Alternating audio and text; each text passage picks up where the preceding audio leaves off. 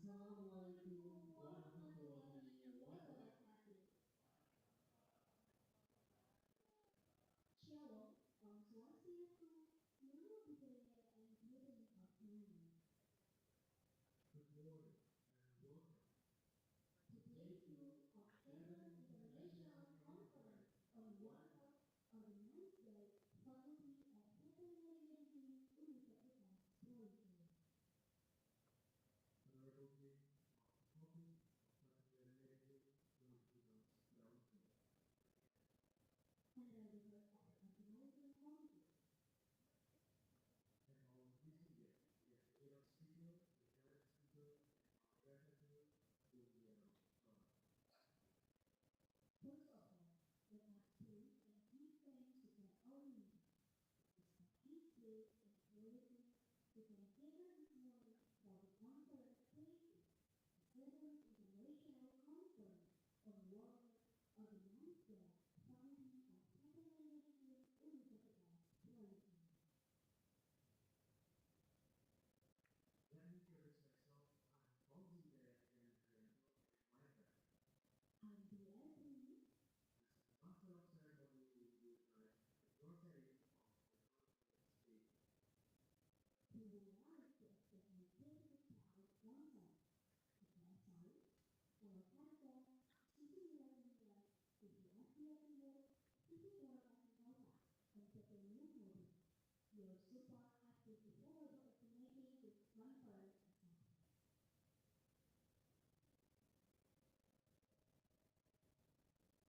This morning, we will once again listen to the presentation of material by our 15th speaker. The 17th speaker is Dr. Mirna Asnawan Sabiti, SHMSI, Deputy of Environment and Natural Resources of Israel. And the third speaker, Professor Subakti di Adivasi PBPM MSc, PhD, from one of high-level expert panel, Faculty of Public Health, Universitas Indonesia. This morning session will be moderated by Dr. Siti Kurniawati Hidayat, Master of Tropical Medicine. Dr. Siti Kurniawati Hidayat, Master of Tropical Medicine, is a lecturer in the Microbiology Immunology Laboratory at the Faculty of Veterinary Medicine, Universitas Brawijaya. Let's directly call Dr. Mia. Dr. Mia, the floor is yours.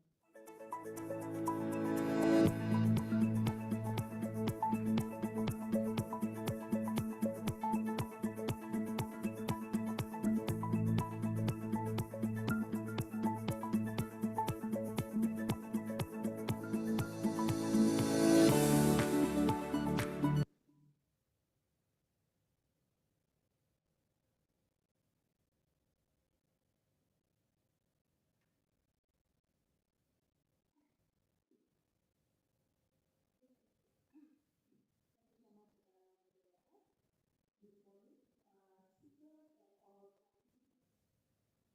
Today, it's my honor and privilege to welcome all of you today in session in International Conference on One Health Organization, focusing on advancing One World through collaboration on veterinary medicine. Let me introduce myself. My name is Dian, and I will be the moderator during this session. I'm grateful to have the opportunity to facilitate this enlightening and insightful discussion and dialogue. But before we begin, may I share a short poem and please support to say cakep. Dingin-dingin beli bakso di Kecamatan Dau. Pulangnya mampir beli sepatu baru. Jangan takut menimba ilmu. Cakepnya mana? Selamat datang di Icoh, Dr. Mirna dan Prof. Icoh.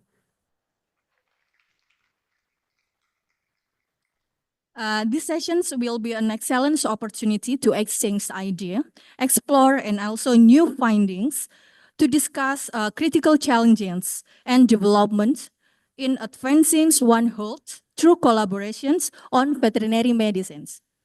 Before we begin, I would like to introduce our speakers,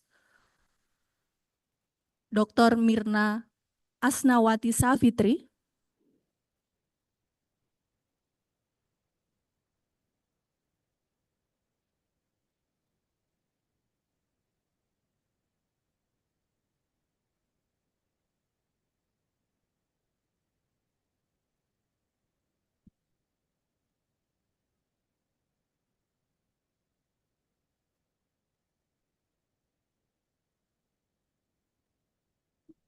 Dr. Mirna Dr. Mirna Asnawati Savitri, SH MSE, Educational Qualifications.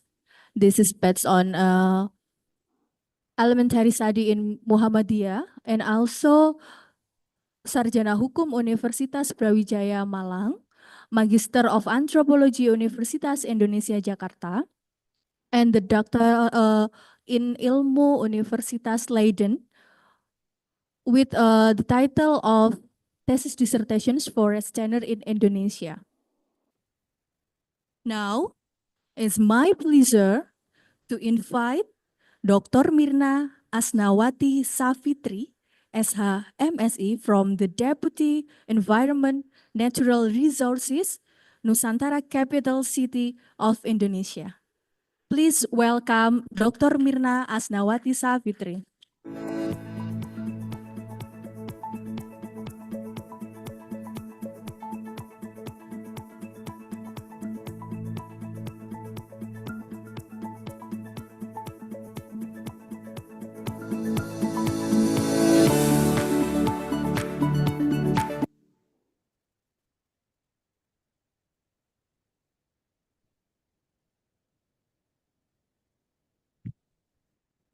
And also, we would like to invite Prof. Wiko, Professor Wiko Bakti Beadi Sasmito MSc PhD. Please welcome Prof. Wiko.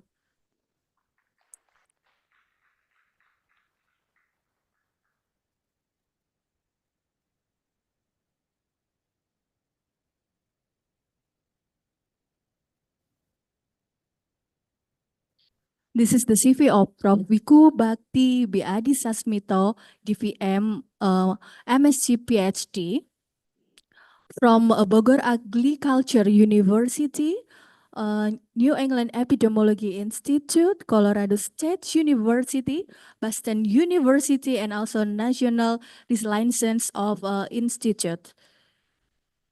And the first, our speakers is Dr. Mirna Asnawati Savitri, SH MSE from the Deputy Environment Natural Resources, Nusantara Capital City of Indonesia, with the presentation on the topic title, Advancing One Health Through the Development of Sustainable Forest City in Nusantara Capital City.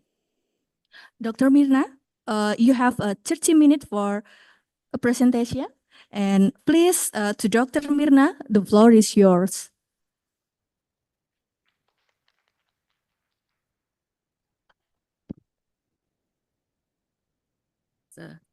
Thank you for this opportunity. Good morning, ladies and gentlemen, Madam Dean, and Prof. Biku, and all speakers. It's a very honor for me to join this very wonderful conference. Actually, I'm not the expert on the One Health. My background, as you can see, I was graduated as a legal scholar, but my experience actually after I finished my undergraduate school here in Malang, I work with the several NGOs, environmental NGOs in Indonesia, work for the policy advocacy. And since 2016, I joined with the government agency working for the mangrove and then peatland restorations. And then right now, because I'm from East Kalimantan, so the governor of East Kalimantan at that time asked me to pulang kampung, to go home, to also support the development of Nusantara as the new capital city of Indonesia. Right. So I think I need to go directly to provide you a brief introductions about Nusantara, because I understand probably not all of you understand familiar with Nusantara, and then it would be the first point of my presentations, and then after that I will also address the policies and programs in the development of Nusantara that closely related to our theme today about the One Health. And then last one, because this is the academic community, I'm glad to also share our expectations to the academic community, how you can work together with us to support the implementation of the One Health in Nusantara. Right. I think I need to go directly to this slide. So no need to export about.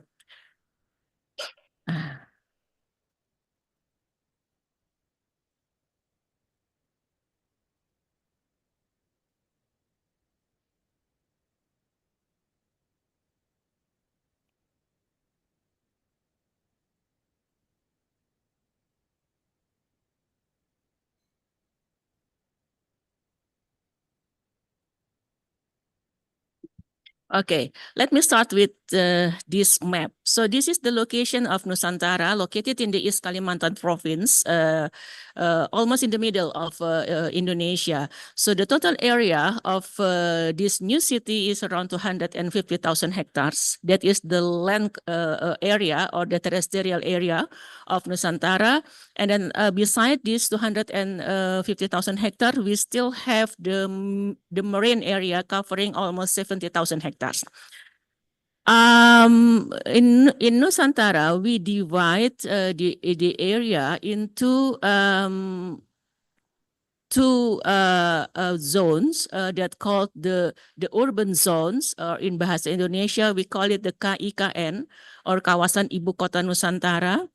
That within the KIKN, or within the urban zone, located the government core area, or kawasan inti pusat pemerintahan. That is the location where right now the presidential palace, the government offices, and then the housing for the civil servants, etc., located. So in the last 2 years, we focus on doing the constructions, the basic infrastructure, and also the constructions of the several housing apartments, and also the palace, and also the offices for the government of Indonesia. And then in the surrounding of the KIKN, that is the location where we call as the Kawasan Pengembangan Ibu Kota Nusantara, or the developed area that covering almost 200,000 hectares.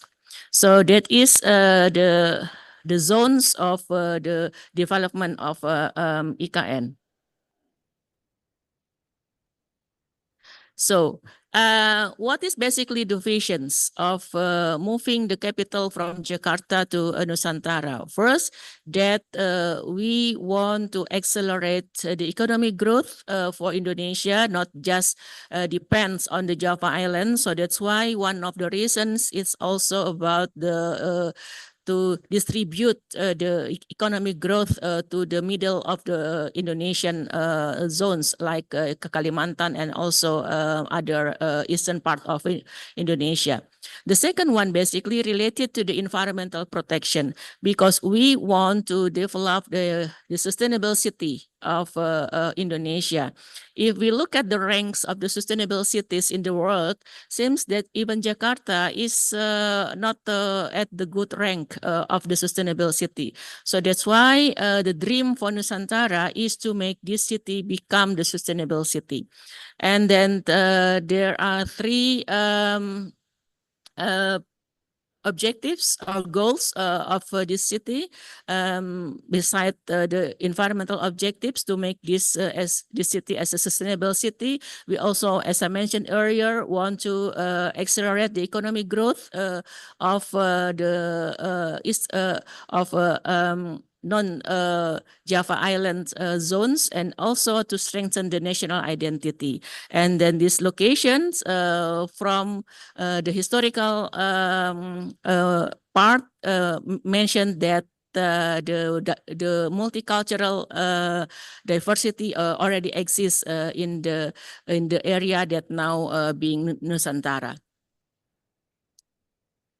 So this is this picture want to say that basically in terms of developing a sustainable city for Nusantara, we just want to use only 25% of the total 250,000 hectares as a built environment. And then for the remaining areas, the 65% will be allocated as a protected areas that will be restored to be Borneo tropical forest. And then the remaining 10% is for the sustainable agriculture zones. So if we talk about the One Health, so basically the location where we can see how the policy of the One Health can be achieved is by seeing how the restorations of the tropical forest in the 65% of the Nusantara land can be successfully implemented. We understand that in the past, Nusantara, as part of the East Kalimantan province, is very rich with the biodiversity. We just released a roadmap of Nusantara biodiversity that based on the research, based on the survey we conducted with our partners, identify about the 7 areas. We call it as high biodiversity value areas or biodiversity hotspot in and in surrounding of Nusantara. So the map here show you about the 7 areas with the high biodiversity value. We have 3,000 species, and then 440 of them are on the list, on the red list of the IUCN. So we are aware that the development of Nusantara should also protect the richness of the biodiversity. But the threat is that the existing conditions of Nusantara is not in the good condition actually. I need to be honest with you that because of the past extractive industries policies carried out in this location, most of the area of Nusantara already degraded. So do not imagine that you can find the primary forest in Nusantara. From the 65% of the protected area that we found that only around 1% of the area is still as intact forest, and that zone located in the mangrove ecosystem. And then most of the area consists of monoculture forest, around 50,000 hectares of the area already used for monoculture forests, particularly the eucalyptus forest that is used to supply the pulp and paper factory in Sumatra. And we have the agriculture because in the past that location is used for the transmigration area, and also mining, so many mining areas, and also palm oil. The secondary forest consists of the 4,000 hectares, and then that is basically happen because of the ex-logging activities and then also ex-land burning. In the 1997, there was a very big incidents of the forest and land fire in this area, and then some of them already recovered as the secondary forest. The only primary forest we have is the mangrove forest that is located in the coastal area that we call as Balikpapan Bay, or or Teluk Balikpapan. So this is the existing conditions. And our task is to restore this area to become the tropical forest. And once we are successful in restoring this area, so the idea of implementing the One Health can be carried out. As I mentioned earlier, that we have the roadmap of the management plan of the biodiversity. This roadmap indicating how serious we are in having the policy to protect the biodiversity. The second point that I want to share with you about our policy regarding to the agroforestry, particularly this policy will be implemented in the degraded forest. We want to recover the forest, and then one of the way that we want to do is by implementing the agroforestry method. There are several models of the agroforestry, and then one of them that could be related to our discussion today is what we call as agro-silvopastoral. That is the model where we integrate the forestry planting with the agriculture farms, integrated farms, and also with the livestock activities. So if we can develop the agro-silvopastoral, so we do hope that we can provide a model of the integrated farming that can combine the forestry, agriculture, including the livestock activities. Right now, we are in the process of identifying the location where this model can be implemented. So again, with the agro-silvopastoral systems, we do hope that we can provide the citizens of Nusantara with the very good supply of the proteins, and also we can also see how the issues of the animal welfare can also be seen in the model of the agro-silvopastoral. And besides that, actually, I also want to mention about the other program that is probably related to our discussions is about the citizen science program that we encourage people in Nusantara to be part of the movement to observe about the potential protections of the animals and also plants. And then when they are introduced with the principles of the biodiversity, we do hope that they can also having high awareness how to live in harmony with the animal. This is very new approach of us in Nusantara, because you know that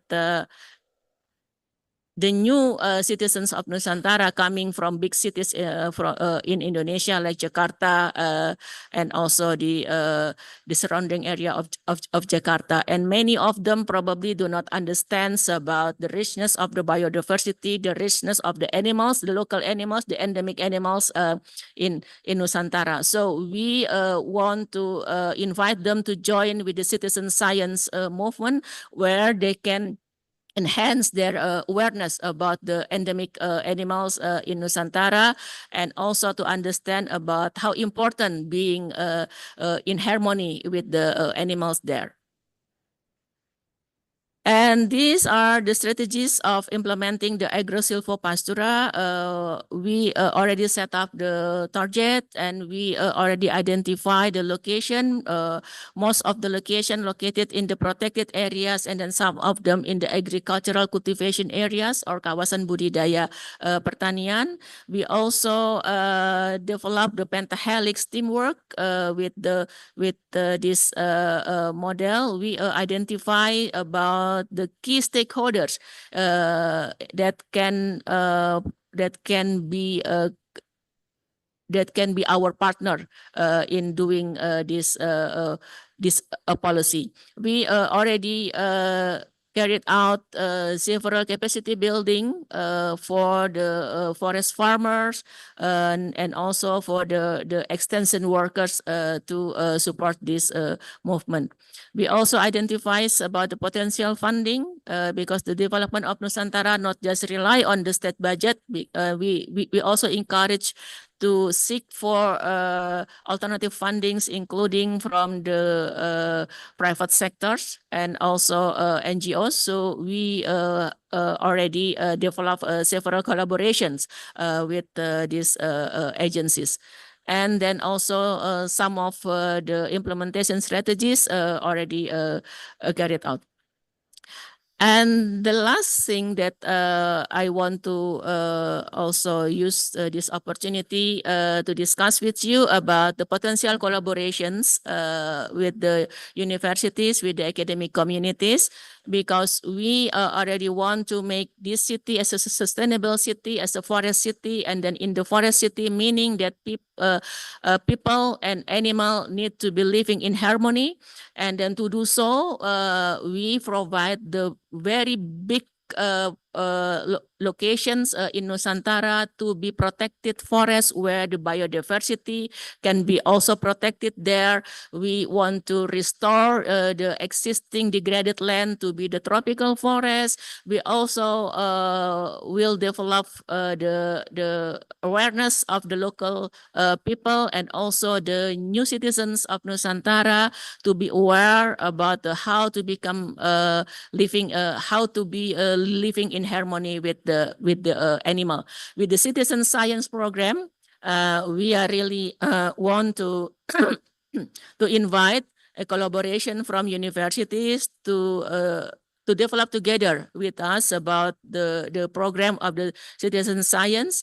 And also we encourage the communities that want to be part of the citizen science movement. For example, next year in January, we will do the bird race in Nusantara, where we collaborate with the several NGOs and then voluntary communities to to observe about the birds, the collections of the birds, the endemic birds in Nusantara, and then doing the a database together about the birds in Nusantara. So that is, I think, several examples that right now initiating and also implementing in Nusantara in order to make sure that the connection between people and animal and also the nature can be in harmony. Thank you very much.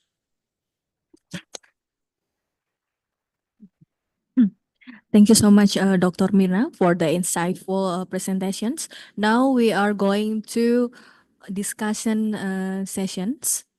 So please raise your hand and mention your name. And also for the question on, maybe write in the chat box. So I will relay the question to them. Okay, please, if any questions to Dr. Mirna, please raise your hand.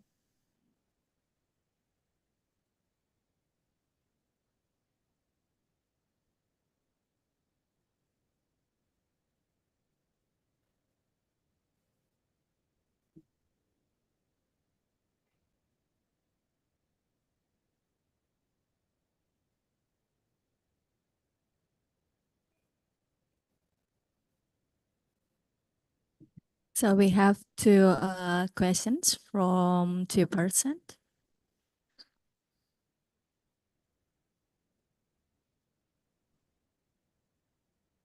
Oke, oke, thank you. Assalamualaikum warahmatullahi wabarakatuh. My name Asih. I want to ask Dr. Mirna, but before, thank you very much for your insightful presentation about your information about the IKN as well to us in here. So we will have very insightful about this information. So I think my answer is about what the environmental challenge can grow silvopastoral system address, particularly in the terms of soil erosions or conservation, as well as the others impact that can be happen in address to to make this the system. Thank you. The challenge to how to yeah. Oh, I got. About the challenge, how the agro-silvopastoral system could be happen to the environment. Thank you. Okay, thank you so much, Dr. Asis. So regarding about the environment challenges, okay.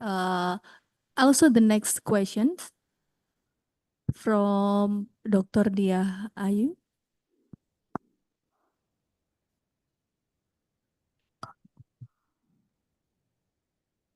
Okay, thank you very much for the time. And also, first of all, thank you very much to Dr. Mina for very interesting presentation.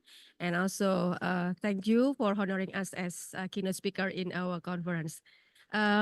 It's very interesting topic about advancing One Health through how to we can develop sustainable forestry, especially in Nusantara capital city. We know that our government right now has a focus on the development in Nusantara capital city. And we also, in our faculty, we would like to contribute to the development of the environmental sustainability in Nusantara capital city. So maybe you can give us some suggestion about what is the potential collaboration that we can conduct together between our faculty and the government from the, especially from the Deputy of Environmental Natural Resources, in order to support you to um, make the project for development of sustainability, sustainable forest city through agro-silvopastoral program, especially because we also have some expert on the animal health, and also as the also we have some expert in the exotic animal health, and maybe some of our lecturers, some of our colleagues can give their contribution to the development of the Nusantara capital city. So we really hope that we can collaborate, and we can also contribute to the development of the sustainability in Nusantara capital city. I think that's all from me. Thank you to the moderator. Thank you so much, Dr. Dia Ayu. So please, Dr. Mirna, to answer all questions first from Dr. Ase and the second from the Dr. Dia Ayu. Please, Dr. Mirna. Yes, thank you, Dr. Asih, for the questions. Regarding about the challenges when implementing the agro-silvo pastura, first, basically not the environmental challenges, if I can say, that is mostly related to the social challenges. Yeah, because not all of the community, the existing local community, practicing the agro-silvo pastura system. So basically, this is like a new approach that we need to socialize with them. That we also need to improve their capacity in the implementing the integrations of the practices in agriculture and forestry, and also with the pastura model. Yeah. So if I can say again that the social challenges is really high. Yeah. And then regarding the environmental challenges, as I mentioned in my presentation, that the existing condition basically already degraded. So again, do not imagine that you come to the pristine forest. That is not the case of Nusantara. In Nusantara, most of the area already degraded. And then with the agro-silvopastura, basically we want to recover. And then when we talk about the recovery, it will take time. It probably need 2 decades or 3 decades. So it's a long-term investment actually. And then not everybody, having a patience to do this very long investment. So that is the second challenges. And then the third one is the interest of the local people right now in Nusantara. They want to sell the land to get the very quick money from land sales. So now we are educating them that they need to think about the future, not just taking short-term benefit from the land sales. And it's this very hard actually, because sometimes they need to get the quick the quick money. And then when we talk about the long-term investment, is very hard for them to imagine. So that is the three basic challenges that we are having now. For the environmental, of course, there is some challenges about the soil erosion, etc. But we understand that it is part of our way to recover the environment. We also need to to do the recovery of the soil health itself. That basically, because in the past it's used to be the palm oil, etc. So it also need time to recover the healthy of the soil itself. Yeah. And then the second one's about the potential collaborations, Ibu Dia.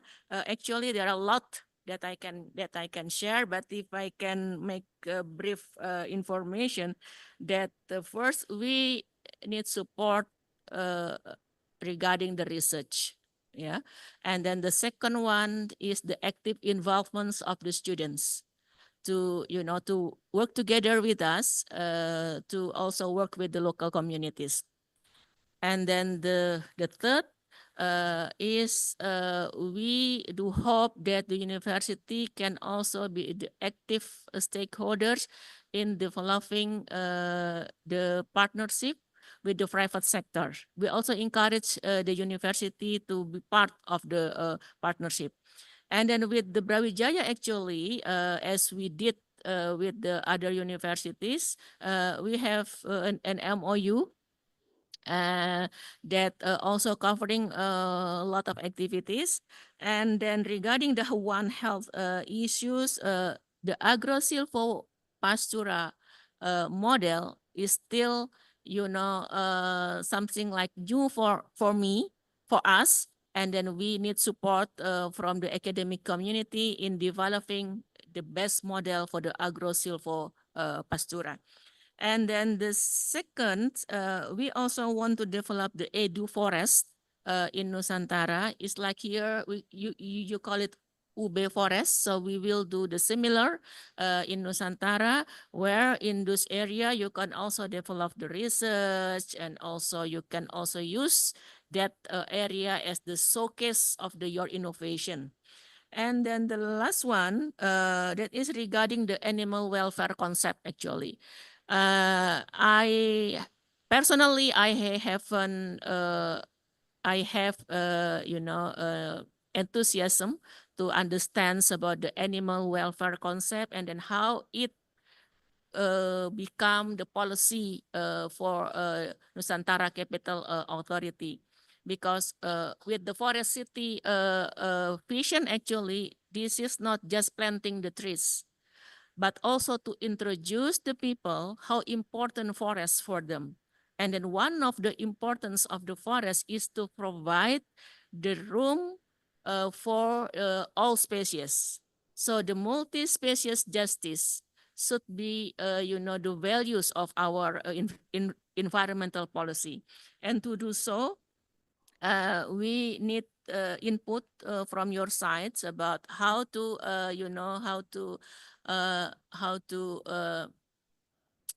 how to use the principles of the animal welfare in our forest city policies. And then last one is about the animal health and also rescue. This is very important, because once the forest already restored, it means that there are a lot of animal there. And then not everybody in Nusantara understands about the animal. So how we can make the people aware about the animal, and then they can change their behavior to be in lines with the animal welfare principle. And we also have the policy of we call it as a wildlife corridor.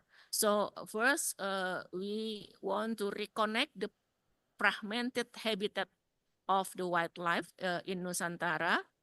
And then in doing so, sometimes animal rescue is also important.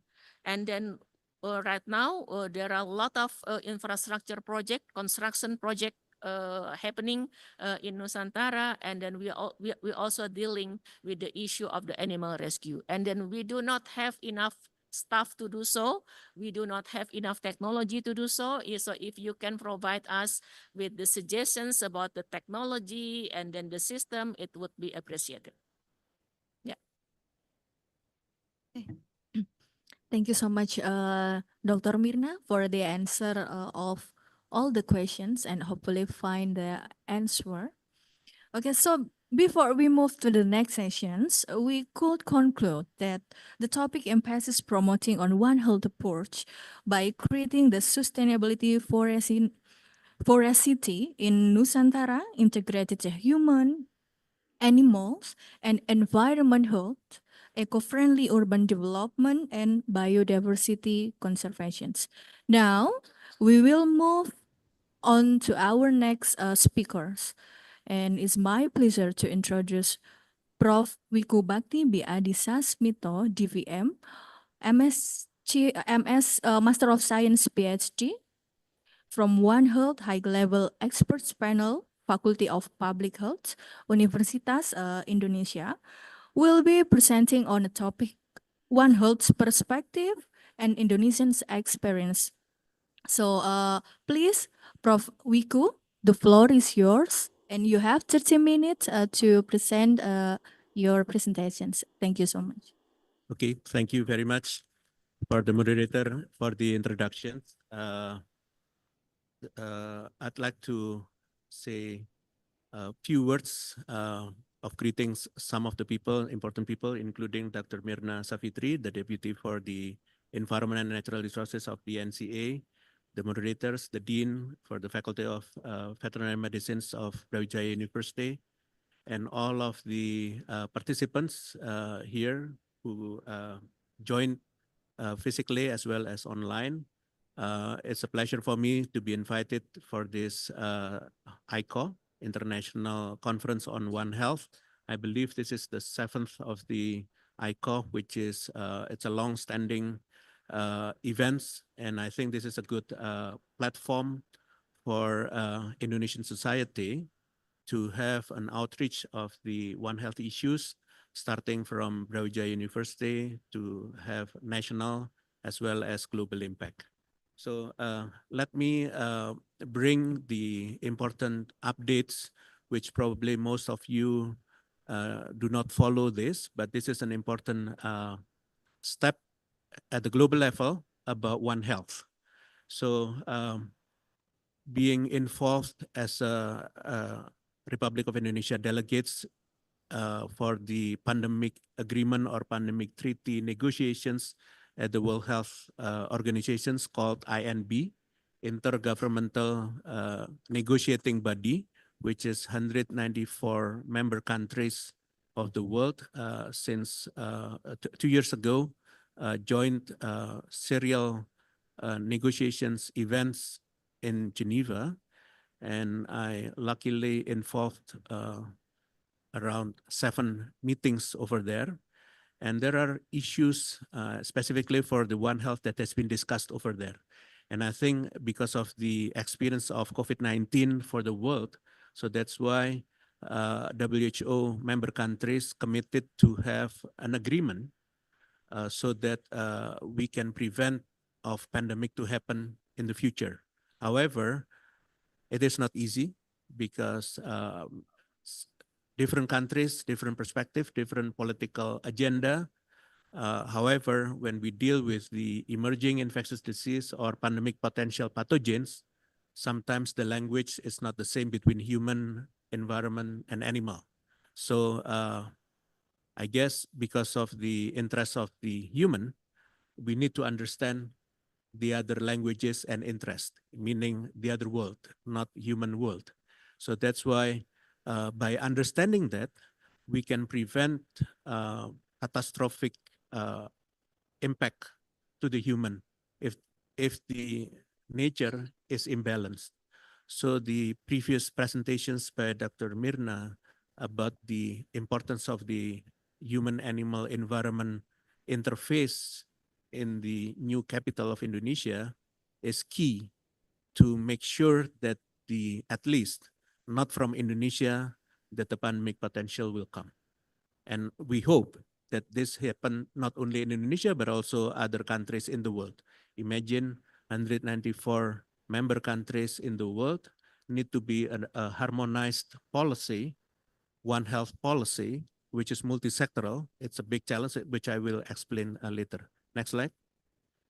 So this is my favorite slides because this is an outstanding question that no one in the world can answer. What is the disease of tomorrow? Real tomorrow. Real tomorrow. If it's now Wednesday, what's going to happen in Thursday? I'm sure no one can answer, and no one answered the disease of tomorrow in the end of 2019 when SARS-CoV-2 came about. So, and also monkeypox and other diseases. We can have a good map like this, but it's after event. It's too late. With the digital advancement, with the artificial intelligence, with all of the publications contributed by academic society all over the world, has not been used to answer what is the disease of tomorrow. We hoped after the COVID-19, before the monkeypox happened, they used the artificial intelligence, ChatGPT, to study, to search all of the literatures in the world with different languages. It didn't use. Why? Because probably they cannot answer it. Meaning that the human has limitations understanding about the other world, animal world, environmental worlds, and other worlds. Only the divine order or Allah, the only one knows that. But the advancement of the human academics, since this is a society of the academic, should strive to get the knowledge to answer this. Otherwise, we just wait. When it's happened, it's too late. And the response takes time. Imagine with the COVID-19, no one knows. No one knows. So when it happened, we have to learn with the casualties, with the people dying of that. And finally, there are some victims because of COVID-19, but we cannot control it at that time. So we should not repeat the same mistake. It's your responsibility. It's my responsibility. It's our responsibility in the world. I'm not talking about Malang, Brawijaya. I'm talking about the world. So this is the map. We don't know. We just pick one of them. Hopefully it will happen, or will happen, then we prevent it to happen. So we need to make a balance. So this is a good one. And the term pandemic potential pathogens is being used in the drafting of the pandemic agreement or treaty within the WHO. But they haven't listed what are those pathogens. Usually it's zoonotic, but they haven't identified that. It will be coming up in the future. So if we are working on the international society, but we cannot answer this, it's only a framework of agreement or collaborations. So uncertainties still remain in front of us. Next slide. So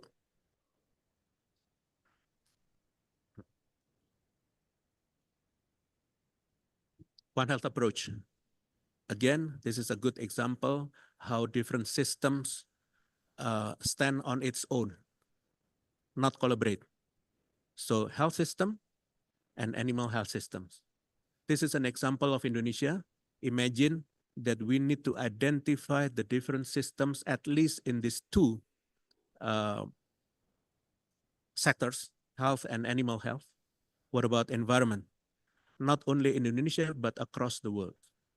If we want to harmonize, if we want to have a control or monitoring, handling of the situations in the world. It doesn't mean anything if in the world at the international level, we talk about it, but at the local level, we don't have any access or control of the situations. So that is the challenge. This is an example of Indonesia. With the new inaugurations of the ministers and vice ministers and institutions, advisors, etc., imagine how much integrations, new collaborations that need to be developed for Indonesia. This is only for Indonesia. Imagine 194 countries in the world. We need to have a system thinking, communication informations, culture, belief, which is varied from one country to the other. So this is important. So this is an example of the regional quadripartite arrangement. So if we talk about quadripartite, WHO, FAO, UNEP, and also WOA, imagine there is a global, at the top level, at the international level, the global level, arrangement, which is those organizations. But they should have a regional offices, representations, and also national representations, and probably local representations. Don't think only for Indonesia. Think about globally. It means, I can say, there is no control of the global level to the very local one. I will give an examples of the governance, which is challenging in Indonesia, and I'm sure in other countries as well. You can see, at least in these slides, that the member countries at the regional level of each different entity of the UN bodies differs. How can we make sure that the coordination within their UN body and across UN bodies if we are dealing with the One Health issues? So this is a challenge, okay? Let me start with the Indonesian experience. Under the Ministry of Health, Kementerian Kesehatan, with 34 provinces or 38 now, with 514 districts and cities, it's all uniform because this is mandatory. This is not decentralized. I will explain the example of the decentralized. And imagine the new ministers, vice ministers, the president, vice presidents have to make sure that they can have a full control of the emerging infectious diseases if we are talking about One Health. So this is easy for the health sectors. One comment, which is not really one comment. Minister of Health cannot really comment the head of the office of the health in the province as well as at the district and cities level. Why? It's because decentralized, but the name is uniform. The mandate is uniform. Okay. Let's see under the issue of animal health. It's under the Directorate General of Livestock Animal Health under the Ministry of Agriculture. And among 34 provinces, there are 14 variations. I mean, really 14 variations. Some of the offices responsible only for agriculture, only for livestock, can be livestock and animal health, like in the Ministry of Health, only 11 provinces. The rest differed. What happened if, number 7, Office of Forestry and Plantation, when there is an emerging infectious disease over there, and there is no veterinarian over there, and animal health experts or official. Can we handle that? Can we detect that? Detect, prevent, and response? The answer is no. It's a challenge. This is only one example in Indonesia among 194 countries in the world. Okay. This is the districts and cities, 514 14, 59 variations. Imagine the task of the Minister of Agriculture or the minister responsible for animal health or surveillance, or Minister of Forestry now, or Minister of Environment, that need to detect that at the local level. So we really rely on the local rather than the global or national, because that the disease starts at the local, not at the global. It comes into the global later. Okay. This is Ministry of Environment and Forestry, 5 variations at the provincial level, 24 variations at the district and cities level. And then imagine 3 sectors at least need to be coordinated across at the local level, not at the national or global level. When it works at the local level, it will work at the global level. When it works at the global level, it will not assured that will be working at the local level, right? Okay.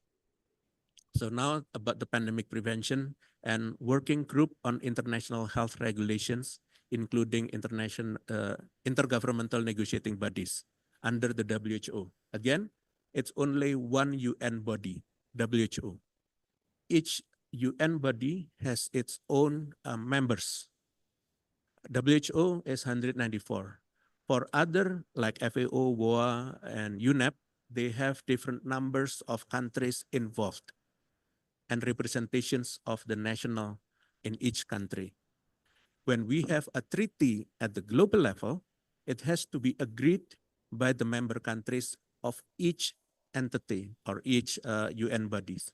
If it's not, it's good under the WHO if we agree on the pandemic treaty, but it will not be followed by the other UN bodies at the local level, or the sector at the local level.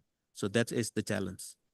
So at the end, or now, let's responsible for our own country, our own sectors or multi-sectoral collaborations in our own country, province, or districts. Otherwise, we can contribute to the start of the pandemic later if we are not responsible for this. And this is the timeline of the negotiations, which is so hard to get an agreement, because the principles is equity, and then the principle of also is nothing is agreed until everything is agreed. Imagine there are many articles. Imagine that the Faculty of Law, the Faculty of Social Science and Political Science have not been involved in this part of the issue.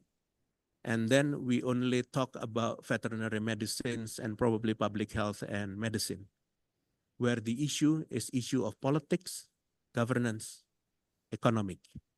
So these are the process. The timeline for the working group on the IHR, 2005 is the one that has been need to be revised, and it was revised, agreed under the World Health Assembly in May, 2024. Similarly, they want to get the pandemic treaty agreed in that World Health Assembly. No one agreed. And then it has to be delayed until next year, World Health Assembly 78. What happened in the world, including Indonesia? Change of the government, change of the leader, presidents, prime ministers, etc. The commitment of the countries may be changed. So the pandemic treaty may not be agreed even next year. If we disagree, if we don't have this instrument, let each country responsible for their own. So that's the implications if we disagree. Okay. These are the chapters and articles. I'd like to highlight the article number 4, number 5, number 6, number 12, number 13. This is about the center issues is about One Health, Article 5. But Article 5 related to Article 4 and also 6. When we are talking about One Health and we are talking about prevention and surveillance, this is not the sector of the responsible under the UN WHO, right? Because it's animal health. It's under FAO and WA. And no representations of the Minister of Agriculture in the agreement of the WHO pandemic treaty draft. How can we expect that the surveillance will work under the Ministry of Environment or Forestry in Indonesia if they are not accommodated in the negotiations table? So this is a challenge. The country representations over there, including myself. However, we cannot commit on the national level for the global agreement if we are not represent the issue of the sectoral one. So this is the challenge of the world, not only the challenge for you and me, but also the challenge of the world. And then access and benefit sharing. I will explain this in a details and supply chain logistics. Imagine the COVID-19. Our neighbor countries, Brunei, Darussalam, when COVID-19 occurred in the world, they could not access on the vaccines. They have the money, they have the people, they could not access like Indonesia, hundreds of millions of vaccines we can have it because of the active diplomacy of multi-ministers, including the task force, with the directions of the president.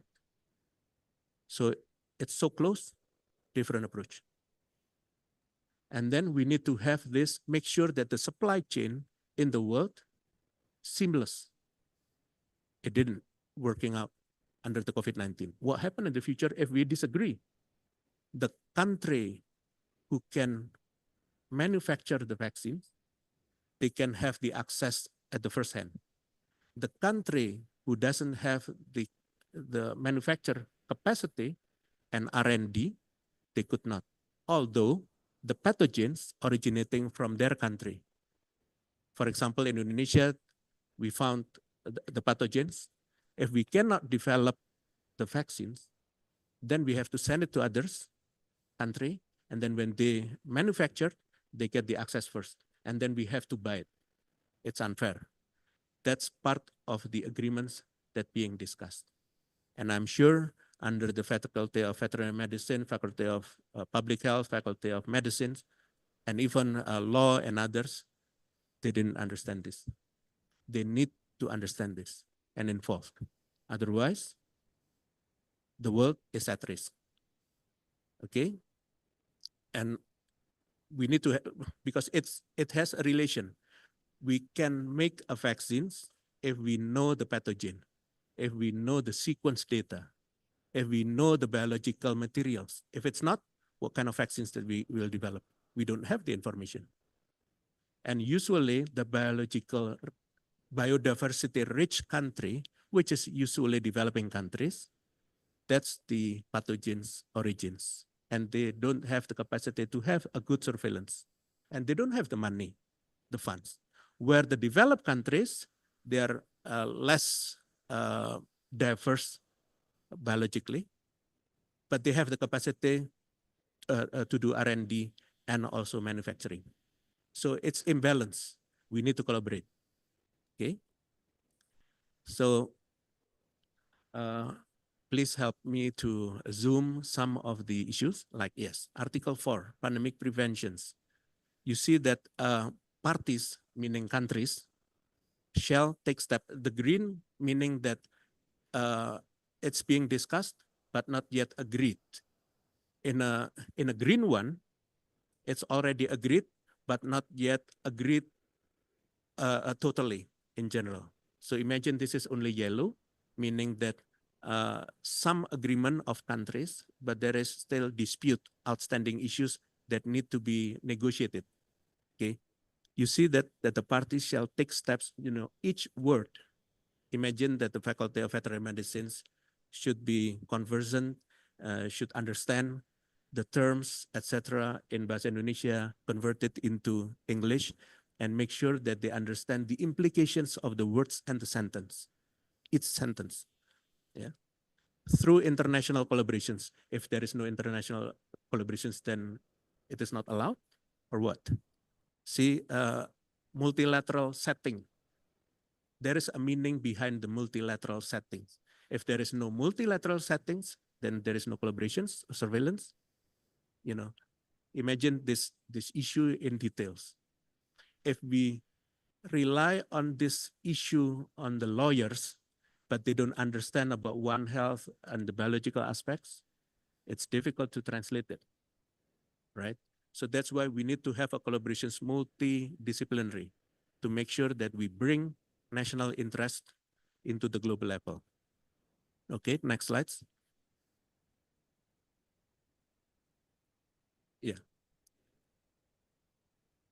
So, yes. Yes. Aligning preparedness, readiness, and resilience. Back slides. Aligning preparedness. Okay, if the audience can read this, we don't need to zoom in. So if you can see that we need to have cooperation and collaboration among countries. Remember my slides about quadripartites in a regional level and countries level. Who will coordinate this? They have to coordinate, right? But if there is no agreement, there is no coordination. Okay, this is the challenge. Multi-sectoral approach to addressing public health challenges. Advocate, we need to advocate. By whom? This is in agreement under the health sectors, not under the environment or animal health sectors or agriculture sectors. So this is a challenge. Even G, under the G, prevention of infectious disease transmission between animal, human, including zoonotic disease spillover. In Indonesia case, zoonotic disease spillover. What about the extreme market in Tomohon, North Sulawesi? If something happened over there, a spillover to the human, Indonesia need to be responsible if the start of the pandemic is from that location. So we need to have a strong surveillance system. We need to have a veterinarian in that location as well. Otherwise, we cannot be responsible for that. But if we sign the agreement, we are part of the treaty later if we agree. Next slides. Okay. Excuse me, Prof. You have 5 minutes left. Yes. Okay. These are the issues that is probably difficult for you to follow. But if you don't follow, the government of Indonesia doesn't get the support from the public, we will not agree on this. If we disagree with this, there is no agreement at the global level. It's up to you. Next slide.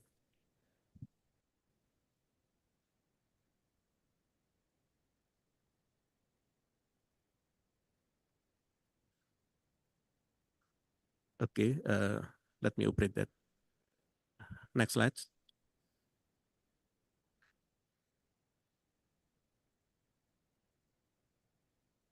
Next slide. Next slide.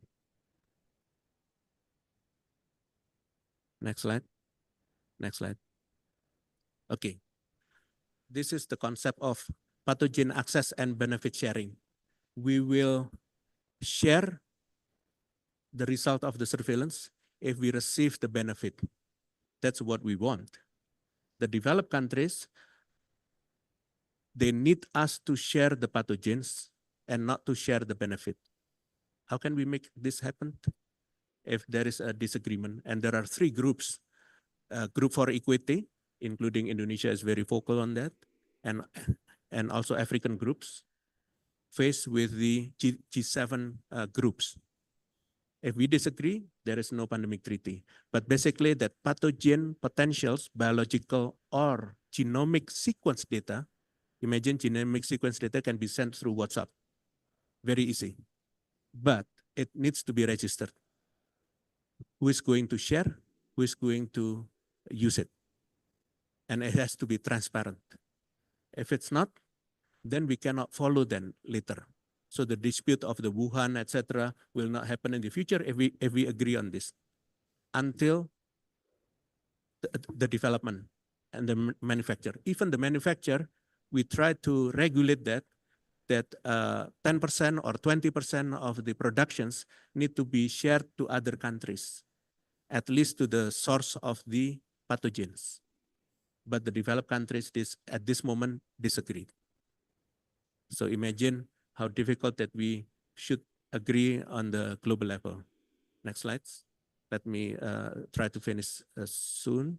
So this is what One Health multi-level governance, which I try to operate as a chair or head of the task force of rabies control in Nusa Tenggara Timur or East Nusa Tenggara at this moment since last year. So the coordination, this is not only the logos, but this is really, we need to coordinate at different levels of those organizations to make sure that at the district level, rabies control between the police, army, sections or offices responsible for animal health and human health all together, and disaster management agencies work together.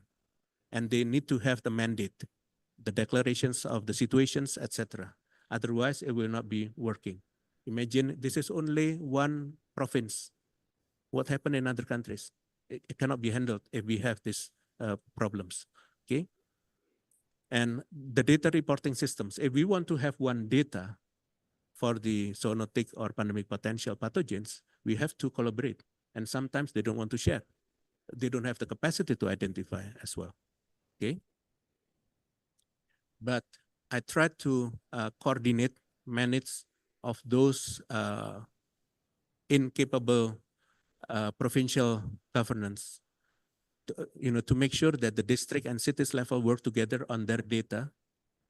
Now it's becoming working. You can see what type of data that they need to share every day, validated and shared, organized from districts up to national level. This is like COVID-19, what we did under the task force. And this is the result. We have the dashboard. Every day it's updated. It should be every second, every minute updated if the system is good. I mean, the reporting system at the local level. If they don't have the capacity, they cannot have this. So that we know the number of the deaths, the number of the bites, and the vaccinations rate. And you can see last year, 35 cases death. This year, 39 cases death.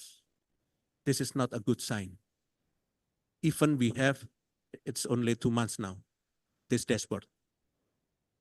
So this is the challenge and strategy for the One Health implementations that needs to be aligned with the pandemic agreement from local to global. But we need to have to understand the limited resources, different policy, politics. We need to have the data sharing, and data sharing sometimes it relates to the business issues across countries, and we don't want to share, they don't want to share, etc.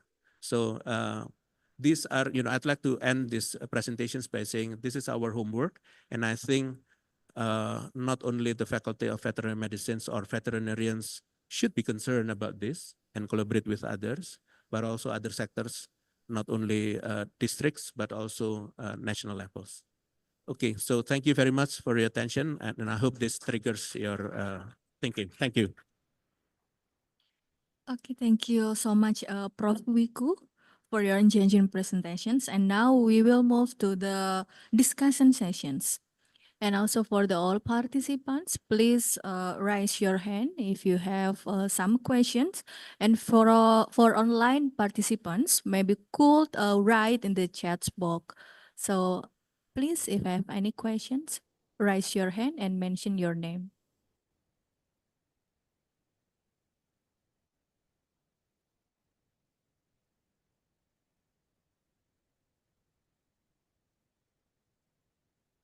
Thank you for the opportunity to ask question. It was very, very interesting presentation from you, Prof. Icoh.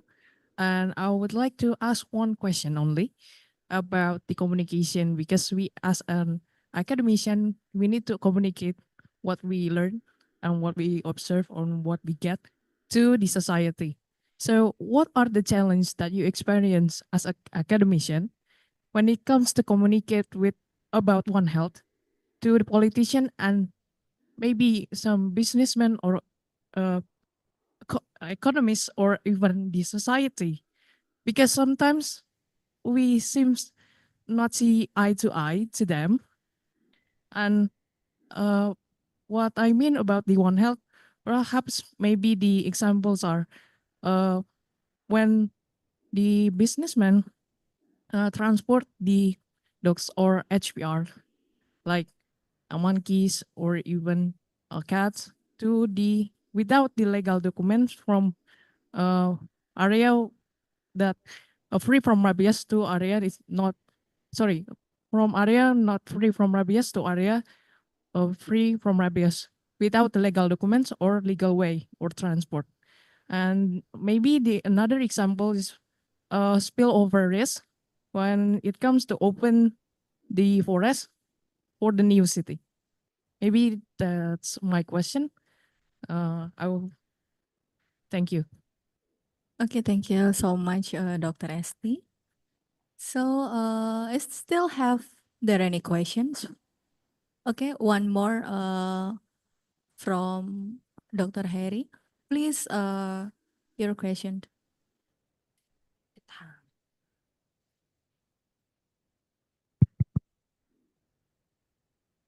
Thank you very much for this opportunity, Prof. Wiku. I have one question for you.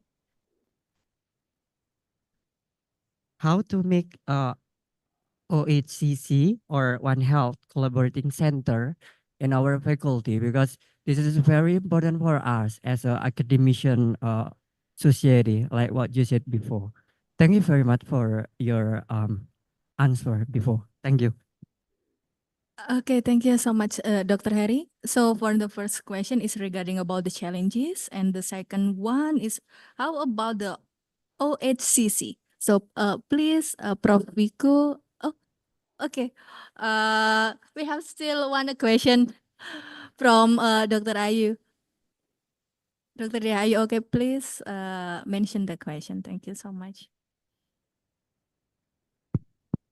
Okay, thank you to the moderator for the opportunity given to me. Actually, I have an what can I say?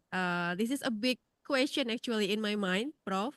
Because yeah, I hope that it's just my wrong thing myself, wrong thinking for myself. But as long as I see when we face with some of pandemic threats in Indonesia, uh, I saw that still partially uh, action. Maybe it's not still not so high integrative framework to act with the pandemic, especially if we are looking for our profession as a veterinarian. I hope that I'm false, Prof.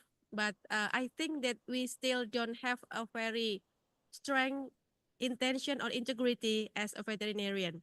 I don't know because maybe um, the government may be still focusing on the political inside or maybe economically inside. But yeah, of course, compare with the other country, our neighbor country, for example, in Malaysia or in Thailand, that they already had um, uh, maybe like veterinary council, and Indonesia we still haven't until now. It's also very important to maybe strengthen the action, especially from the veterinarian in our country, to combat as on the first line, maybe first line, or maybe as the um, uh, maybe in the frontliner to prevention for zoonotic disease. Maybe yeah, once again, I hope that it's my fault of thinking, but yeah, maybe you can give your opinion about this uh, suggestion, Prof. Thank you. Thank you so much, Dr. Diah Ayu. So, for Prof. Wiku, please answer for all the question in the three participants. Okay, thank you so much. Please, Prof. Wiku. Okay, thank you. I'd like to respond to three questions in once. So basically, um, the understanding of One Health need to be spread out, at all levels, not only government levels, different sectors, different groups like political, economic, business, but also the public, the real publics. And I speak over the experience that during the COVID-19, the big challenge of the academicians, including myself, at least I already passed that exam. The challenge is that converting or translating the scientific evidence or lack of evidence during the COVID-19 into a simple, understandable language by the general people, the laymen, without the educational background. It doesn't mean anything if we show that we are clever, we have degrees, etc., if we cannot translate easily what we meant to the public. So that's the challenge. So we need to make sure that the message is conveyed to the people and they understand what we want or what we meant. That's the key. So for the veterinarians, I think this is an opportunity. You can take this opportunity or you leave it out. But if you take the opportunity, make sure that you can speak, make a conversations with different sectors, and try to mimic what they are thinking about of what you are saying. So if you're talking about the lawyers, with the lawyers, make sure that when you talk about One Health, it's with their perspective. Similarly with the other sectors. If you cannot do that, or if you cannot improve the communications in general for that, it will be hard. Because different sectors, different languages, or the way that they try to adapt in their thinking. Their behavior depends on their understanding. Their understanding depends on the messages that you give. So if you want to have accuracy of the message, make sure that you use their language, their level.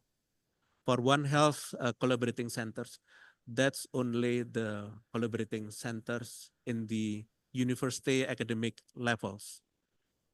That's an investment for the students. However, it needs to be expanded. It's too slow, in my opinion, because the challenge is too high. It's already in front of us. It's like what I mentioned about the disease of tomorrow. So it's an opportunity for you all.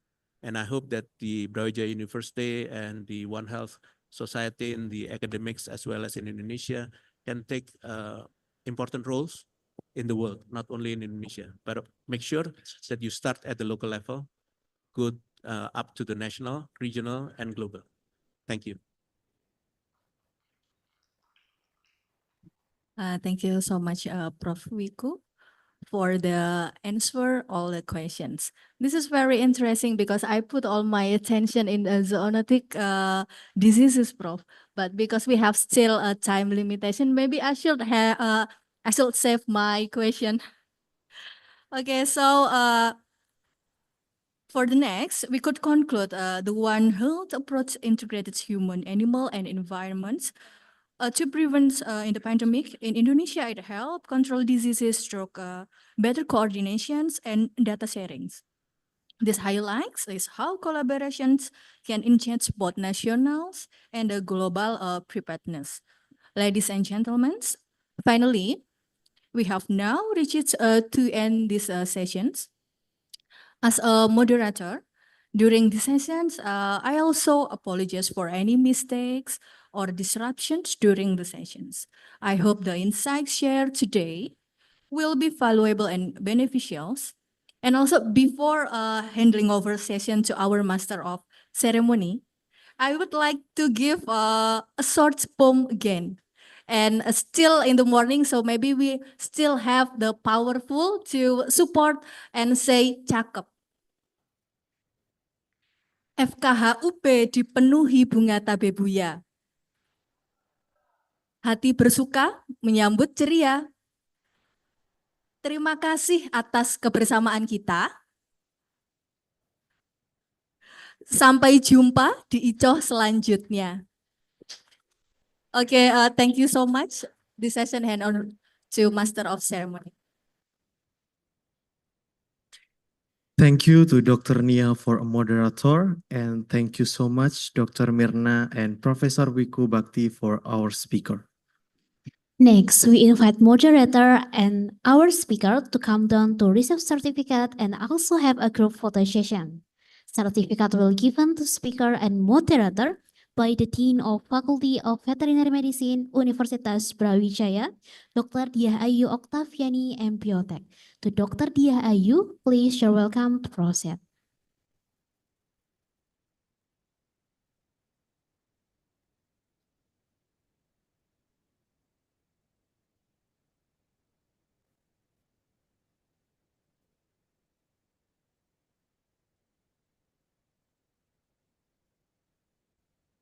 The first certificate was awarding to Dr. Mirna Asnawati Savitri, SHMSI.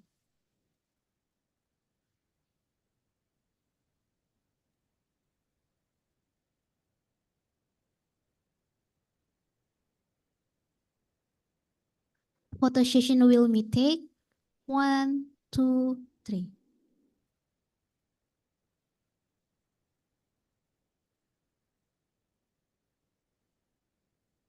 And the second certificate was given to Professor Wiku. Photo session with me take 1, 2, 3.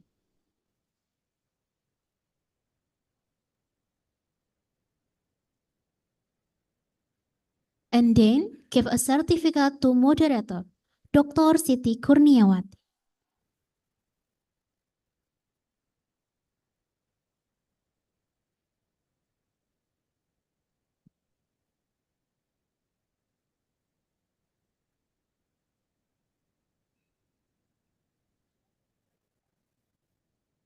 Photo session will be take 1, 2, 3. Again.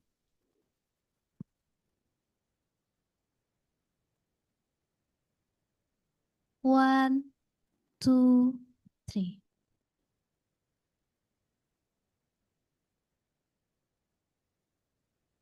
The group photo session is now complete and you may return to your respective place.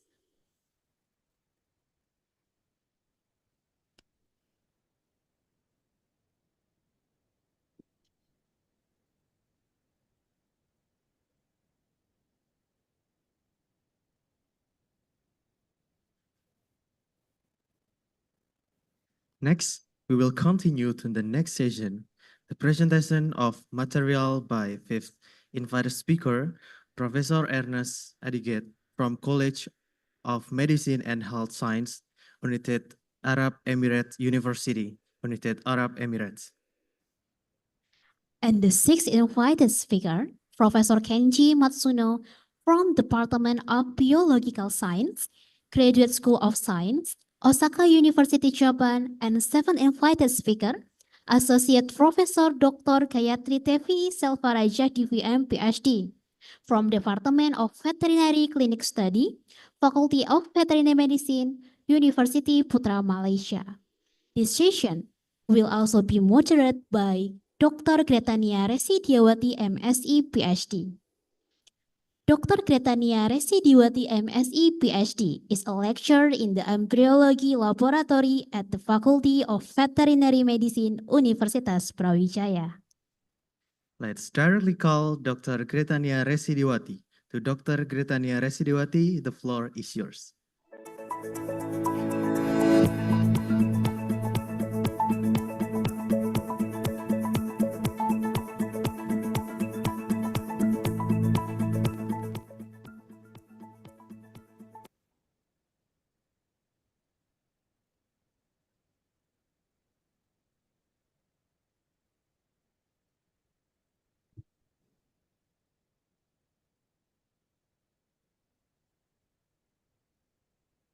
The advancement of One Health is not only about how to solve various diseases in animals and humans, but also we need to address with multiple vital aspects in order to make good integration and interconnection of various fields in medicine to enhance humans, animals, and environmental health.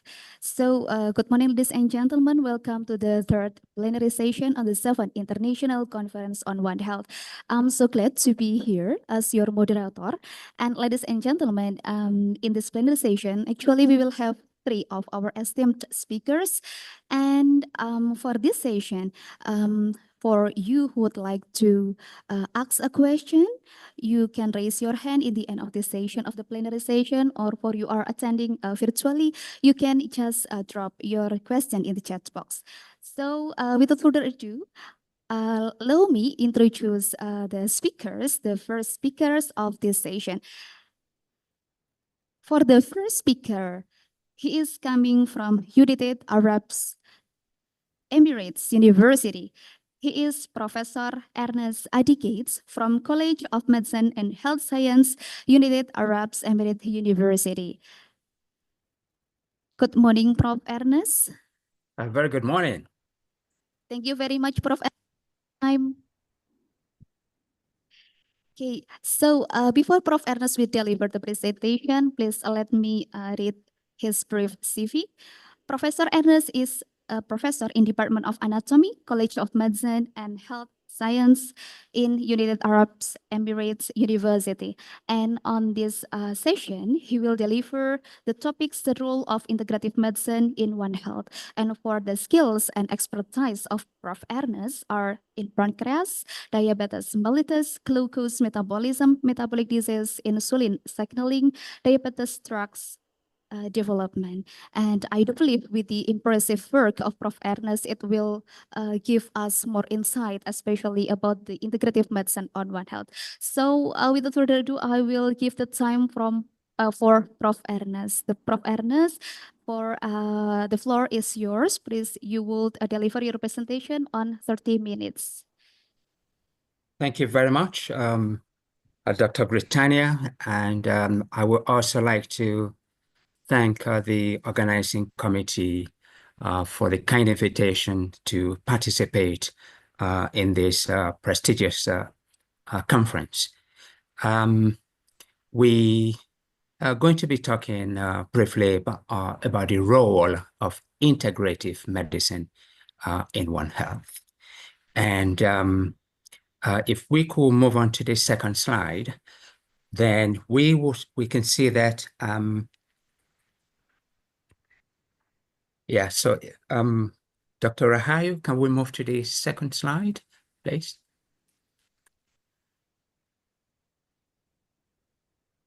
Thank you. Right.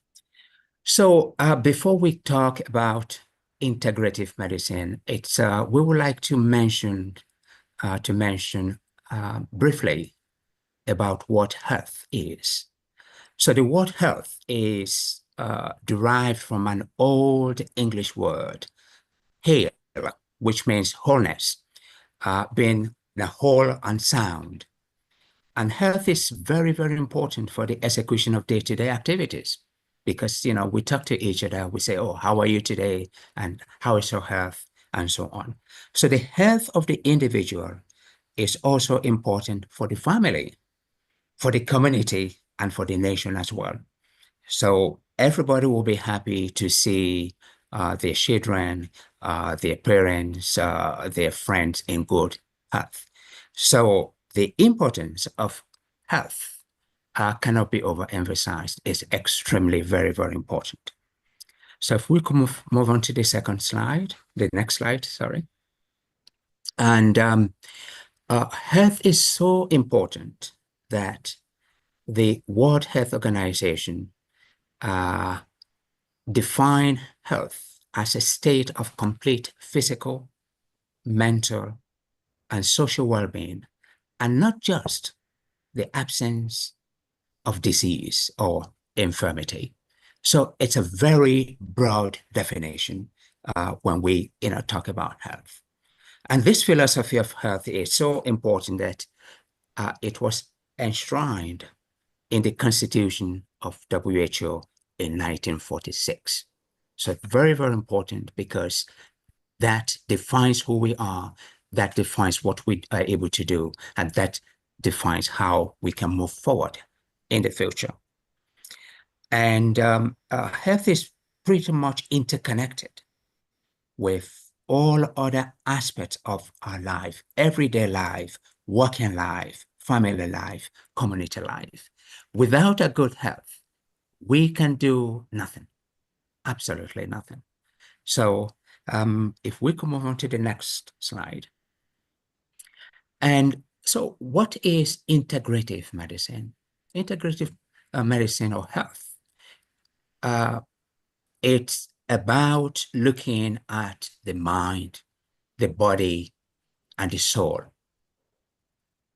of the person, because they are connected, they're very much intertwined. If somebody is physically fit, but the mind is disturbed, the mind is sick, that person is not a whole person anymore.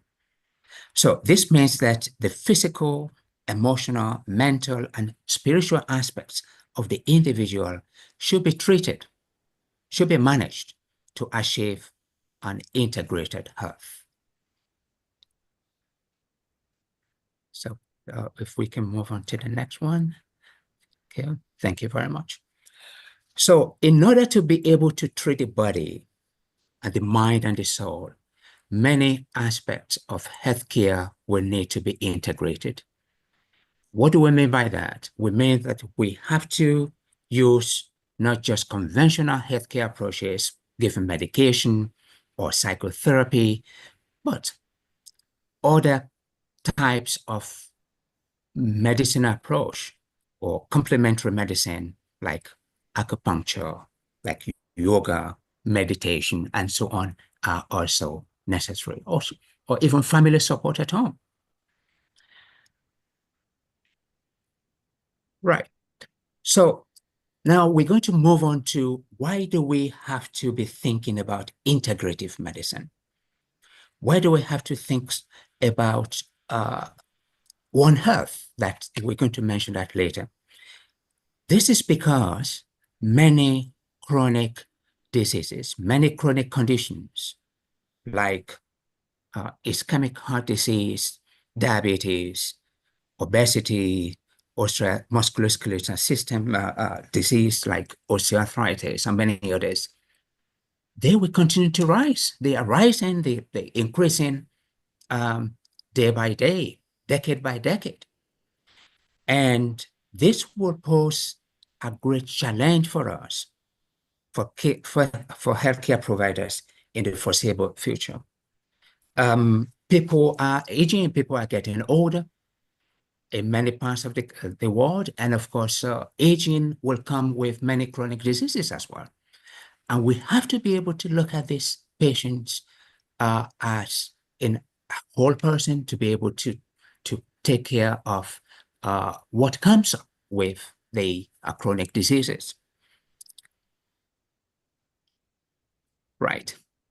And of course, because of the burden of these chronic diseases, the global burden of disease initiative, which was set up recently, they have a forecast that extends through 2050. And they look at the trend of diseases in general and the chronic diseases in particular.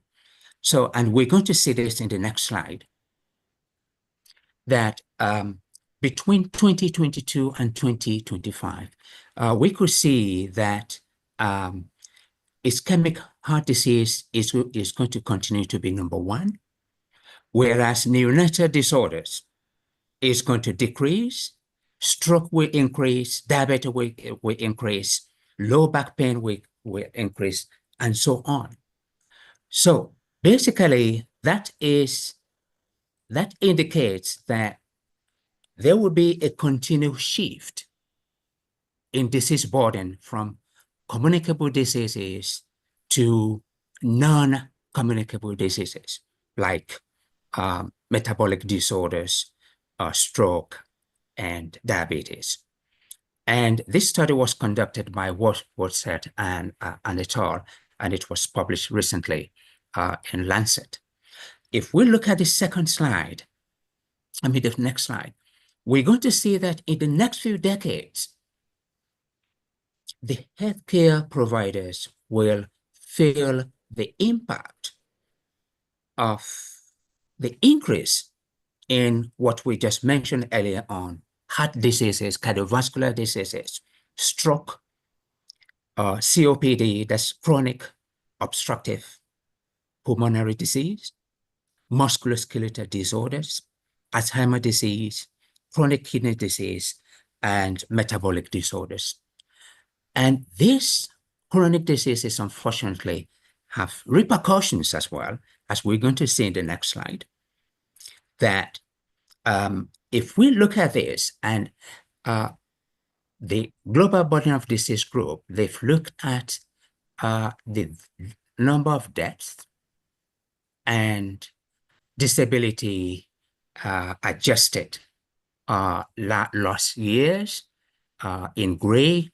And if you look at that, you could see, of course, low back pain will not cause death, but it's going to result in disability, which is, of course, is also not good for that person.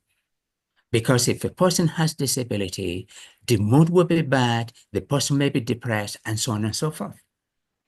And then we move on to, you can see malaria is still there. Of course, it's carried by a vector, and then tuberculosis. But as we move on down the table, we could see that, yes, cardiovascular or cerebrovascular diseases is going to pose a major, major problem in the future, causing more death and with associated problems like smoking, which is also increasing in many parts of the world. And that will also cause a lot of death and disabilities in millions, unfortunately. And in addition to this is ischemic heart disease, like we mentioned earlier on, and high blood pressure is going to increase due to metabolic disorders like diabetes, obesity, and non-alcoholic fatty liver disease. So you can see that a significant portion of the society is going to be impacted by this in the coming years. Yeah, if we can move on to the next slide. So we could see that, so again, still talking about the burden of chronic diseases, we have to appreciate that the etiopathogenesis of these non-communicable diseases, they're multifactorial. But in addition to this, they have a lot of repercussions, many signs and symptoms. And this will include stress, because people will say, oh, why me? Why, it's everything is only me. I have this, I have that, and so on. Now I cannot function, I cannot provide for my family. So they will be stressed out. And in addition to that, they will be depressed as well. Depression will come up because, they feel that, this is, everything is collapse, my life is in danger, and so on.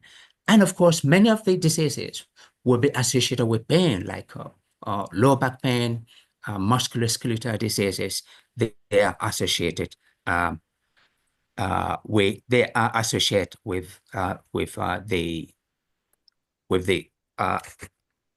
onset of pain. So, and of course, this will increase a further deterioration of the mental, physical, and quality of life of the patient. So it's a complicated scenario where you have a chronic disease. In addition to that, you do have symptoms and other associated complications that will make things worse. So if we look at the next slide, we're going to see that then, what do we do when we have these chronic diseases, non-communicable diseases, in terms of, we see somebody with chronic lower back pain or musculoskeletal disorders or stroke, and the person may be paralyzed or hemiplegia or quadriplegia. Many things can happen to a patient with stroke. So how do we deal with them? So the point that we have to do in terms of integrated medicine is to use different mechanisms, different methods to make sure that we bring an integrated health to the patient. And integrated health means a good physical condition, good mental condition, as well as good, good soul. So that you're looking at a complete body that was defined by the World Health Organization. And of course, in this integrated approach, you will need physicians that will look at the how to manage the disease, and of course will support other healthcare professionals to heal the soul, and of course, and including the physicians, you need chiropractic doctors, holistic or psychotherapists, traditional talk therapists. You may have to employ hypnotic therapy, acupuncture could be useful in some cases, Chinese herbal therapies, yoga, for example, for meditation, massage, physiotherapy, nutritionist, dietitian. So all of this imply that we have to look at a whole body and use a different approach to be able to keep that individual in a complete health. So we are not working just alone. We're working as a team. And in this world, of course, we have to work together. And we're going to see that later in the session where, if you work, we need engineers, we need, we need farmers. We are not independent of ourselves. We are interdependent, interwoven with each other. And we're going to see this as we move on. Next slide, please. Right. So now this comes to what happens now? What about our immediate environment? We have integrated medicine. We are fine. We're at home. We eat well. But when we come out, when we try to drink water, we want to inhale air. It matters what quality of air that we are inhaling. It matters a lot what quality of water we are drinking. The soil, the climate, microorganisms, the animals. I was very impressed by the session that Professor Icoh gave when he talked about animals, animal welfare, and so on, and policy associated with that. It's extremely important. So if the animal around is sick, of course, that they can transmit diseases to us. Then we're no longer healthy anymore. So the immediate environment is extremely important as well. So if we look at the next slide, then the concept of One Health is important, and it has to include our environment. And for example, the concept of One Health was coined out, was used in public in the early 2003. And this term was echoed and amplified in the goal-oriented strategic Manhattan Principles in 2004. It's been there, but it was not articulated properly. So it's extremely important. And as we look at the next slide, we're going to see that One Health is basically looking at the interface between humans, animals, and the environment. And the last session talked extensively about animals and how they can impact our world, our health, our livelihood. We depend on animals as well, for meat, for dairy products, for many, many things. Then we look at the next slide, and we can see how this One Health is interrelated. So we have One Health. The human health, it could be anything, you can call it anything, integrated or not integrated, whatever. But we also need, we are interrelated with animal health. For food, for diet, and of course, disease vectors that related to animals will affect us as well. Will affect our health. And that will have impact on this One Health. And with regards to human, the social determinants, population movements, and many, many others will affect us. Also the environment, we mentioned the climate change, water pollution. If we drink contaminated water, we're going to be sick. If the air is polluted, we're going to be sick as well. And deforestation will affect many other things. The climate is going to, so, and biodiversity loss.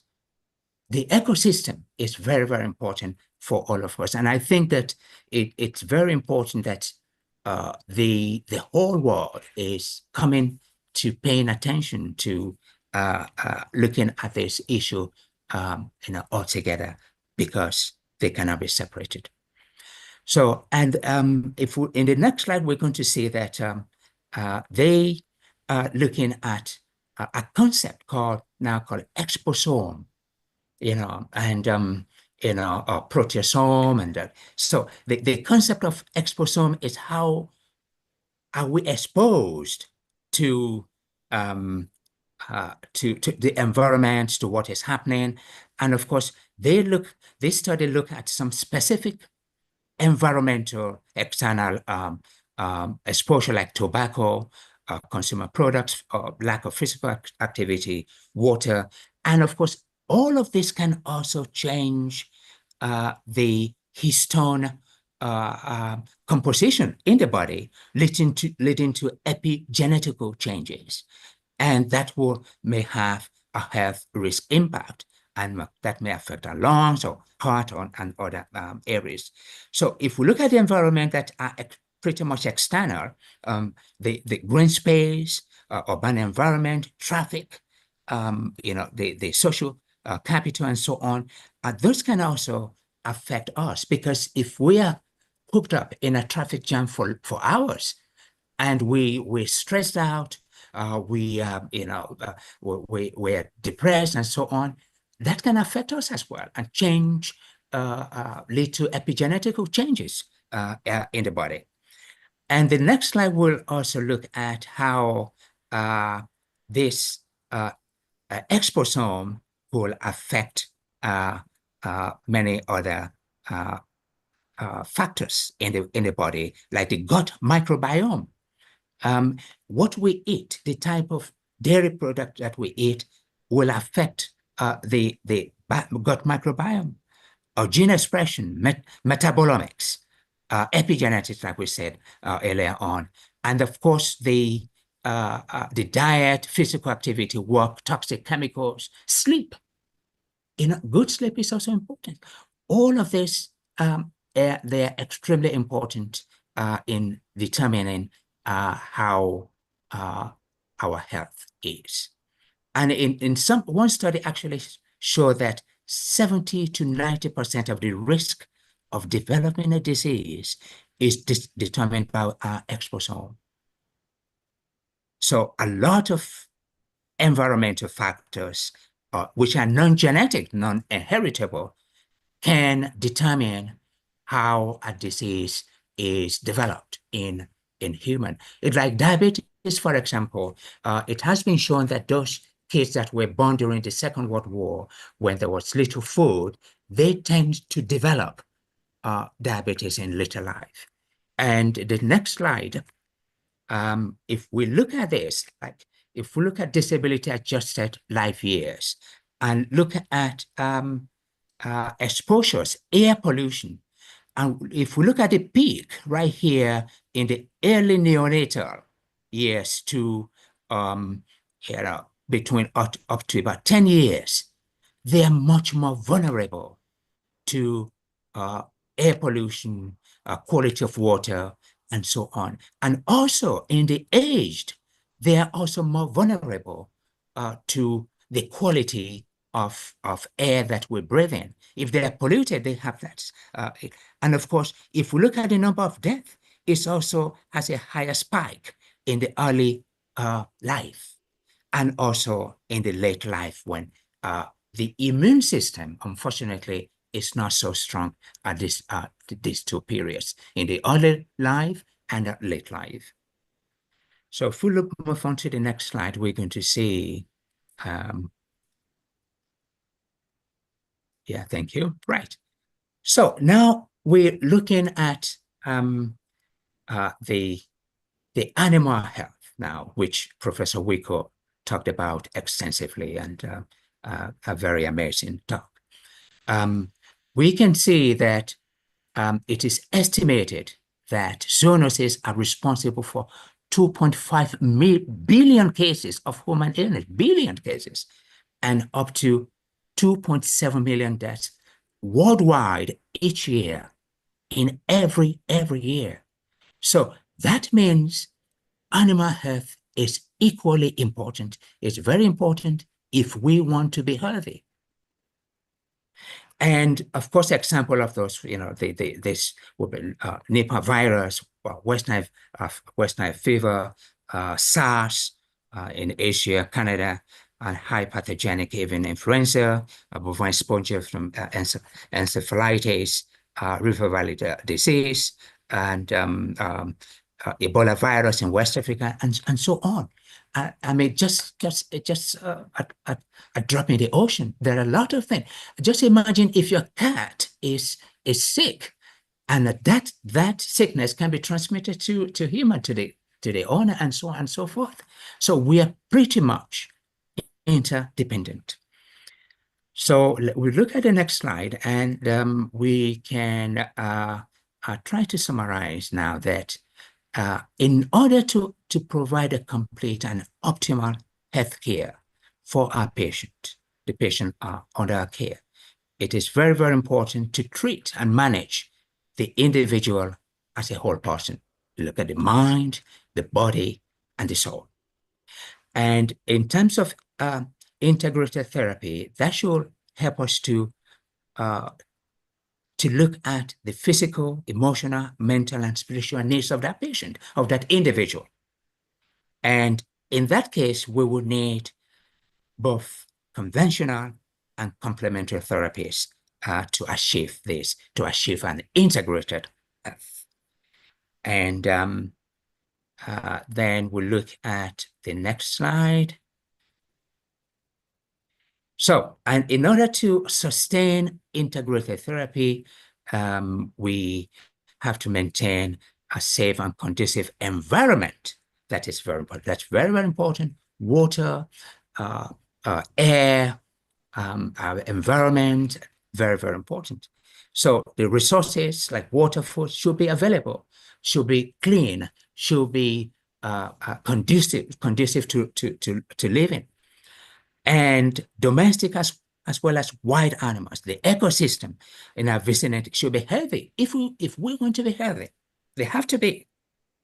Absolutely. And we move on to the next slide. Right. So this is similar to what Professor Icoh projected earlier, that One Health, we are interdependent. A good environment, good animal health is good for human health, and vice versa. We need it. So the take-home message today is that our health is tightly interwoven, interconnected with that of environmental and animal health. And so we're going to look at the last slide. And I have to thank you again, Dr. Bratina Resi Dewati and Rahayo, and all members of the organizing committee and the audience for your patience and for the invitation and for listening to my session this morning. Thank you so much. And terima kasih.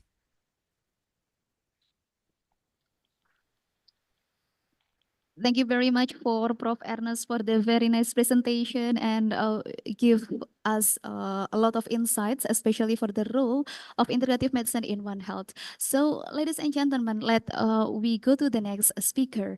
So, in the next speaker, we have Prof. Kenji Matsuno from Osaka University, Japan. So, let me welcome Prof. Kenji. Hello, Prof. Kenji. Good morning.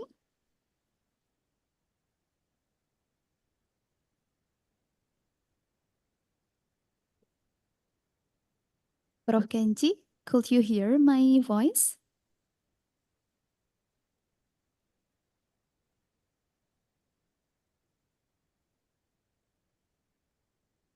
Can you hear me? Yes, yes, Oh, that's okay. yes. Okay, Prof. Kenji, thank you very much for Yeah. attending the 7th International Conference on One Health. I'm so glad to meet with you again, Prof. Kenji. Like, can you see my slide? No. Yes, yes. Oh, you see it. Okay. Yes, Prof. Okay, Prof. Kenji, before you deliver your presentation, please let me read the brief CV of Prof. Kenji. Yes, please.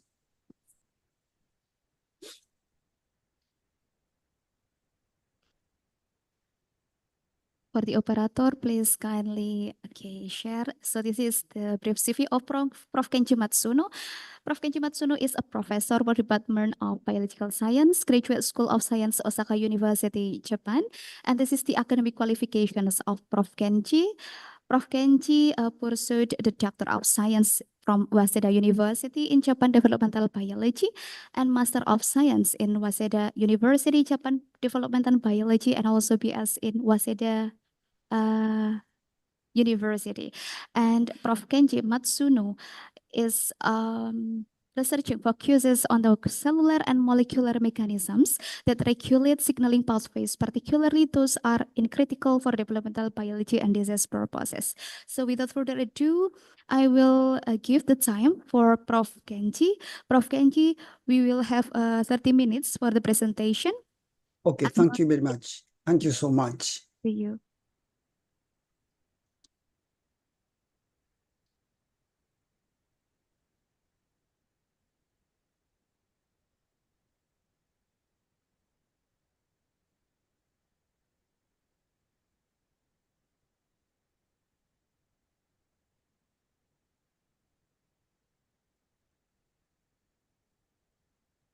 Oh, can you see the slide?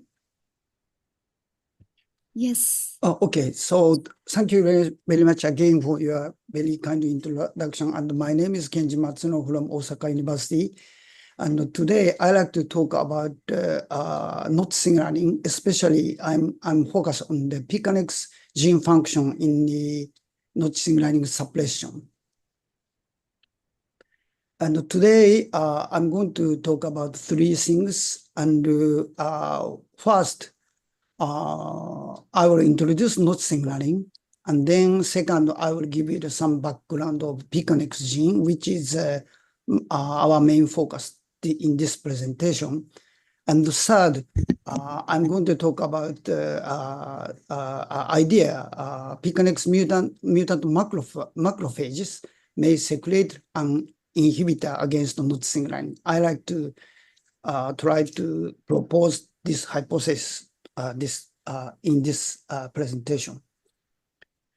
And let me start to introduce overview of not signaling. And not signaling is involved in the local and direct cell-to-cell interactions. And not signaling is known to regulate so many aspects of cell functions, such as cell fate specifications and morphogenesis and metabolisms and program of cell death, so on. And not signaling is conserved evolutionarily in metazoans. So you see the very similar genes, and also their functions are conserved between the Drosophila to humans. And today I'm going to discuss about the node signaling using our model system, Drosophila fruit fly. And it is important today, especially related to the human health, and node signaling is involved in the various human diseases, especially it is sort of the oncogene in the leukemia, and also it is known as a tumor suppressor gene in the skin cancers, and notch mutation in the various notch-related genes also cause many types of hereditary diseases. And in those senses, it is very important to understand the basic mechanism of notch signal transduction, which is our goal in using Drosophila system. Let me introduce the structure of notch receptor. As you see here, notch is a transmembrane domain with a single transmembrane domain. In the extracellular domain, notch has usually have the 36 EGF-like repeats, and this EGF repeat, some of those EGF-like repeats act as binding site for ligands, which I'm going to talk about soon. And then in the intracellular domain, notch has a several domain, which is important for the protein-protein interaction, and it is also crucial to send a signal into the nucleus. And in the ligand side, we have the two typical classic ligands, delta type and selet-Jagged type. And those two types of ligand is also conserved in human as well. And as you see, those two ligands are also transmembrane domain with a single transmembrane domain. And this blue region is known to interact to the notch extracellular domain, especially some of those EGF-like repeats. And this is a very simplified version of the notch signaling, the cascade of notch signaling transduction. Again, notch is a transmembrane receptor here, and they are presented in the plasma membrane of the signal receiving cell like this. And upon the binding of delta or selet, which are presented in the cell surface of the signal sending cell like this, and then upon those binding, one of the ligand binding, actually through the endocytosis of those ligand, actually freeing force was induced. So during this endocytosis, since there is a binding between the delta and the notch or delta and the selet, the notch extracellular domain is pulled by pulling force through the ligand endocytosis. And this pulling force induces conformational changes in the intracellular, especially cytoplasmic domain of notch. And upon this binding, and then subsequently induce a conformational change in the transmembrane domain, that conformational change makes much easier to access the gamma secretase, which is a membrane-associated protease. And probably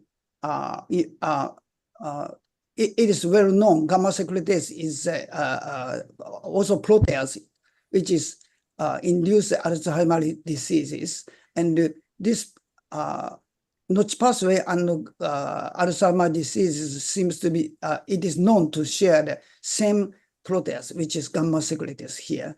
And this gamma secretase has activity to cut the intracellular domain of notch after that kind of conformational change.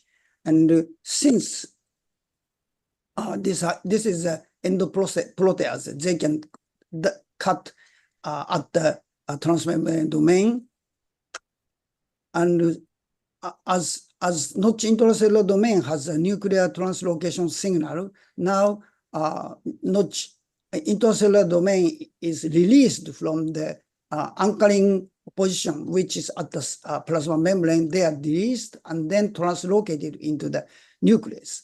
And in the nucleus, notch intracellular domain forms the complex with mastermind and CLS proteins, which is known as a transcription factor. And then due to this interaction now, since this transcription factor binds to the particular enhancer region of the target genes, it can promote the RNA synthesis from this target gene. So through this process now, ligand binding consequently induce activation of the target genes like this.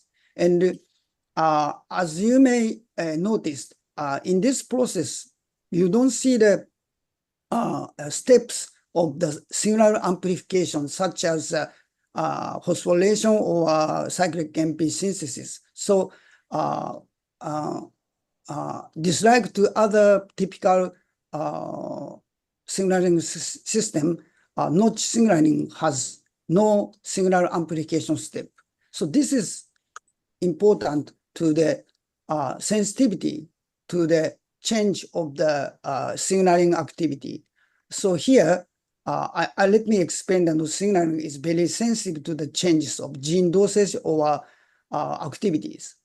Here, I like to show you the phenotype of Drosophila, and this is a wild type, and you may notice here in the individuals which carries one copy of notch mutation, you already see that some kind of nicking of wing, and also they have more hairs, bristles like this. And since this is a recessive condition, yet you see the clear phenotype, which we call notch wing. So that's the name of notch genes come from this notch wing. And now you see even the heterozygous condition, you see the phenotype. It means a notch is a dominant mutation. And actually, that means half dosage of half reduction of the half dosage of the gene already enough to show the some defect. So we call this kind of phenomena haploinsufficiency. And in Drosophila and mammals as well, mutation of notch or its ligand, so delta and stellate mutation as well, show the dominant phenotype, which we can interpret it as a haploinsufficiency phenotype. So half dose of genes is not enough.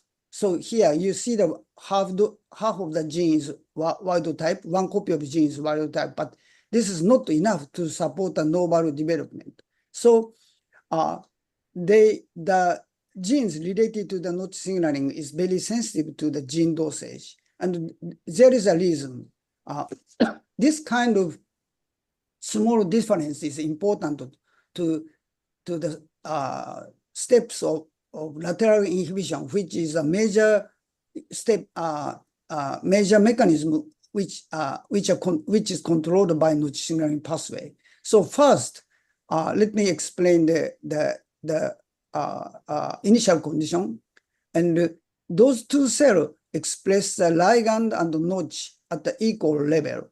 And actually, it is well known there is negative feedback between notch receptor and ligand.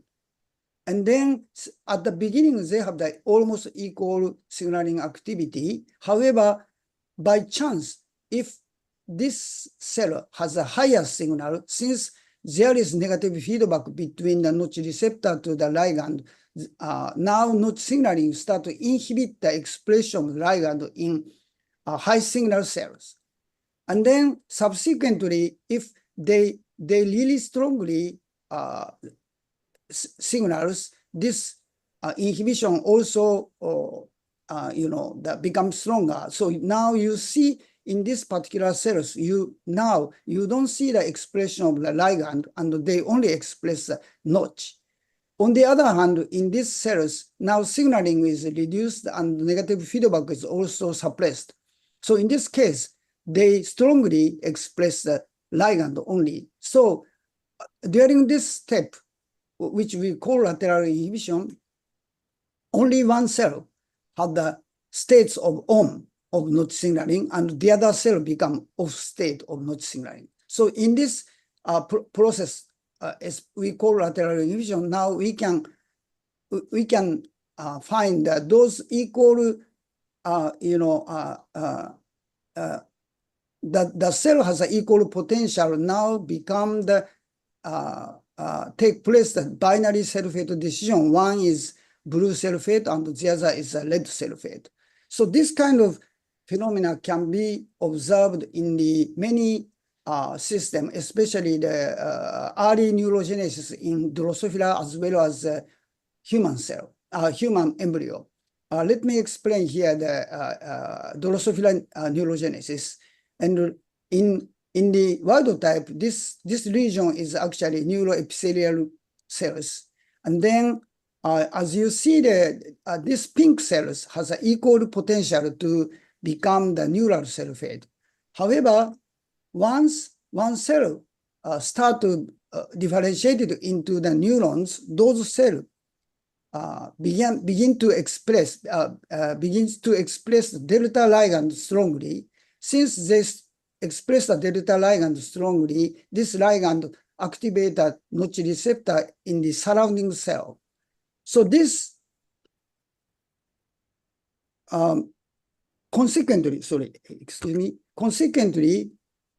this activation of notch receptor start to suppress the differentiation of the neuroblast, differentiation into the neuroblast. So now they cannot differentiate it into the neuronal cells, and then they turn to the epidermal cells, like shown in the green, like this.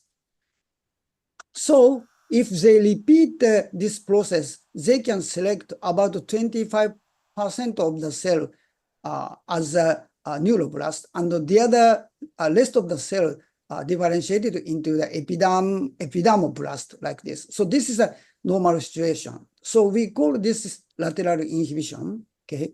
And then, however, if embryo has a defect in signaling, now they cannot receive any notch signaling like here. So now all cell cannot become choose cell fate into the differentiated into the neuroblast, and since notch signaling is not activated, notch signaling cannot prevent the differentiation, and then they forced to differentiate it into the epidermis cells in the wild type, but they cannot do in this situation. So now you see the massive overproduction of neuronal cell, which we call neural hyperplasia. Also in Drosophila, we call this neurogenic phenotype. You see the more neurons, so we call this neurogenic phenotype.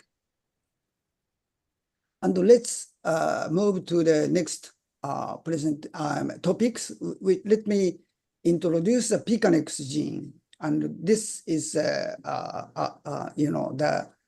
major subject in the rest of my presentation. And first, let me introduce the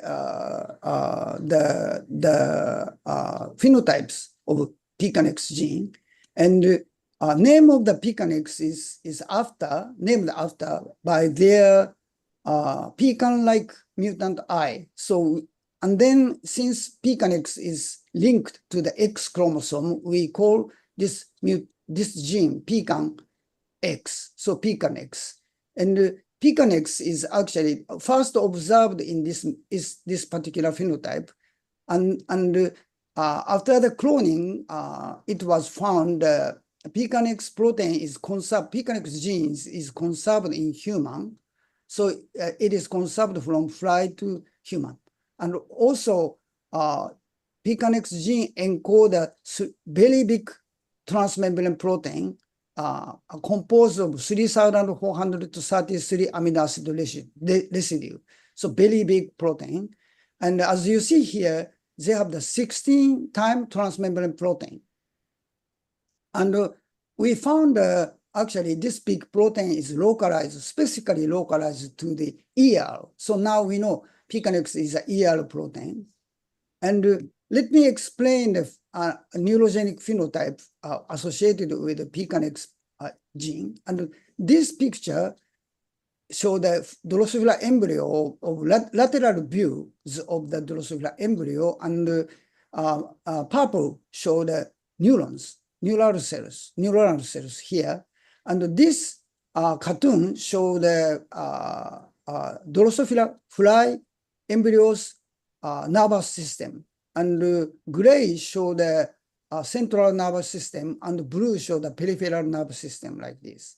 And in wild type, now you see the neurons, and they are very well organized, and you see the segmentation pattern and in the central nervous system as well as a peripheral nervous system here. And in Notch mutant, as I introduced a previous slide, we see the massive overproduction of neuron, which you can appreciate by the purple staining here. So you see the much more neuron compared to the wild type, and we call again the neurogenic phenotype. And here we see the Pknex mutant embryo, and as you can see, the defect is very similar to that you see in the notch. So this is also have the overproduction, neural hyperplasia of notch. Again, that they are also show the neurogenic phenotype. So Pknex was identified as a neurogenic genes, which is the genes in their mutation cause the neurogenic phenotype. And since they are ER protein, we try to see the defect in the potential defect in the ER. So here, it is sort of the higher magnification of the embryo. And in this picture, macrophages are shown in green. So we have the marker for macrophages, and you see the macrophages, they are moving around. Also, this is a fixed embryo. And then this purple show the ER marker. And as you can see in the wild type, you see the granules of the ER evenly distributed, but we see particularly in the macrophages, you see the massive growth, aggregation of big aggregation of the ERs like this. So we found in the Pknex mutant, especially in the macrophages, specifically in macrophages, ER seems to be enlarged. So this is a cellular level of the defect. And let me show you how they looks like. So this is a movie of the fly embryo, and you see the green is a ER marker. So this is a normal cell, and you see those cells are moving around. So this is a particular movement of the macrophages. So we found in the macrophages, you see the ER aggregate like here. And this is just a wild type macrophages, which is they don't carry any mutant. But I just want to show you that they are we can isolate the macrophages from the fly larvae. And so this is an ex vivo culture of the fly macrophages cultured in the petri dish. So as you see there, they are just like human macrophages moving around. And you see also in the fly embryo. So in macrophages, Pknex is really required or not? So this is next question. So to test this hypothesis, we decide to express a wild type Pknex gene within the macrophages which carries a PKNX mutant. And then to see either defect can be rescued or not by the overexpression of the wild type PKNX gene. And this is again the wild type. And in this case, green is a neuron and ER is purple. And as you see, the neuron is well organized, and we see the segmentation in the central nervous system and as well as the peripheral nervous system. And the ER is distributed as a granule in the ubiquitously. In all cells, you see the small dot of the ER. On the other hand, again, in the PKNX mutant, you see the overproduction of the neuron, like here. So again, PKNX mutation has a mutant induce the neurogenic phenotype like this. And this is the ER staining, and in this PKNX mutant, you see that those small particles is actually the macrophages, and in the macrophages, you see the very strong ER staining. It means that they are aggregated in the macrophages. And in the PKNX mutant, we overexpress the PKNX, wild type PKNX with GFP tag. And ubiquitous expression of the PKNX in the PKNX mutant, now we see this neurogenic phenotype is recovered, restored like wild type in neuron, you see, and also the aggregation of the ER in the macrophage also suppressed. And then we also express the PKNX in the PKNX mutant, express the PKNX GFP only in the macrophages. And we also see the suppression of this kind of neurogenic phenotype, about 60% of the embryo. And also we see the recovery of ER aggregation in the macrophages like this. And we didn't see any rescue in the other cell type. For example, even with neuron or other cells, even we express the wild type PKNX gene, we don't see the rescue. So this result suggests the PKNX functions in macrophages. Then activation of notch signaling in macrophage is required or not in the PKNX function. So let's try to explain what we did. And this is a cartoon showing the NICD. This is the activated form of notch. Since, as I said, during the activation, notch intracellular domain was produced by the proteolytic cleavage by gamma secretase. If we only express the intracellular domain of notch, this is behave as a constitutively activated notch. So we express the NICD in the macrophages.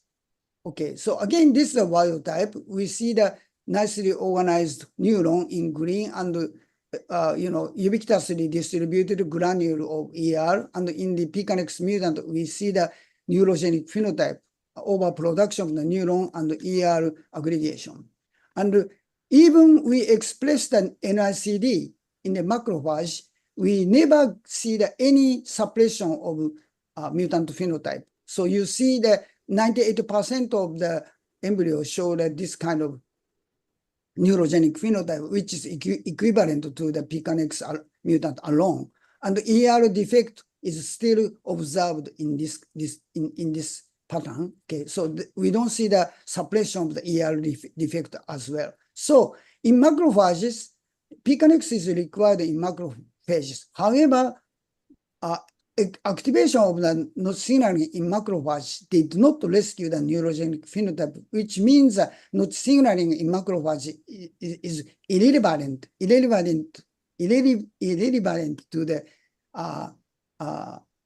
neurogenic phenotype in the PKNX mutant embryo. Then, make long story short, we hypothesized that in PKNX mutant, maybe the macrophages with the ER defect in the PKNX mutant may suppress the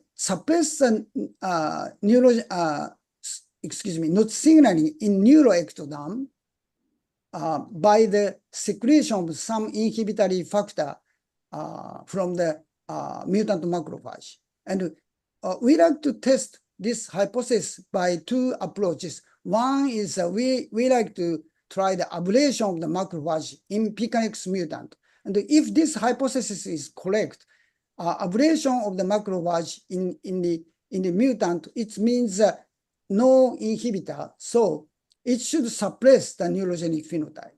So recovery of neurogenic phenotype, we can predict.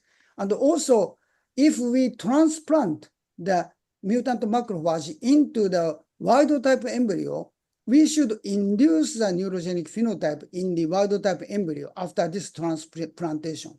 So to test this hypothesis, we examined those experiments. And since the percentage is not 0 and 100, so we conducted all of the experiment as a blind test. So operators and person to score does not do the items what they are counting or what they are manipulating.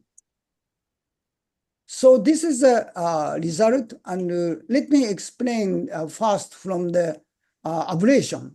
So we can express lysine toxin in Drosophila, which encode some kind of toxin which induce a cell death, and we can ablate, eliminate, kill the macrophages if we express only in the macrophage. We express a lysine toxin only in the macrophages. So this is a result in wild type ablation. First, we did ablation in the wild type. And this is a result. And in wild type, actually, we can very effectively ablate the macrophages. So 100% of embryo, we don't detect any macrophages. And this is a score. In wild type, blue means wild type, no neurogenic. So these results show that actually macrophage has no role in the neurogenesis in the wild type embryo. So macrophage is not necessary in the proper neurogenesis in wild type condition. And actually, which has been known long time, fly macrophages does not play the critical role in the early development of Drosophila. So this is, we can confirm that result. And then how about the ablation in the Pkh mutant macrophages? Then this is a result. And what we found is actually the effect of the ablation is suppressed. So somehow Pkh mutant macrophage has a resistance against to the toxin or apoptosis. However, about 60% of the macrophages, embryos, we see the complete ablation of the macrophages like this. So some of the embryo, we still see the macrophages, which is represented in this graph, 40%. But since 60%, we don't detect the macrophage. We just score this embryo. And what we found is, please remind that 100% of the Pkh mutant show the very strong neurogenic phenotype, which is represented in orange. So it should be 100% of embryos show the orange type of the neurogenic phenotype. However, we see the very good suppression after the ablation of the macrophages, like 50% of the embryo turn into the just like wild type nervous system. So it means the ablation of the macrophages from the Pkh mutant embryo effectively suppress the neurogenic phenotype, which means that inhibition of not signaling seems to be restored by this macrophage ablation. And then next, we are trying to make a transplantation experiment. So we expect if we purify the mutant macrophage and then inject into the wild type embryo, if our prediction is correct, it should induce a neurogenic phenotype. Then we did those experiments, and this is the raw data, but it is a little bit complicated. So let me introduce the graph. And the design of experiment is as a donor, you choose a wild type or Pkh mutant embryo, and then we homogenize and purify the macrophages by Fkh, because as you see, we can express the GFP specifically only in the macrophages, and we can purify the macrophages by Fkh. And then we collect the macrophages from wild type or Pkh mutant macrophage, and then we inject into the recipient embryo, which is wild type. So this is a result. And we injected the PBS first. And of course, this is negative control, and blue is a normal. So basically, we don't see the neurogenic phenotype. We see a little bit some strange embryo because we are scoring the blind. And then, however, very importantly, macrophages isolated from the wild type embryo, we don't, even after injection, we don't see the neurogenic phenotype, which is shown in orange and yellow. Week 1 is yellow. And interestingly, the macrophages purified from the mutant embryo very efficiently, about more than half of them show the neurogenic phenotype, and 1/3 show the very strong neurogenic phenotype. So our transplantation experiment show that the macrophage isolated from the mutant embryo, which can induce a neurogenic phenotype in the wild type embryo. So we thought that the mutant macrophage may secrete the inhibitor which against the notch signaling, which take place, which works during the lateral inhibition in neuroectoderm. And we know that actually Drosophila macrophage is the major source of the ECM protein complex. So they have the very strong ability to secrete the various extracellular proteins. And in the Pkh mutant, they have some defect in ER, and that might be induced suppression. Excuse me, Prof. Kenji. Yes. You have 3 minutes left. Oh, we have only 3 minutes left. Okay, so let me summarize. And then to confirm those data, we also introduce the mutation in the tissue culture cell of the Drosophila culture cells.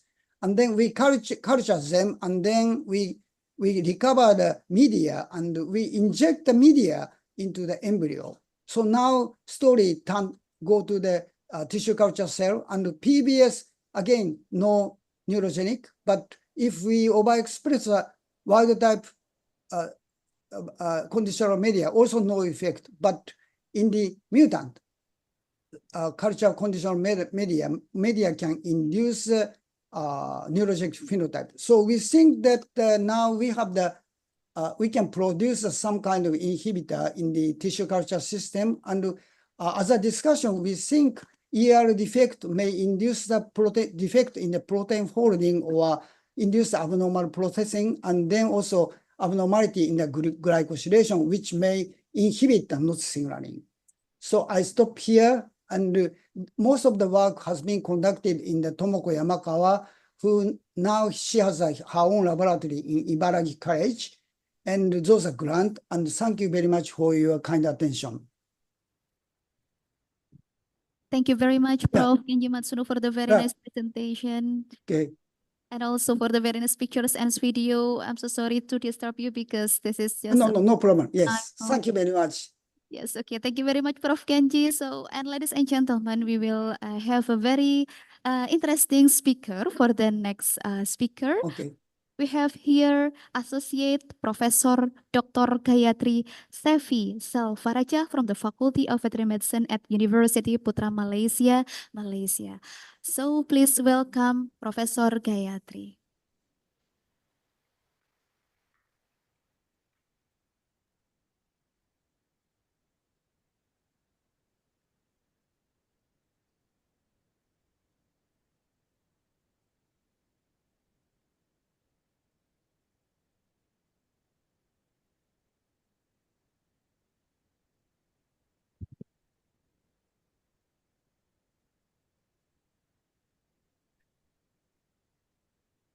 Thank you very much, Prof. Gayatri.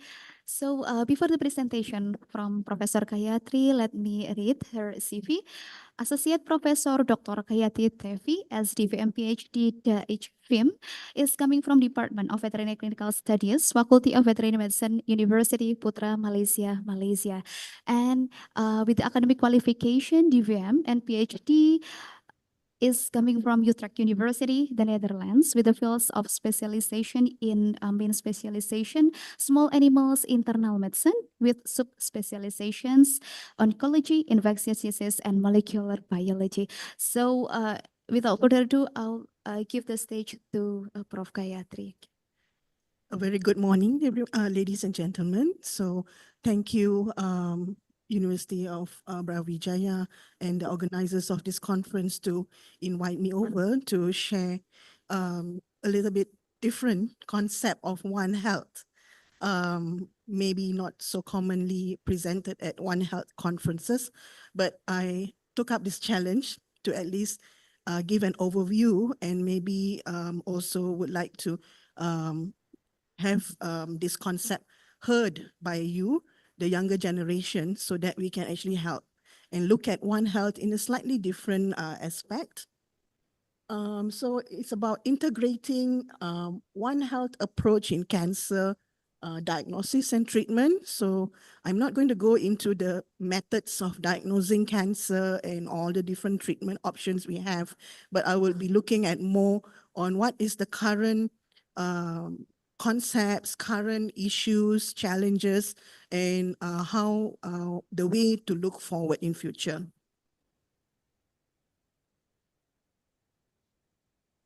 Is it connected?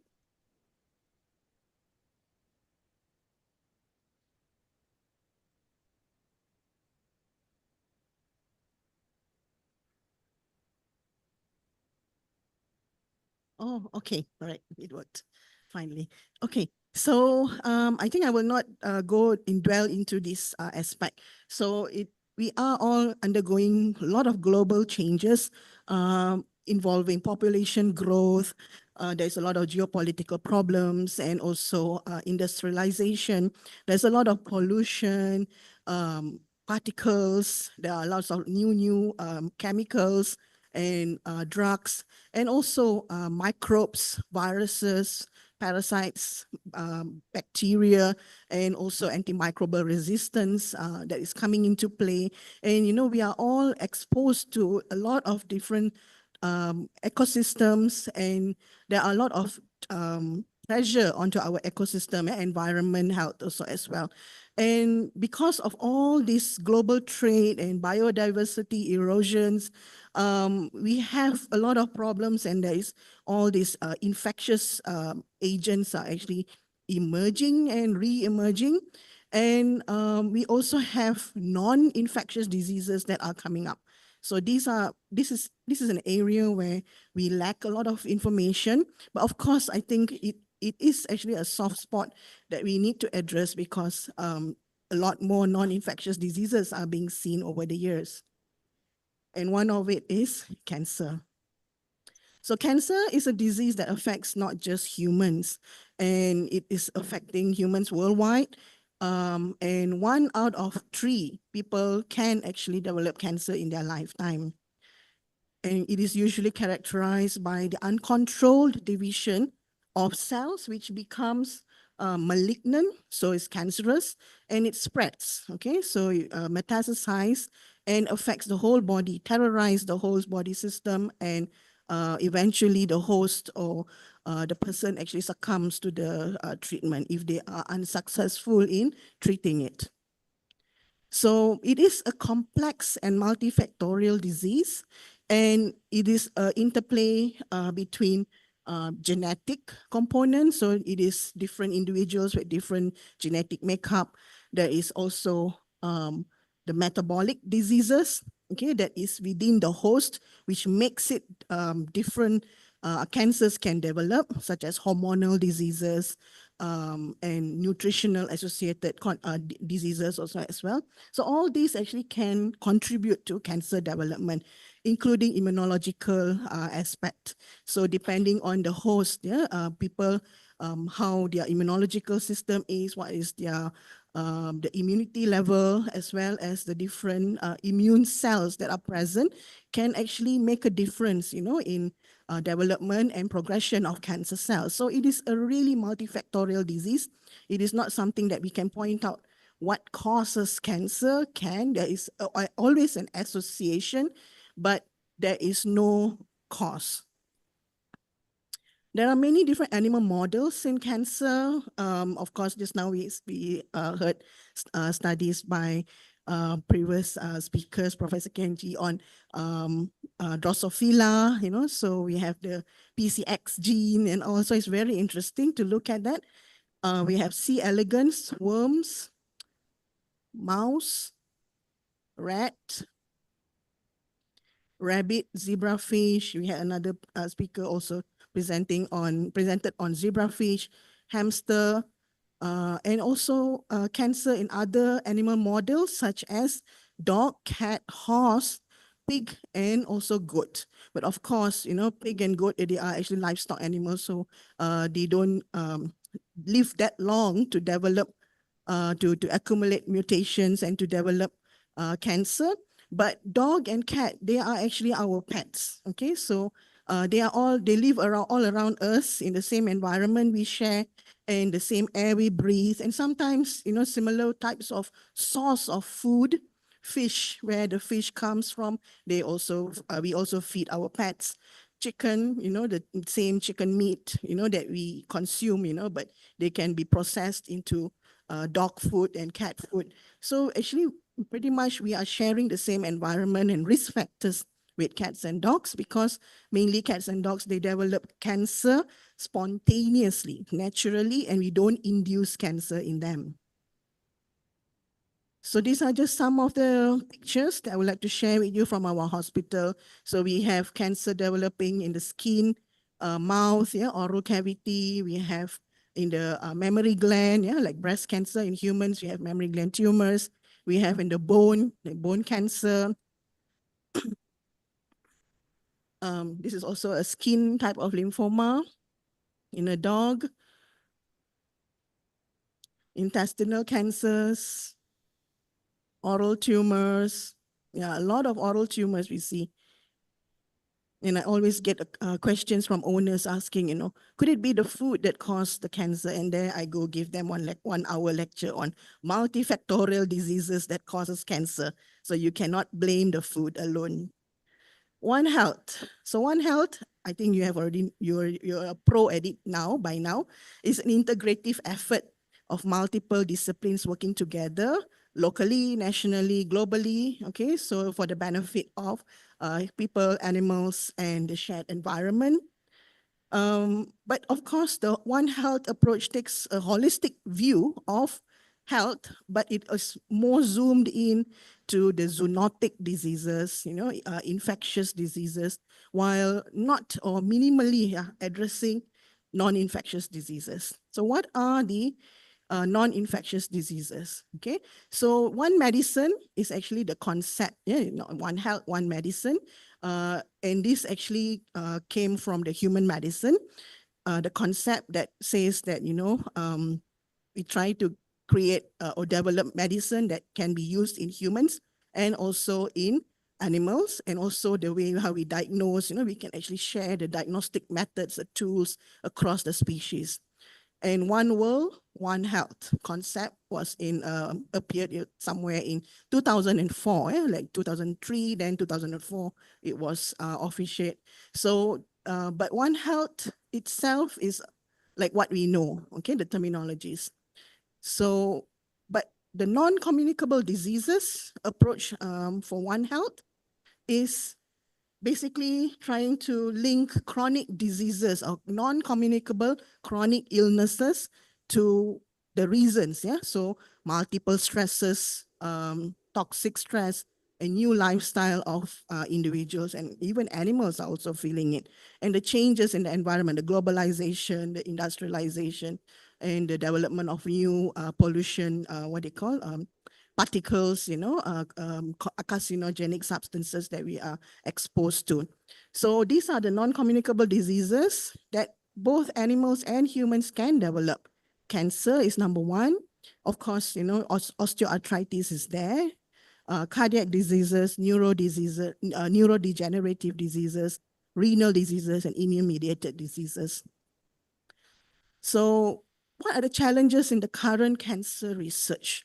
So current cancer research, we have a lot of problems in terms of, especially when we focus more on animals, okay? So we have a lot of funding and resources for the human cancer research work, but there are very few research work that has been funded by local governments of many different countries, but I think a lot of research is actually done across the species is in the US, but there are also now currently like in Japan and Australia, this is One Health and also the One Medicine concept, trying to use the dog as a model to study cancer and try to discover new targets for therapy, drugs that can also be used in human medicine. And we have a lot of funds that has been channeled towards in vitro work, laboratory work, and finally, when they come to an in vivo model as a higher order of living organism, then they fail. So a lot of money is being wasted because of just in vitro study. It may show, yes, promising results, but when it comes to an intact immune system organism in vivo, it may fail. So due to that and also the long duration of trying to explore the drug, it actually has a high potential to waste a lot of resources over time. So here are the other challenges lah. So we need to look at new biomarkers, for cancer, and we need to find, because we are not there yet. We have some medicine, some individuals can be cured, but not all. So, and also a lot of this medicine are very expensive. So researchers seek clues, cancer clues from pet dogs. This is actually our hospital and one of my patients receiving chemotherapy, and our lab, they call chemotherapy assistants, facilitating. So these are some statistics from the US. So in older dogs, cancer is #1 cause of death. In the younger dogs, mostly is the infectious disease. So I will focus more on dog. And it is about 2,500 cases over 100,000 of dogs that has been seen to be having cancer. So cancer can happen in 5 times more higher risk in dogs compared to human. And you see, like they are actually sharing the same concept, for developing cancer. So it is the individual host body, and there is interplay between the immune system, the genetic, epigenetics, and also the metabolic factors. And it is the same for dog and humans. And we live in the same environment, the toxic substances that we are exposed to, viruses and pollution. These are some of the different types of cancer that can be commonly seen in dogs. Not say common, but they are a good comparative model for humans. And brain cancer, oral melanoma, oral malignant melanoma, leukemia, lymphomas, skin melanomas, breast cancer, bladder cancer, prostate cancer, and also bone cancer. So there's a lot of studies that has been done on bone cancer, and I think most of the research that spearhead to develop new therapies and all comes from relatively like bone cancer and also blood type of cancers like lymphoma. So studying canine cancer can help us to learn more about the human cancer too. So like I mentioned, they are just developing naturally. And they are in the dog, and the dogs are actually living in the same environment. They share everything that we do. And we also have intact immune system. I think that's very important, which is very different from the mouse model or in vitro situation. And dogs share about 85% of the genetic makeup with humans. So cancer in dogs and people share many features. For example, if you look at the osteosarcoma histopathology section under the microscope from a human and from a dog, and you don't tell, okay, don't tell me, you have got two slides on dog and human, and I cannot tell which is dog and which is human. Both are osteosarcoma. They have a standard features, they have same appearance. And this is also one of my PhD study that I did before. A lot of looking at markers and immunohistochemistry protein expression in human osteosarcomas as well as dog osteosarcoma. Tumor growth and spread is also the same. In a dog, if they develop osteosarcoma, it's very malignant, they metastasize, and they can die if no treatment intervention is done. In the human, they normally happen in the pediatric or adolescent level of age group, and they are very aggressive. And some of them can succumb and die because of the disease. So, and how the tumor in the host, the people and the dog respond to conventional treatment as well as to chemotherapy, they develop side effects. Maybe there could be some slight change differences from dog species to human, but this concept, this principle, it's always the same. The surgical approach, you can, is almost the same.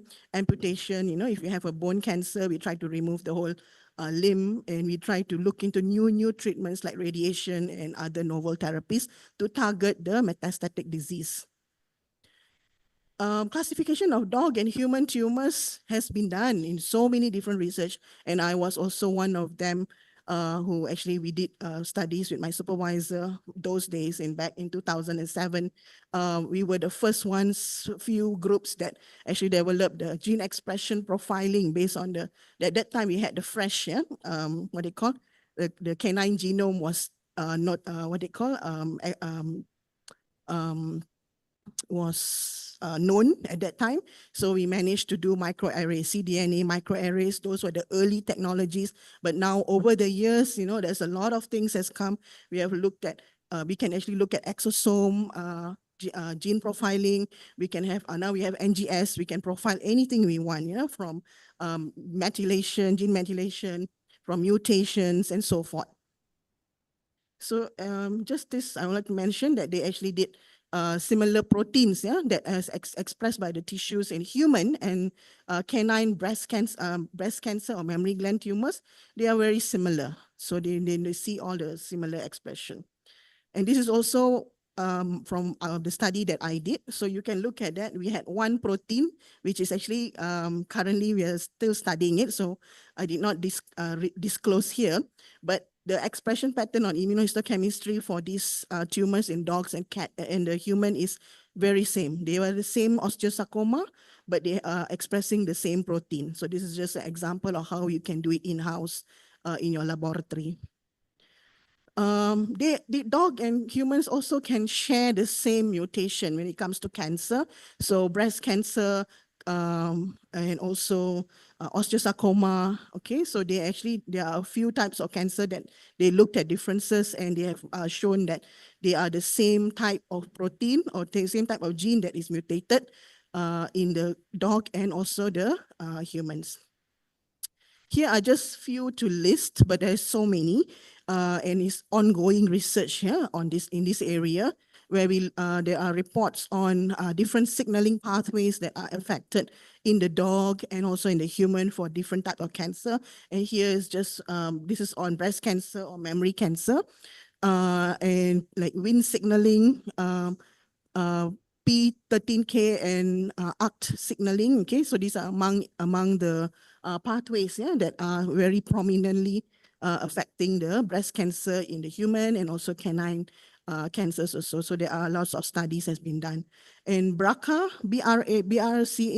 mutations also has been seen in the dog, and this is similar to the human also as well. And I believe Dr. Dia, the dean, was also working in this direction. There are other genetic alterations for other types of cancer, including prostate, lung, bladder, and glioma. Glioma is a brain cancer. So there are just a lot more. And it's very interesting because when you look into it, it's very similar, okay, the protein and the type of genes that are affected across the species. And here is for the hematopoietic type of cancer, melanomas, lymphomas, leukemias. So genomic landscape is similar for human and canine osteosarcoma. So here I just want to mention in detail is that they looked at osteosarcoma, they profiled the whole genome, and they found actually it's very similar in terms of mutations they have, and also the protein expression and the methylation and all. So osteosarcoma is just one classic example of how the dog and the human can be very similar in terms of cancer. And when you do all these type of studies, we look at molecular level, we find out what are the proteins and profiling done on the genes.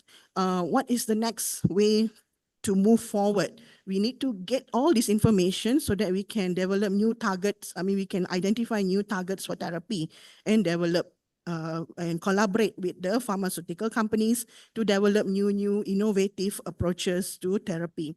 But the clinical trials in humans can take 5 years to 10 years or even longer.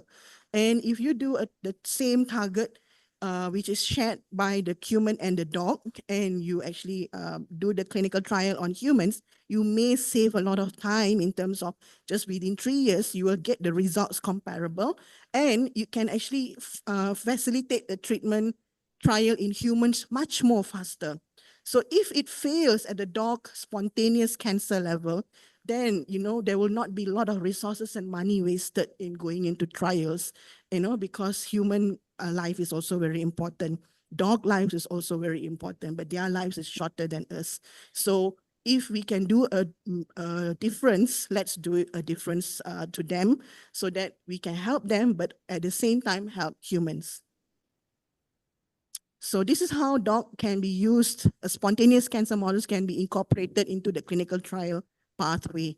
So of course, classically, you need to have the preclinical model, you have the mouse, the beagle dogs, early days, even currently, I think there are some regulatory systems, you need to test drugs in these beagle dogs and then primates, and before the drug can be used in human trials. But now they have already opened up the concept that we may not use them, but we can actually incorporate and treat on the dogs, then we can actually help to know what are the pharmacokinetics, pharmacodynamics to address all the issues, and then clinical efficacy. And if the drug works in the dog, then you actually can have a good market. Of course, when you talk about business, you have a veterinary market, it's very big. And it is getting bigger over the years. And at the same time, if you have a drug that can work in dogs, then you can go to the next level to humans, it will make a huge difference. And this is not just a zombie story, but it's actually proven. Yeah, there were studies done using rapamycin earlier before it was called rapamycin.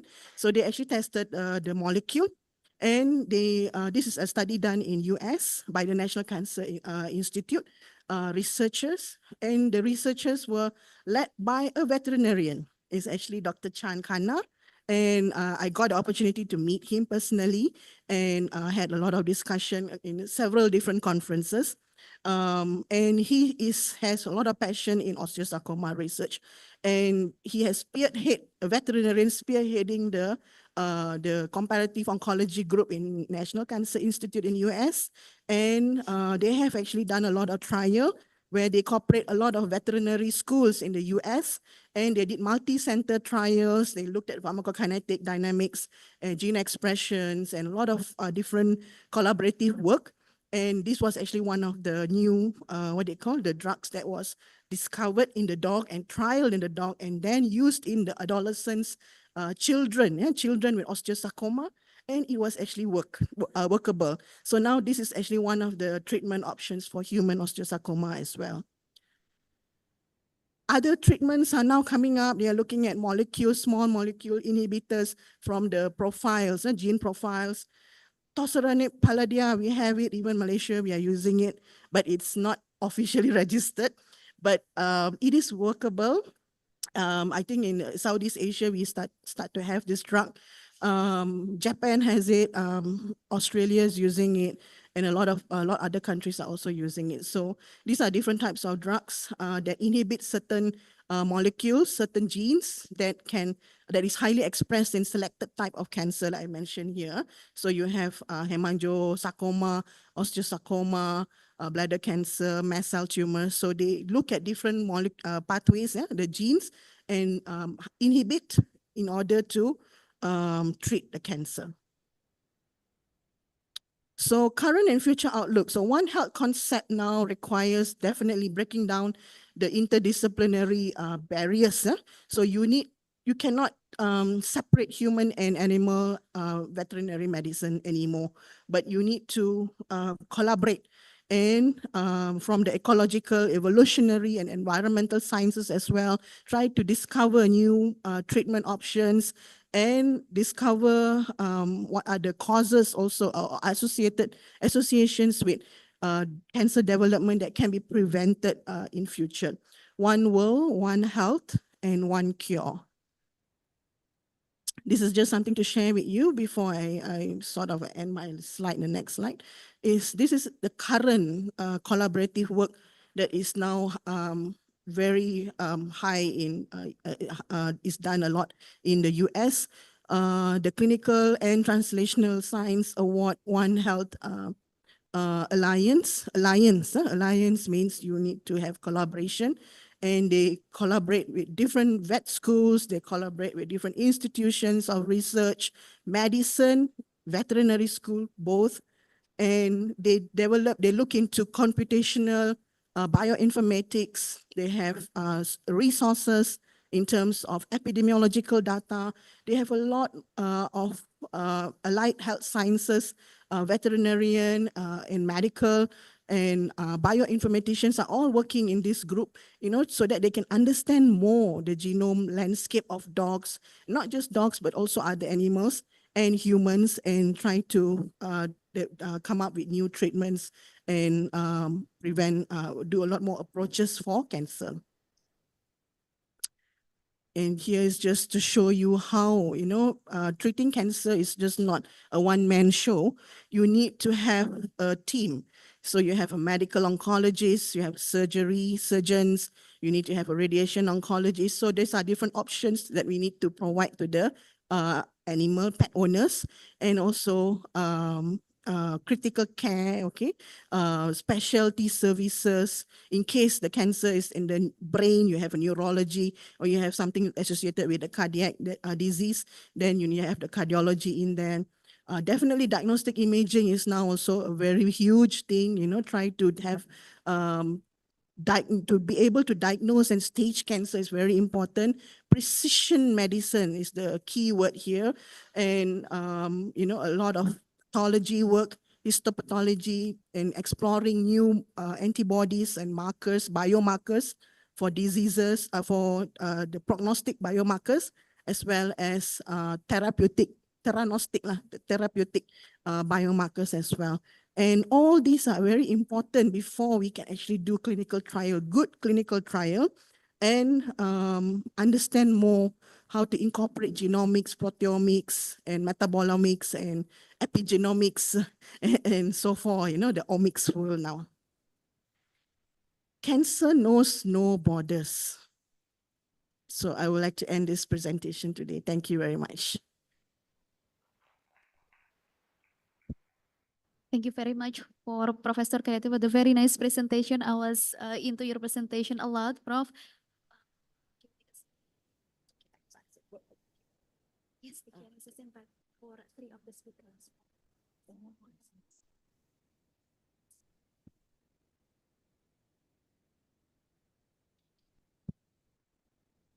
Okay, ladies and gentlemen, so you are now in the Q&A session. For you who'd like to make a question, just please raise your hand and then mention your question, and please mention also for whom that you would like to deliver your question. And for you are attending online, please just make the question into Dropbox, or maybe you can raise also your hand in the online or Zoom meeting. Okay, Dr. Rufia, please.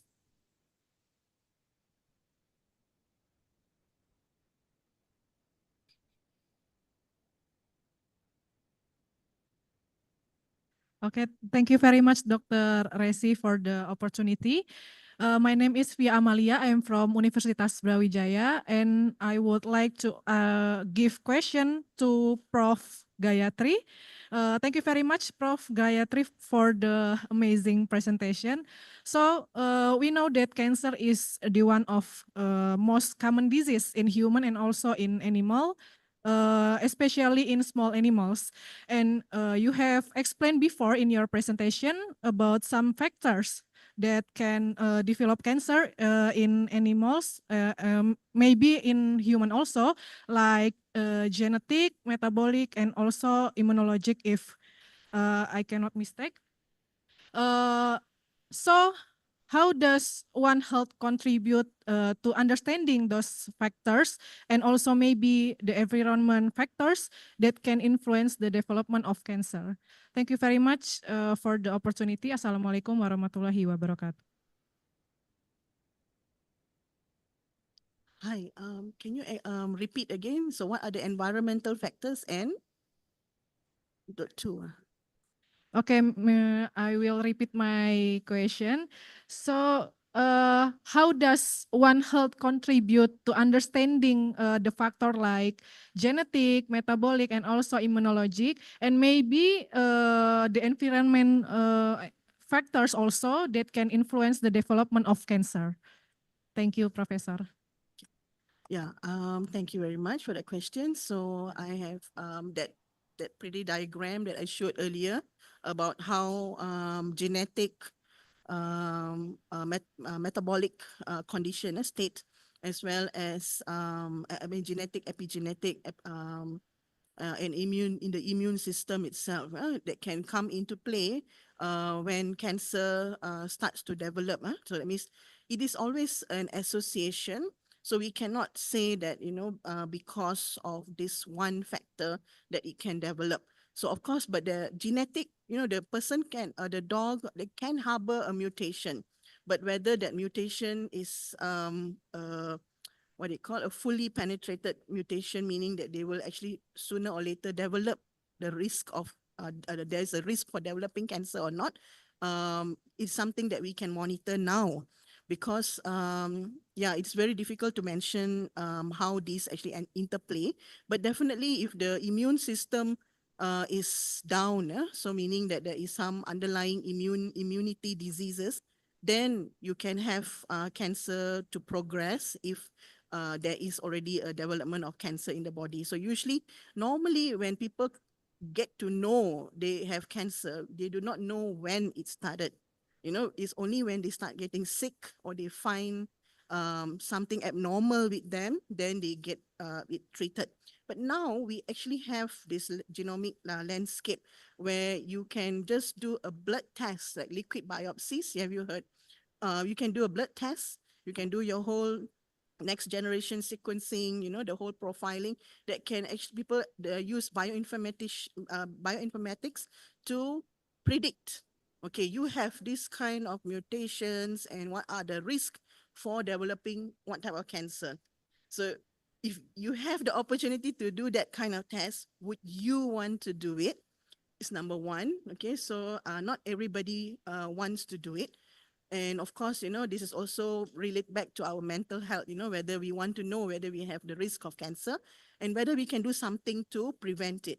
So we can, like metabolism, we can actually look out for our health, whether go for regular checkups and take care of our physical activities and exposure to risk factors. So can be reduced. For example, like smoking, we know smoking can cause cancer, the risk, we all know, so whether we want to do it or not, it is up to us. Yeah. And of course, when you also have diseases like cancer, we also need to be careful with viruses and bacteria, because some viruses can cause cancer as well. And when you have cancer, microbes can make it worse. So it is there, we always need to, the infectious disease is always there, and it can actually make a big difference in the prognosis of the patient also as well. Yes, thank you very much for the very informative answer, Prof. Gayatri. Maybe one small question for ladies and gentlemen. Do you still have any question?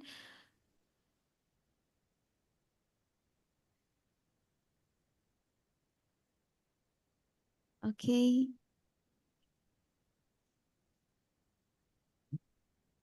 Okay, thank you. My name is Savera, and I'm a veterinary assistant in University of Brawijaya. And I would like to ask to Professor Kenji.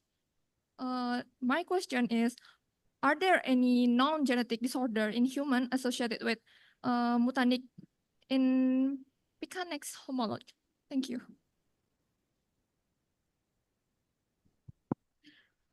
Okay, I will repeat my question.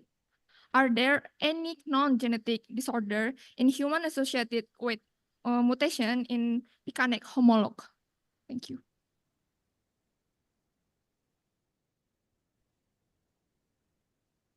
Oh, my question is Professor Kenji.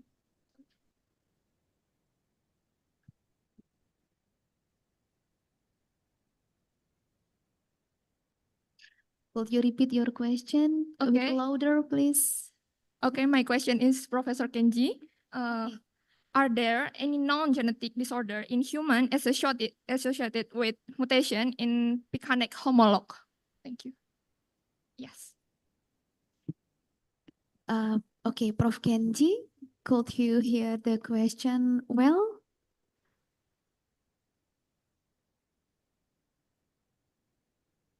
Prof. Kenji?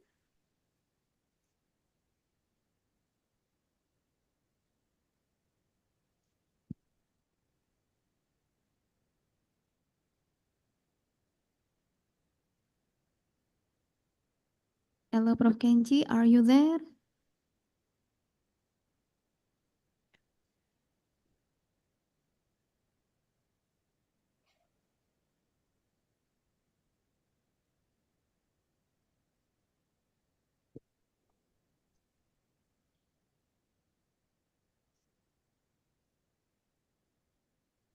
Okay, I will call once again, Prof. Kenji, are you there?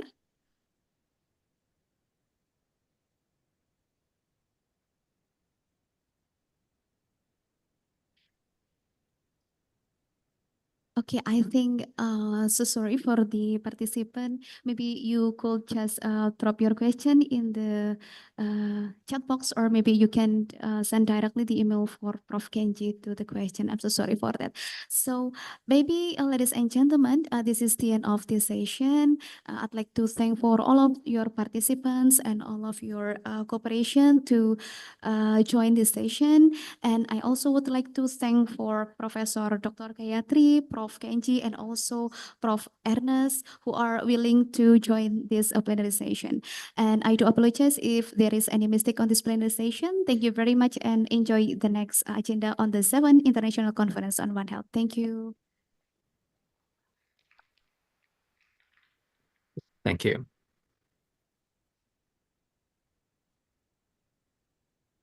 Thank you to Dr. Gretania Residiwati for moderator, and thank you so much to our speaker. Next, we invite moderator and our speaker to come down to receive certificate and also have a group photo session.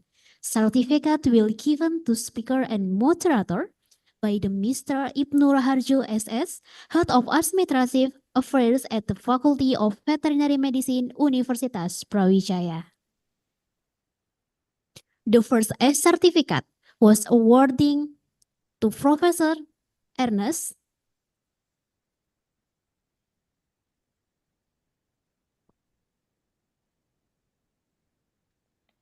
Good afternoon, Professor Ernest. Thank you very much. On behalf of Dr. Dia Ayu, the Dean of the Faculty of Veterinary Medicine, Brawijaya University, it is my honor to present these e-certificates to Professor Ernest. Thank you very much for your the faculty extends. Thank you very much for your contributions, valuable contributions and expertise. That is have enriched the seminar with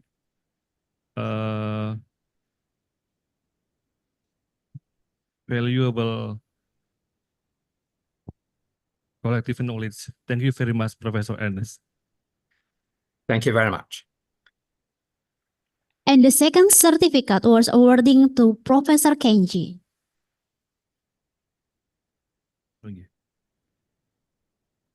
Dear Professor Kenji, on behalf of Dr.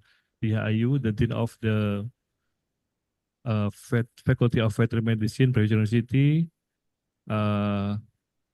I present the e-certificates. Thank you very much. Congratulations on your participations, and we hope to continue these academic collaborations in the future events. Thank you very much. We invite moderator and speaker to come down to receive certificate and also have a group photo session. And the third certificate was awarding to Professor Dr. Gayatri Devi Salvaraja, DPM PhD.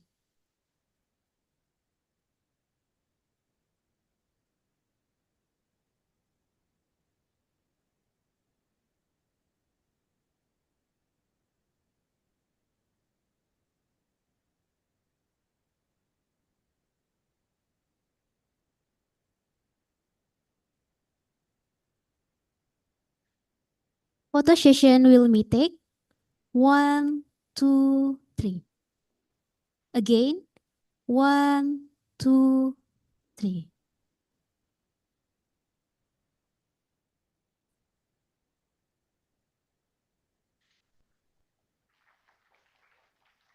And then gave a certificate to moderator Dr. Gretania Residiawati. Photo session will be take 1, 2, 3. Again, 1, 2, 3. The group photo session is now complete and you may return to your respective place. Ladies and gentlemen, we are now entering the break period from now to 1 p.m. We kindly request all attendants to return promptly at the side time. And for your information, after the break session, we will have plenary session 4 and parallel session 3 and 4, which will be held in my room and Ivory room. Thank you for your attention.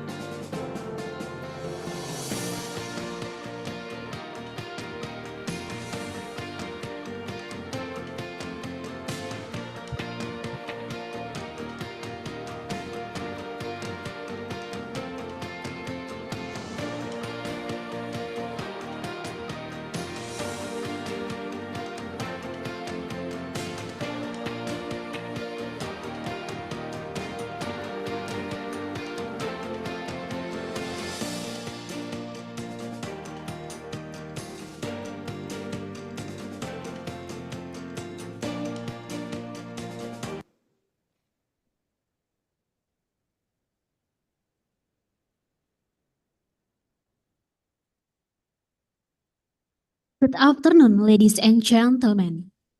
Now we will proceed to the following plenary session 4, which is the presentation of material by the eighth invited speaker, Dr. Marina Binti Hasan from Institute of Tropical Aquaculture of Fish University Malaysia, Terengganu, Malaysia. And the ninth invited speaker, Professor Maria Amelita Etacio from College of Veterinary Medicine, the University of the Philippines, Los Banos. And this session will be moderated by Ms. Ponik Kartini Lonamio, SPI, MSc, MP. Let's directly call Ms. Bonik Kartini Lonamelo, SPI, MSc, MP. To Ms. Bonik, the floor is yours.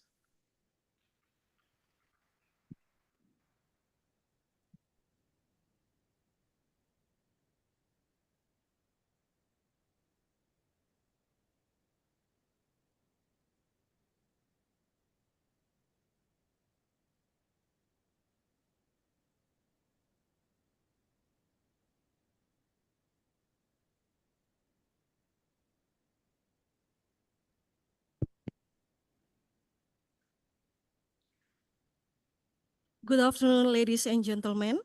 Welcome to our plenary session 4 on the 7th International Conference on One Health Icoh. My name is Boni Kartini Lonameo. Feeling blessed as your moderator. Also, it's my great honor to welcome to all the keynote speaker and also all the participants today in this plenary session. In this plenary session, we have two excellent invited speakers who are expert in their respective field. They will sharing their knowledge and also their experience with us. This plenary session, including 30-minute presentation of its invited speaker, and in addition, after presentation session, we have a Q&A session. And for this session, please allow me to introduce our invited speaker. The first invited speaker is Prof. Marina Binti Hasan, DVM, MVSC, PhD. For Prof. Marina, please join with me. Please give applause, Prof. Marina.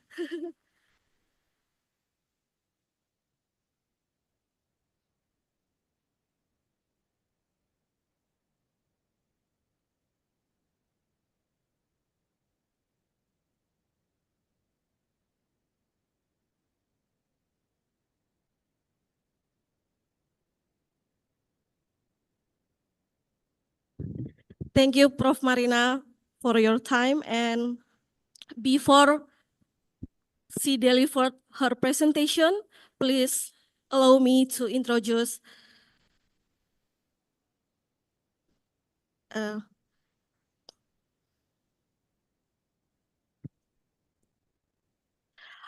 Prof. Marina is a professor of Institute of Tropical Aquaculture and Fisheries University Malaysia, Terengganu. She had graduated Doctor of Veterinary Medicine in 1998 in University Putra Malaysia. Also Master of Veterinary Medicine in 2002, Internal Medicine University Putra Malaysia. She also get the Doctor of Philosophy in 2009, Veterinary Study, Parasitology and Pathology, Murdoch University, Western Australia. Our topic including develop natural product for therapeutic treatment, shrimp, crayfish, and crab disease, foodborne anisakis parasite from fish and fish products, health status of Macrobacterium rosenbergi from Terengganu rivers, parasites on coral fishes, acanthocephalan, and the transmission to freshwater fish in Tasik, Kenyir, Terengganu. For today, she will deliver her presentation with the topic Phytotherapy Improve Aquatic Animal Health Supporting Sustainable Aquaculture, Food Security, and One Health. Ladies and gentlemen, please Prof. Marina will deliver her presentation on 30 minutes. For Prof. Marina, time is yours. Give her applause again.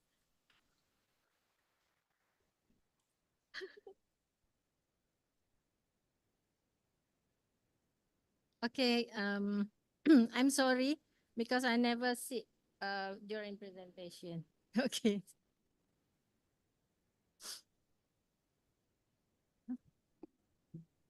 Okay. Okay.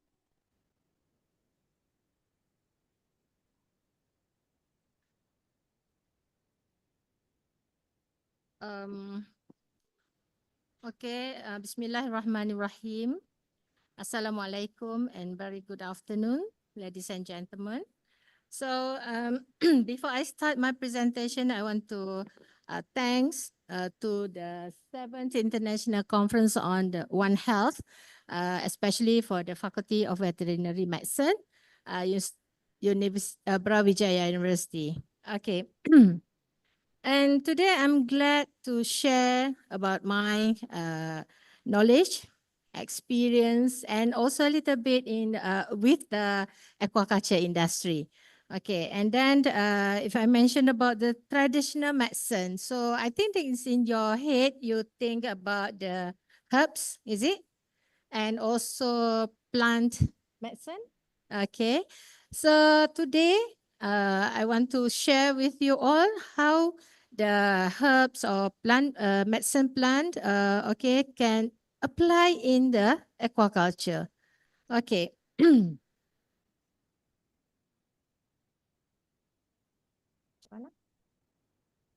Okay. So before I talk about the topic, okay, and I want to introduce you what is aquaculture. Okay, and aquaculture is mean that the farming of aquatic organism, including fish, mollusks, crustacean, and aquatic plants. Most people forgot about the aquatic plants, but aquatic plants include in the aquaculture. And then aquaculture is among the fastest growing field in the food producing industry and become one of the main contributor to the country's economy, like Indonesia. Indonesia is one of the country that's a high contribute in the aquaculture industry.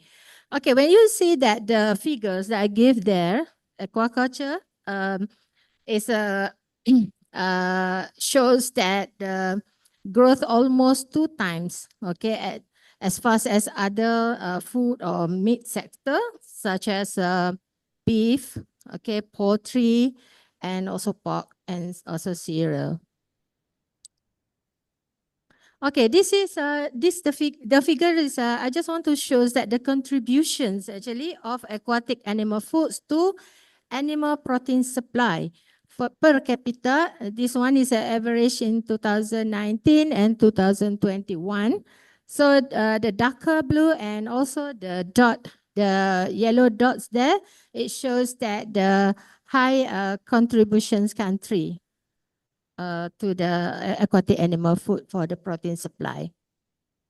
And here in estimate that in 2050, okay, the global populations increase about 10 billion. So what do you think? It's 10 billion. So where to get the food? Okay. And so the population increase, meaning that the protein, they need a protein is also increased. So where to get it faster? Of course, they are thinking that can get it from fish, okay, compared to the beef, pork, and also poultry. Because as I mentioned just now, that fish is a grow faster, okay.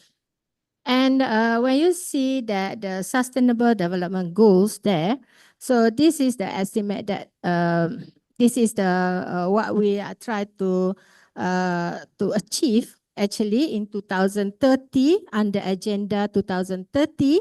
So that one it shows that the zero hunger.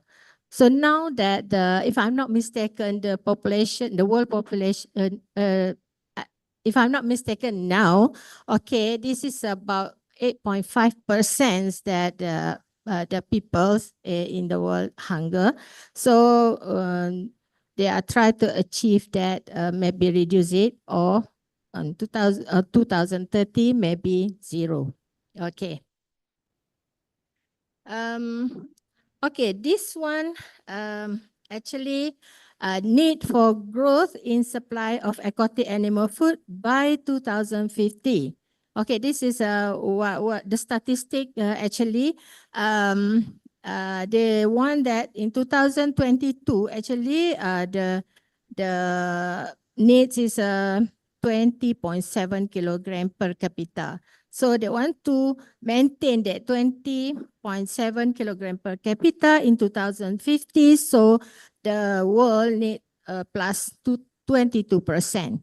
So when you see here that Africa, okay, will be increase about 74%, Asia 12%.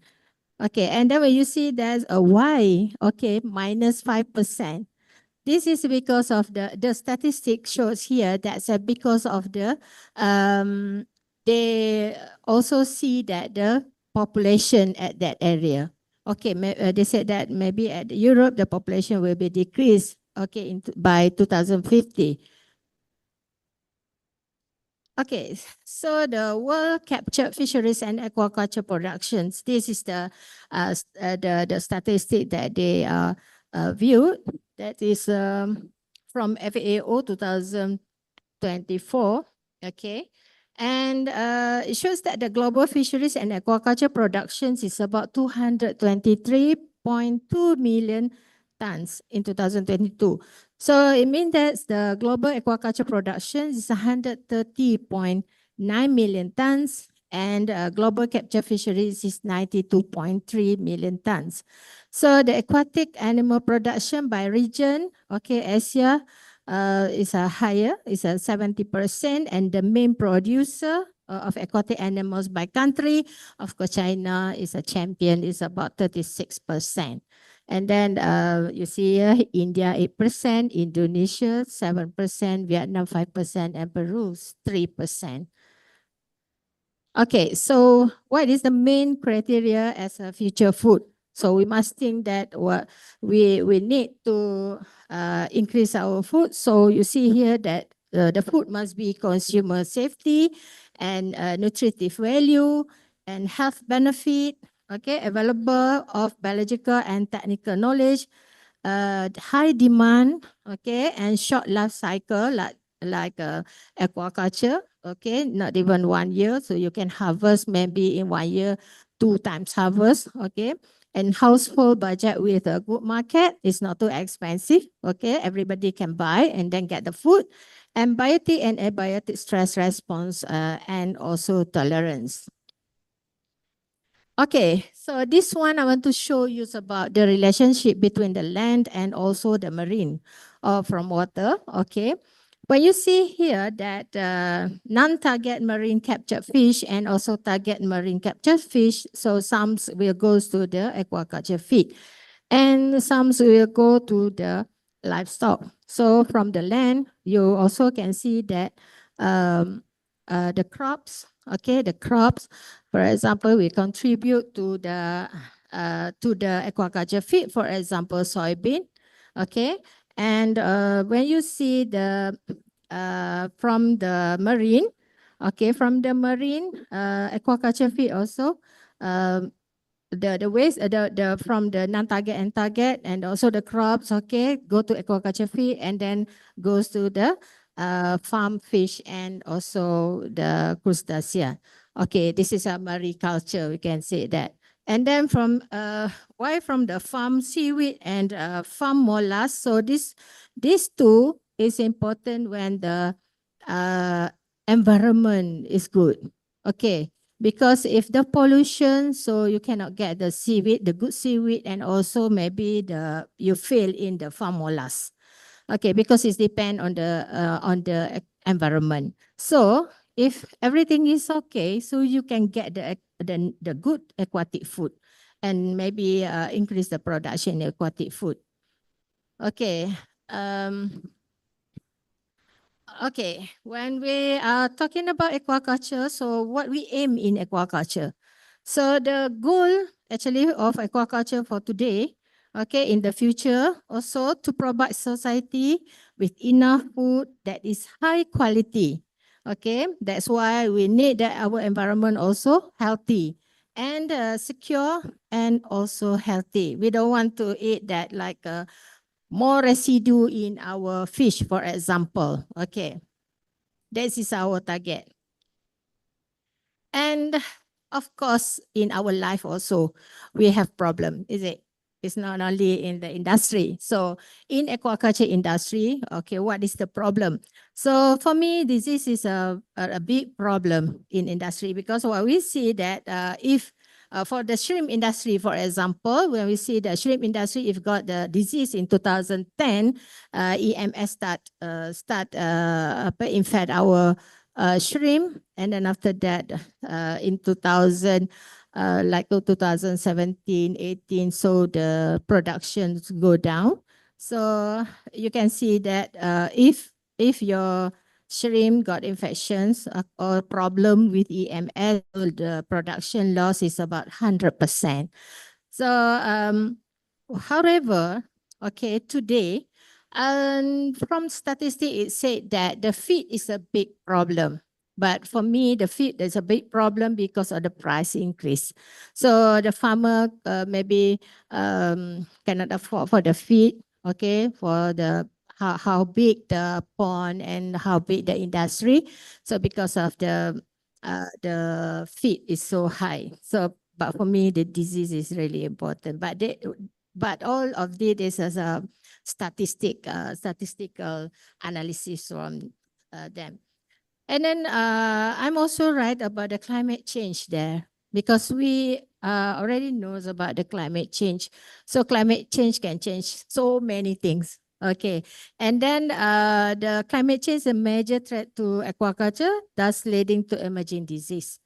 Okay, for example, when the salinity, for example, because of climate change, the salinity change, and when the salinity change, for example, you culture shrimp, so the salinity up and down, so your shrimp will be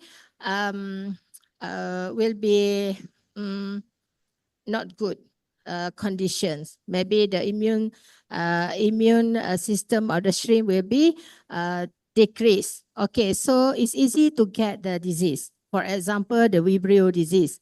Okay, and then climate change also considered threat to global food production, especially on the quality and also the quantity. Okay, and then disease management and strategy on preventing the development of infections is important rather than treating disease stop. When you see the figures there, okay, there's a flow where the disease occurred. It will be cause the mortality, morbidity, poor growth rate, and low quality of flesh. Okay, and then after that, it will be cost reduced trade and reduced profit margin. And that's why it causes economic loss. Okay. And this is only, I want to show you about recent alternative therapy for treating fish disease. Okay, so they have so many, but what is the famous one is a probiotic, prebiotic. I think that Indonesia here also use a lot of probiotic in the shrimp farm. Sorry, I'm always say the shrimp farm because I work in the shrimp farm a lot compared to the fish. Okay, and but why I highlight phytotherapy and nanotherapeutic because this is what's the field that I'm covered in my research right now. Okay, so I just finished my project about nanotherapeutics. Okay. And then my phytotherapeutics, so I'm ongoing. And then I hope that I can share a bit about it. Okay, the antibiotics in aquaculture. Why I'm saying the antibiotic in aquaculture? Because my topic is a phytotherapy, and this want to replace the antibiotic. So antibiotics are the most widely used for animal health and management. So why they are widely used? Because it's easy. easy to treat and then fast to treat sometimes, okay? Because they're not resistant yet, but if resistant, it's quite hard. And the most used antimicrobial classes are tetracycline, okay, and phenicol and sulfonamide, okay. So many antibiotics actually in aquaculture. Okay, the use of antibiotic in aquaculture has been banned by many countries due to potential adverse effect on human health. Okay, this is mentioned by Sun et al. 2020. And the prolonged use antibiotic develop antimicrobial resistance. This is very important. Why we need to concerned about the use of antibiotic. And also cause the therapeutic failure. And antibiotic commonly used in aquaculture, they add in the feed as a feed additive. And many nations across the globe, such as US, Europe, and Asia countries have strict demand for aquatic product free from chemicals or drugs. So if they found that you have the residue, okay, so it's maybe rejected. So if you see that here, okay, here the figure, okay, when you give the antibiotic to the normal shrimp, okay, so that the shrimp will be healthy, the immunocompetent shrimp, okay, without disease and so on. But what happened, okay, to the human? So the human maybe got antibiotic residue and so on. So the distressed human will occur, and then you can see that human is easy to get allergic, okay, and then resistance and also toxicity. This also very rare happen about the toxicity. So the source of the figures there, okay, this is by Kumar et al. 2023. Okay, however, in 2030, actually, they estimate that antimicrobial use, okay, in aquaculture is projected to increase to 33%. That is what we must think about it. Okay, you be resistant to antibiotic or what? And then actually for the SDG, also we need to produce a healthy food and so on. Okay, so we must think about it. So the figure sourced by Sacha et al. 2020.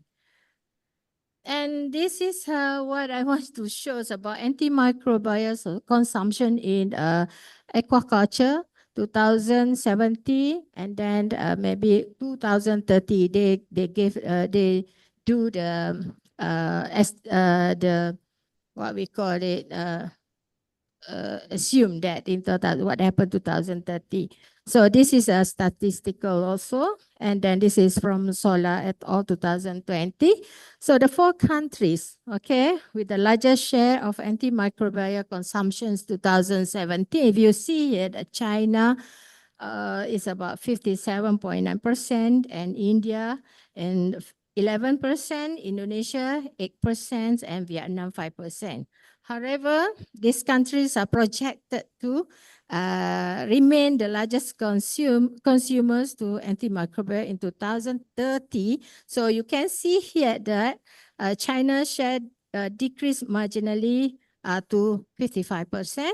India unchanged, okay, remain in maybe 11.3%. And Indonesia, so increasing up to 10.1%, and Vietnam increasing about 5.2%. So this is what they are analyzed about it, okay. And we must think that what we need to replace antibiotics. So you see here that antibiotic is widely used actually in aquaculture industry, okay. So because of various bacteria, viral, parasitic, and fungal pathogen have led to massive mortalities in farm fish worldwide. Okay, and then plant product. Okay, application in aquaculture for disease control is one of promising alternative to antibiotic. Okay, stimulate the immune system of fish. Okay, avoid stress and act as antibacterial, anti-parasite agent due to their active chemicals ingredients. So meaning that the compound, the value of compound inside the plant.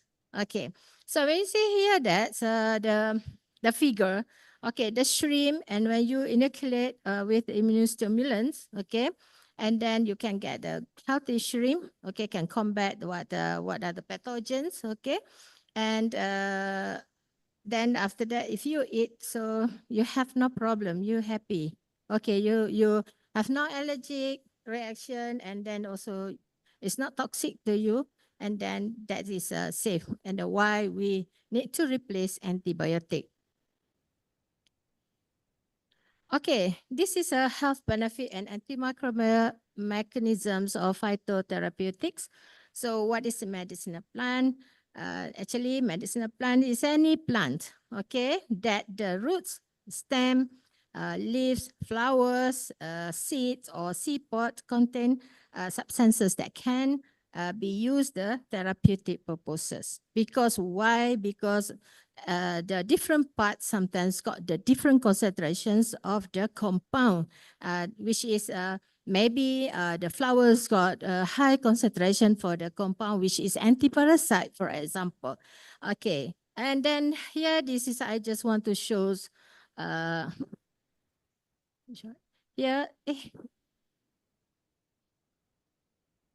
okay, here I want to show about how they use, okay, extract, crude, and bioactive compound, and then as immune stimulations, how is it, and then the antimicrobial effects, so for combat what pathogens and so on, and also for the growth promoting, because when the animals, okay, healthy, so will be increase the growth rate also. Okay, medicinal plant is important in aquaculture industry. Why? Okay, that is what they are listed. It says immunostimulation, enhance antimicrobial activity, growth promoter, water quality improvement, okay, improve feed conversions, and so on. And then because this is inexpensive, murah, okay, easy to get it, and safe, and then effective, and also biodegradable. And then this is a plant parts used in aquaculture. So these figures, okay, is actually by Rivender et al. 2017. Okay, they shows they mentions that the leaf is about 36% people use in the for the therapeutic. And flowers, okay, this is, I think that bunga telang, is it? Indonesia also called bunga telang. Okay, actually for the human, they also use it. Okay, and then for the fisheries also they use it. Okay, and this one is mangkudu, is it? Mangkudu, okay. So I have project with Unair on the mangkudu before. And also this is a garlic. It's a very famous use of garlic, okay, in human medicines and also in the poultry, if I'm not mistaken, and also in the aquatic. So the seed, this is the seed is about 8%. So the famous one is from batik, papaya, okay, also used for the human treatment for as anti-nematode. Okay, and also the ginger, okay, they use the ginger roots, from roots is 80%, and the whole, okay, the whole maybe the the concentration when you combine it be higher, it's a certain concentration be higher.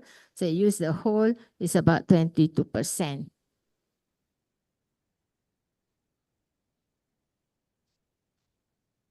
Okay.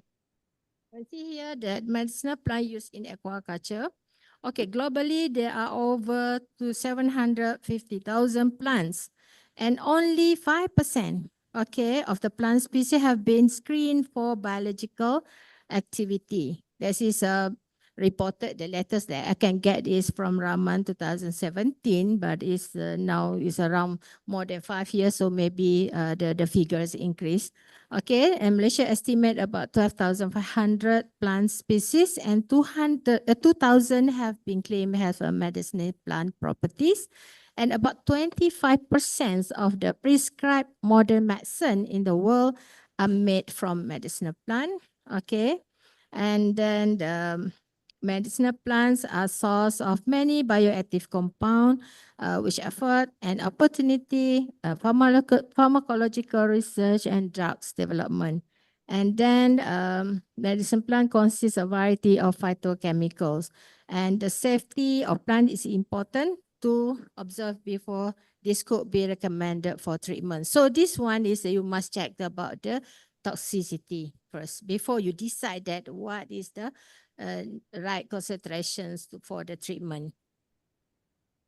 Okay, the advantages of a medicine plant extract is most medicine plant extract have the potential to act against a broad spectrum pathogen having synergistic effects without developing herbs resistant toward the pathogen. Okay, this is different with the antibiotic. Okay, natural products were less toxic and safer than chemicals. Okay. And then the applications of medicine plant to prevent and control microbial disease has received increasing attention as an alternative treatment of chemotherapeutics, and the use of phytotherapeutics align with the growing demand for sustainable and environmentally friendly practice in aquaculture. Because some are released from water, okay? So cycle, and then you drink the water. So also you can get the residue from that. Okay, this is when we talk about the medicinal plant. Okay, you think that maybe from here for the human you can eat it. Okay, you can drink the apple boil something, and then for the fish, okay, we have a few routes for the treatment: intraperitoneal injection, oral administration, bath, and so on. So this is an example, okay. This is intraperitoneal injection. It's a Tinospora cordifolia, prepared as water-soluble fractions, okay. Inject intraperitoneal for treat Aromonas hydrophilia, infected Oreochromis species. 5 minutes, okay. Okay, for the oral administration, so that one is a ginger, okay, to treat the Lettuce calcarifer, okay, infected by Vibrio. Okay, this is a bathing shrimp or fish in medicinal plant solution. So this is a Melaleuca kajaputi. Okay, I don't know the Indonesian call what the local your local name, but from Malaysia we call gelam. Okay, this is the publication from Nagy et al. 2011, 12, 14, 16. So it shows that on the fish physiology, wound healing, and also the behavior. And then this is he is my team. Okay, this is my team. And also in 2017, we found that this one, the extract is straight to Pinus monodon infected with Vibrio species, and effect of the Melaleuca kajaputi on behavior of Microbacterium rosum bajai, and also effect of Cymbopogon citrus essential oil in handling stress in Microbacterium rosum bajai. And the latest publication from us is about the Melaleuca kajaputi extract to treat Lithopenes waname infected by Icoh nucleospora hepatopanae. Before that, we known as the enterocytosis hepatopanae. So this is all from my group research. Okay, this is an example for the common medicinal plant used in aquaculture. So, and this is used for the anti-parasite.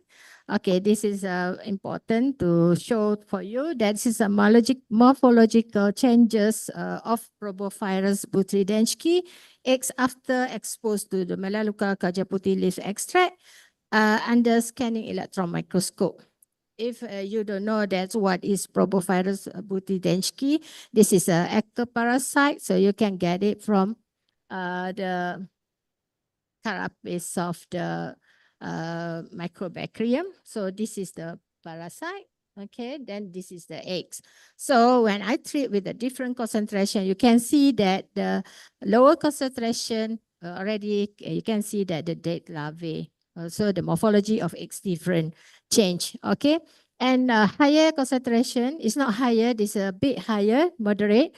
So you can see hollow eggs and also ruptured. And when you give the higher concentration, but the concentration is safe for the shrimp, but it's not for, maybe not for the parasite. And then you can see that loss the shape and also ruptured. You can see that the good, like the morphology like this. Okay. And if you want further read about or further know about this project or this research, so you can go to the Aquaculture International. We are published in 2023. Okay, this is an anti-parasite also. This is a morphological changes of Ectonucleospora hepatopanae after exposed to Melaleuca kaja putih extract under scanning electron microscope.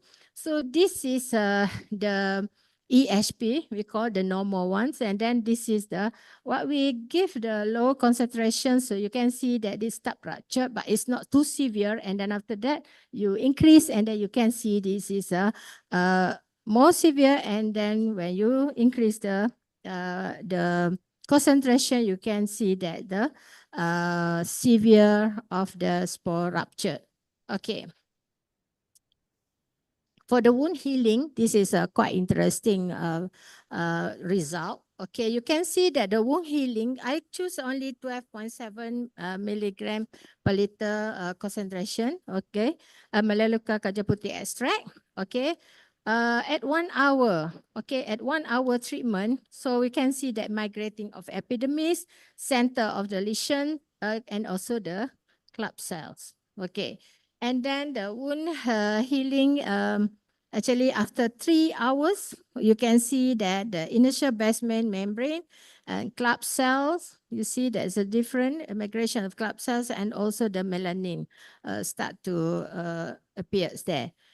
And after 12 hours, you can see this is already covered, growing the epidermal layer and inflammation cell. Actually, you can see the inflammation cell there and thickness of the epidermis. Okay.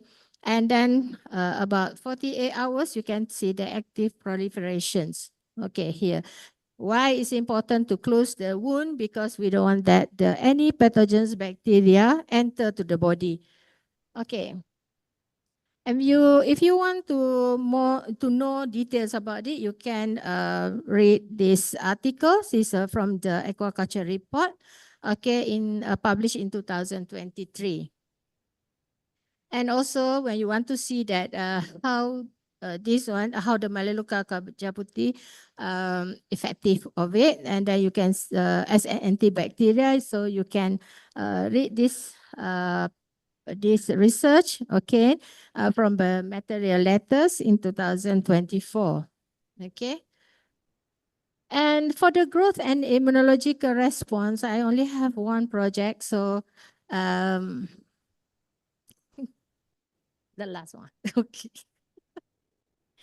So this one is on the Mycobacterium rosenbergii. So the finding improve the growth, immune response, and they are resistant against to the Aeromonas hydrophilia. If you want to read further, you can go to the Aquaculture Research Journal, which is published in 2022, if I'm not mistaken.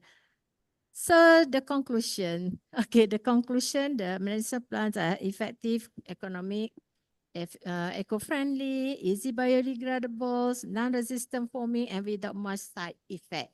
That is important. Okay, and then aquaculture advised to use other prevention approach rather than antibiotic.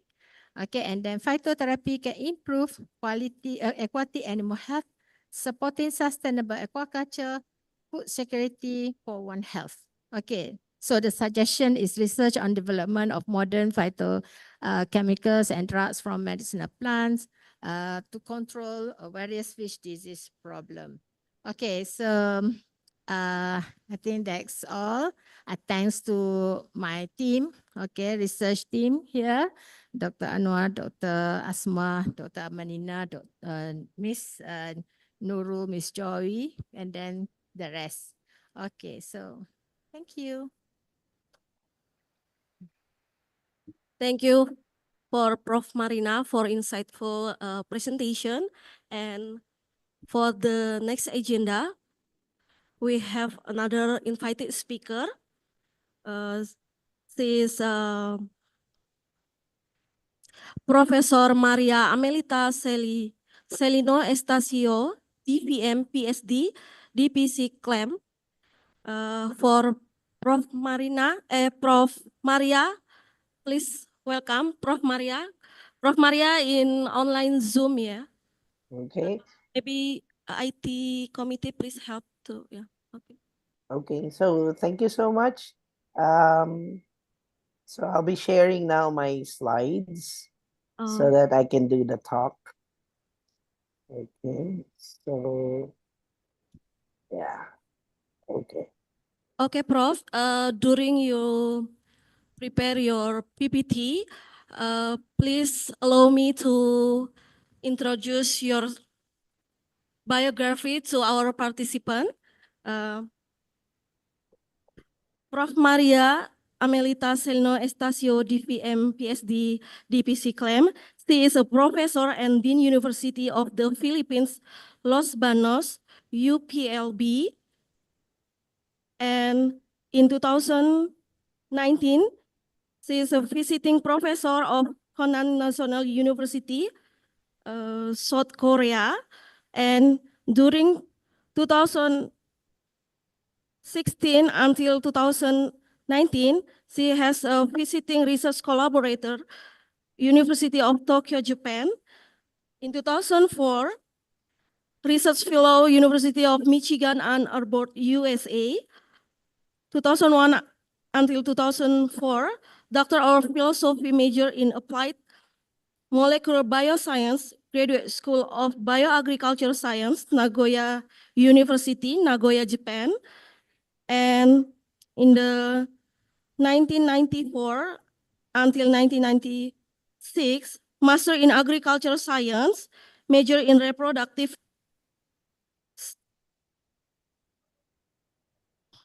and Endocrinology, Department of Animal Science, Graduate School of Agricultural Science, Nagoya University, Nagoya, Japan.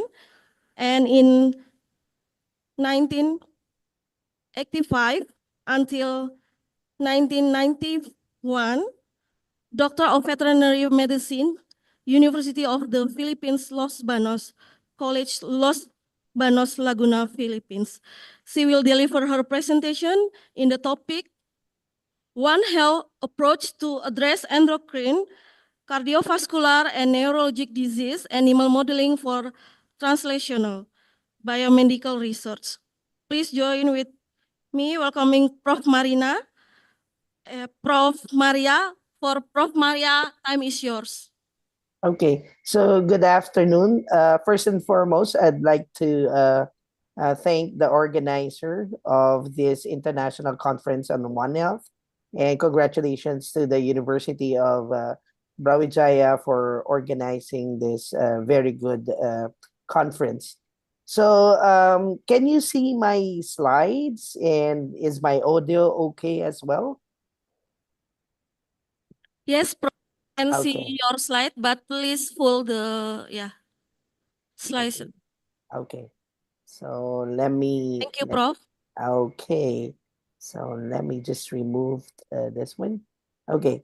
So the topic that I'm going to discuss for this afternoon is sharing with you the modeling, animal modeling that we have been doing in order to do translational biomedical research. So we're actually addressing non-communicable diseases such as one endocrine problem would be diabetes mellitus, cardiovascular diseases such as hypertension, and of course, stroke, and also a bit of cancer. We've been doing work also. So when it comes to biomedical research, we're actually doing drug development and biomedical product development. But of course, in order to do such researches, so it's very important that we do the proper animal modeling. So the question is, why are we using animals for biomedical researches? So specifically, we need to have a very good animal model, since we're targeting specific diseases that are afflicting both animals and humans. And another thing, 98% biologically, if you choose the right animal model, this would be quite similar with that of the humans. And even if we do a lot of in vitro systems such as cell cultures, and right now we're starting also with organoid testing, or even computerized in silico modeling, there's really no substitute for animal or in vivo experimentation. Now, what's important is that we have to make sure that we are guided by the three principles of doing animal research, and that is the principle of Russell and Birch on refine, reduce, and of course, we have to replace. So that is our principle. Now, again, why are we using a lot of different animal models? The reason for this is because we cannot do the testing in animals, in humans directly. I think it is ethically and morally not right to conduct, say, like a drug development research starting with humans. And that's the reason why we start with using different animals. Another thing, there's no single animal model that totally replicates the human disease ethiogenesis, pathobiology, and that's the reason why we use different kinds of animal models, starting from the smaller laboratory animals, and of course advancing to larger animal models for biomedical research. Now, basically, when we conduct biomedical research, it would depend, but it's always a combination of basic and translational research. So, of course, we need to understand what is the disease causation, what is the pathogenesis, and also the biological system interactions for such diseases. And of course, we don't stop there. So we want to ensure that we develop certain therapies, or discover new drugs, or even diagnostic procedures, or even surgical procedures that would help us in managing and treating these particular diseases that are afflicting both animals and humans. So biomedical research is actually a combination of both basic and translational researches. Now, there is a particular uh, what I call this publication. It's a Nature review on drug discovery way back in 2003, and it shows that they did a review of drug development researches, and out of the 100 best-selling drugs in humans, so it clearly pinpoints to having efficient drugs that we can use for human diseases. So the testing underwent using the right animal model. So in this preclinical translational research with the use of good animal models, so it ensures good drug efficacy for this particular targeted diseases that we want to research on. It can also reduce the cost of drug development research, as well as reduce risk to human subjects that would undergo the human clinical trials. Now, just to give you a glimpse, okay, so there are actually several animals that we can use for biomedical research. So you can see from my PowerPoint that it starts from the smallest animal models that we can use for biomedical research. And those are actually the rodents, both the mice and the rats. And it can actually increase to the pigs, even the beagle, and of course the non-human primates. And during the COVID pandemic, the drug development, the vaccine research was actually using several animal models. And that would include, of course, the hamsters, even the rodents, and the non-human primates for COVID vaccine development. Now, just to give you a glimpse, if we look at the percentage of use for biomedical research globally, so you can see that the mice and rats are the most abundantly used for biomedical research.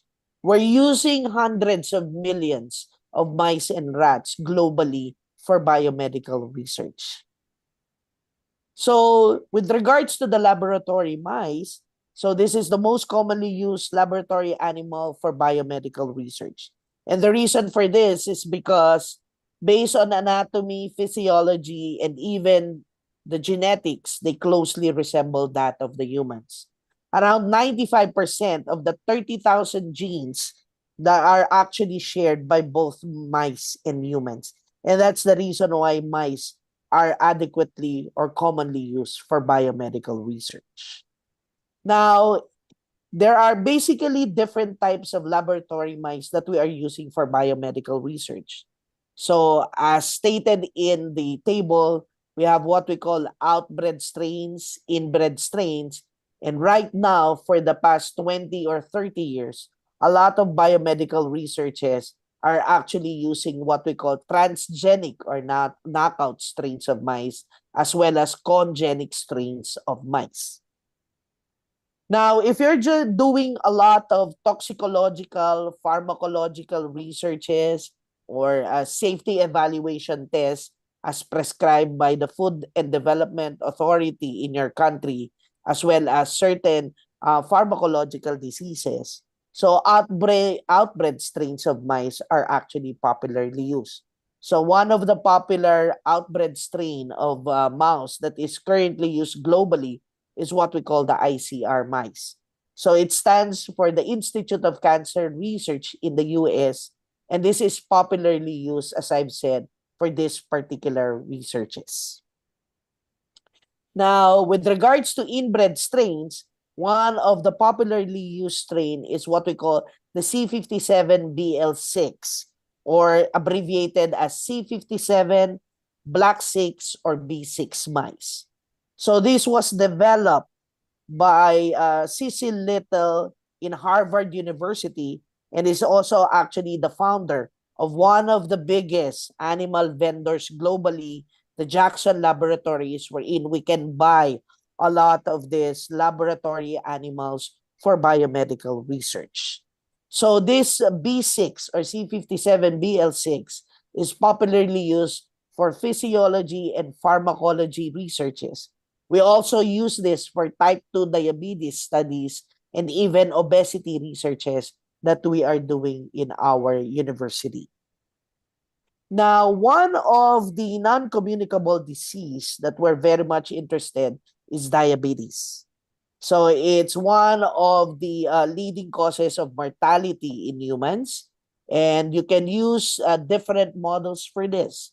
You can use the ICR or the B6 animals or mice, and you can induce it chemically or pharmacologically with the use of aloxan or streptozotocin. These are two popular drugs that when you give it to these mice, you can actually destroy the beta cells of the pancreatic islet. And as such, you can actually induce type 1 diabetes mellitus. So it's a very good model for hyperglycemia and testing new formulation of drugs and insulin. Now, there is also a knockout type 1 diabetic mice. This is what we call the polygenic spontaneous autoimmune, specifically the node SHILTJ mouse or BB rats. So these are good models of insulinitis, and the profile of these animals have high blood glucose level and low blood insulin levels.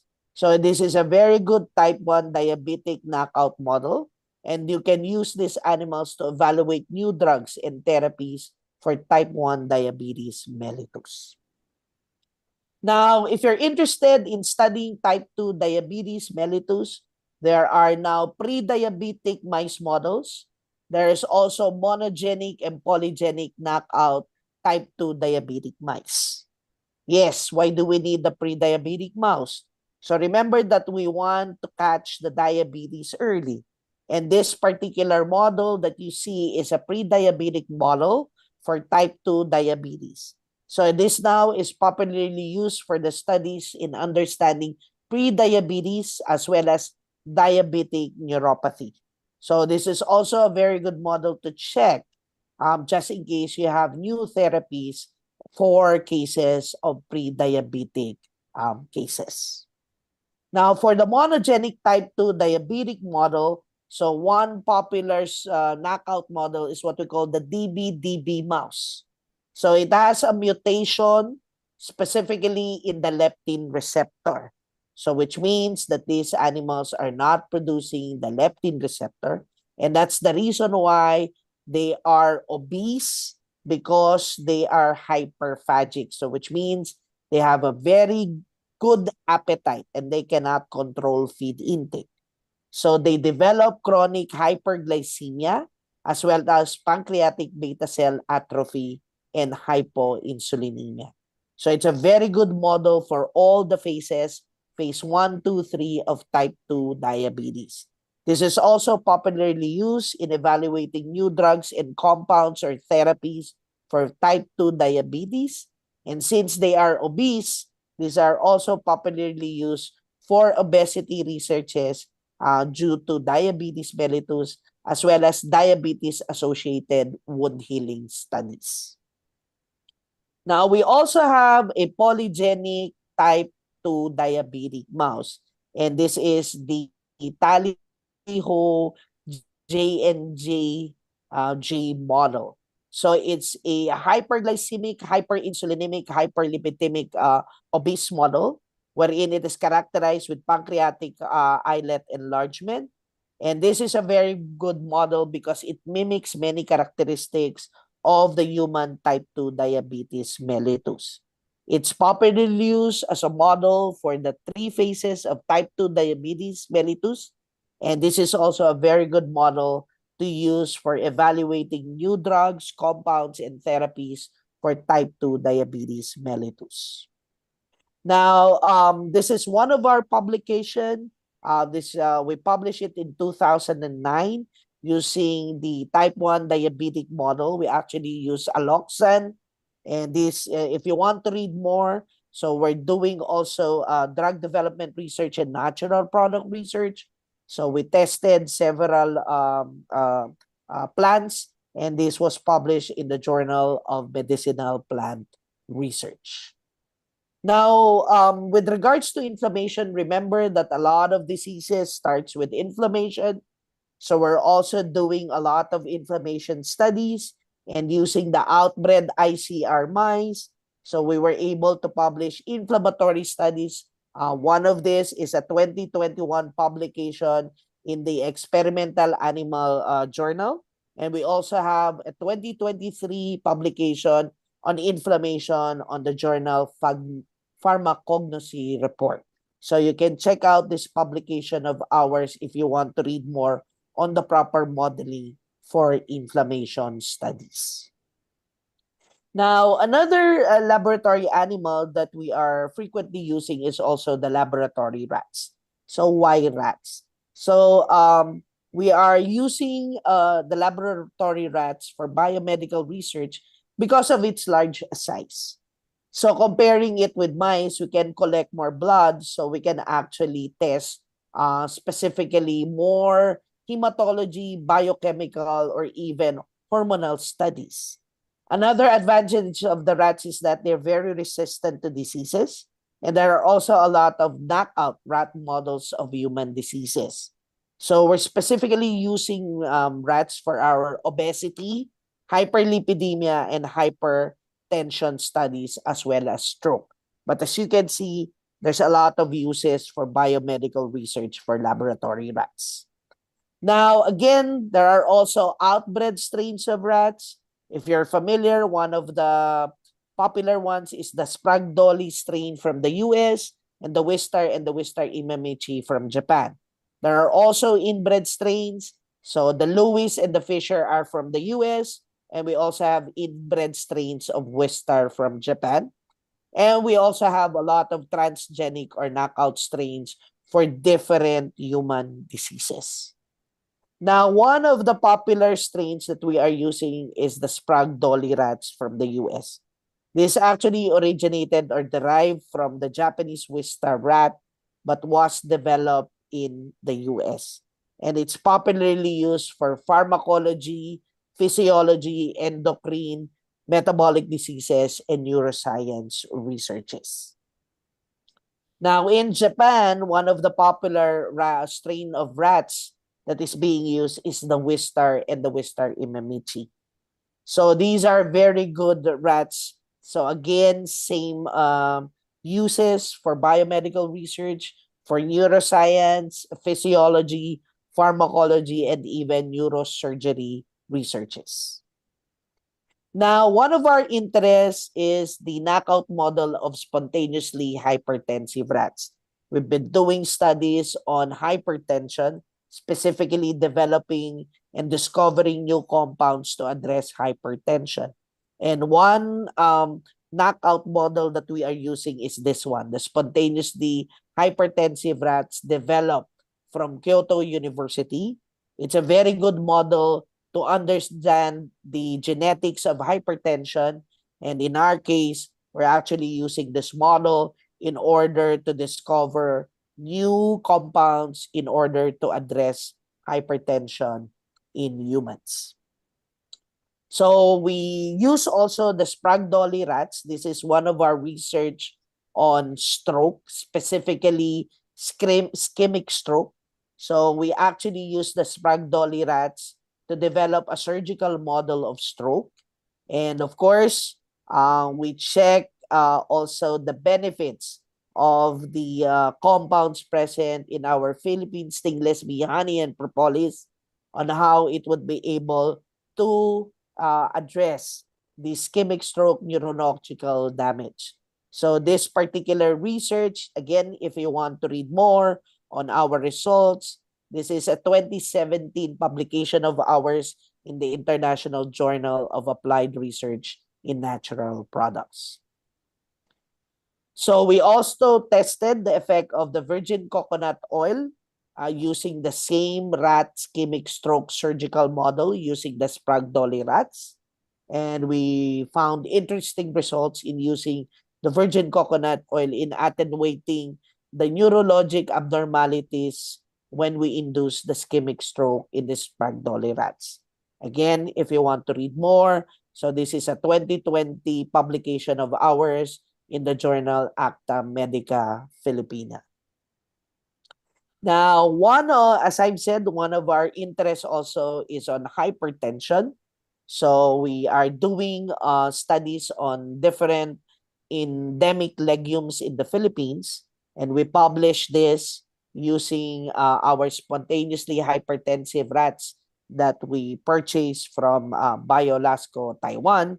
And this is our publication on the legumes as a functional food for cardiovascular diseases in the journal Applied Science in 2021.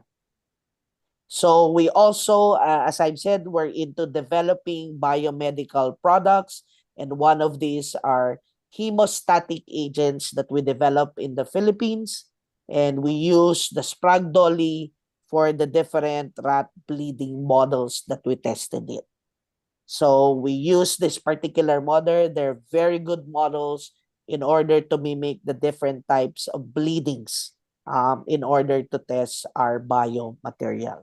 So again, if you want to read more, you can access the results of our studies in the Journal of Biomaterials Applications in 2020. Now, one interest that we have been collaborating with the University of Tokyo is on cancer research. So right now, there are so many, as you can see, different models of mice that you can use for cancer research. So one of the popular is what we call the nude mice. So those are the mice that you can see in our PowerPoint. So they are nude or hairless. But what's interesting for cancer research, this mutation, they don't have a thymus gland.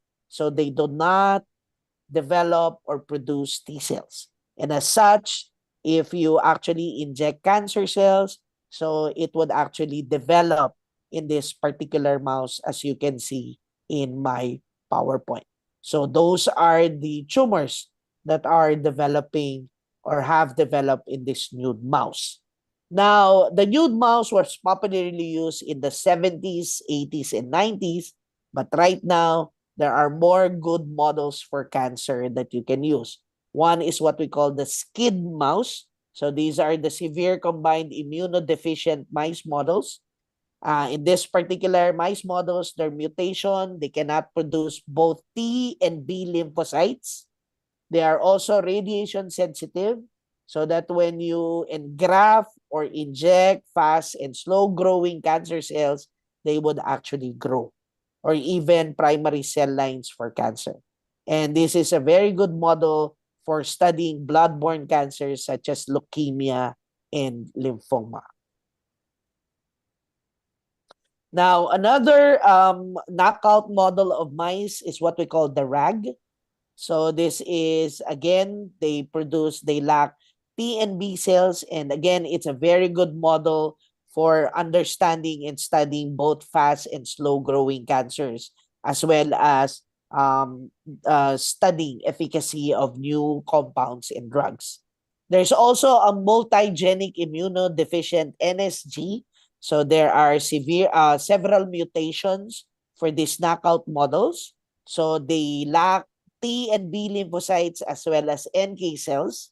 And this is a very good humanized model for cancer research. So right now, the trend in cancer is you harvest cancer cells from human patients, and that's the one that you actually inject or engraft in a humanized mouse model such as this multigenic immunodeficient NSG models. So it's a very good model also for understanding the efficacy of new therapies or drugs for cancer. Now, one of the research that we have been collaborating with the University of Tokyo is the discovery of new compounds in the Philippine stingless bee propolis. And we use the A4GNT knockout mouse model of gastric adenocarcinoma. So this is a metastatic type of cancer in the stomach. And we were able to see a very good effect in the treatment of propolis, and we were able to identify candidate new compounds for gastric adenocarcinoma. We're also testing the new compounds as well as propolis in different types of cancer, such as lung, prostate, and other types of cancer. So again, if you want to read more, you can check our publication, 2019 publication in Nature Scientific Reports. And with that, so let me summarize my talk. So in doing biomedical research, appropriate or choosing the right animal model is critical so that we can generate very good data that can be translated for human clinical research. And as such, we practice good science by using the proper model for endocrine, cardiovascular, neurologic, and cancer research. So thank you so much. Big applause to Prof. Maria. Thank you very much, Prof. Maria, for your insightful presentation. And now we have a Q&A session. So please, for all the participants on site, raise your hand and introduce yourself and deliver your question. And for the online participant, please raise your hand also with an emoji, or you can dropping your question in our chat box. Thank you. Oh, we have a question for our participant. Thanks. Thank you in advance, Professor Hassan. I would like to ask about. Sorry. Oh, The first, please I'm sorry. introduce yourself first. I'm Immanuel Kevison Judianto. Yep. Yeah, Emmanuel. I'll continue to my questions. Thank you, Professor Hassan, for your presentation earlier. And it is such a new subject for me when we talk about aquaculture, especially when we talk about phytotherapy and nanotherapy, especially nanotherapy, which is it sparks my interest. And there are actually a lot of things that can be discussed, such as general understanding, delivery methods, application until practicality and implementation, and then also future perspective. But I would actually want to ask 4 questions about general understanding. Questions? First, what are the key advantages of using nanotherapy over traditional treatment methods in aquaculture? And the second, what are the major challenges? Pardon, sorry, maybe more slowly to give your question so she can got your questions. Thank you. I will slow it down. The first question is, what are the key advantages of using nanotherapy over traditional treatment methods in aquaculture? And the second one, what are the major challenges in applying nanotechnology for aquaculture health management? And also I would like to ask the third questions about the practicality and implementation. Which therapy is easier to implement on a large scale in aquaculture farms? Phytotherapy or nanotherapy? And also the last one is about future perspectives. How do experts foresee the roles of phytotherapy and nanotherapy evolving in the future of aquaculture health management? That's all. Thanks, good thanks. Okay, thank you, Mr. Iman. So many questions. Okay, the key advantages between the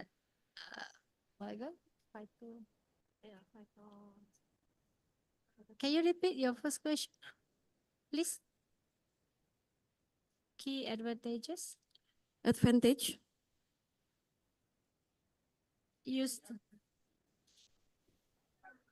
Oh. Nanotherapy, Prof. Yeah. Okay. Because nanotherapy actually they goes to the target, which part that we are target, and then the phytotherapy. So in general, so actually both is same.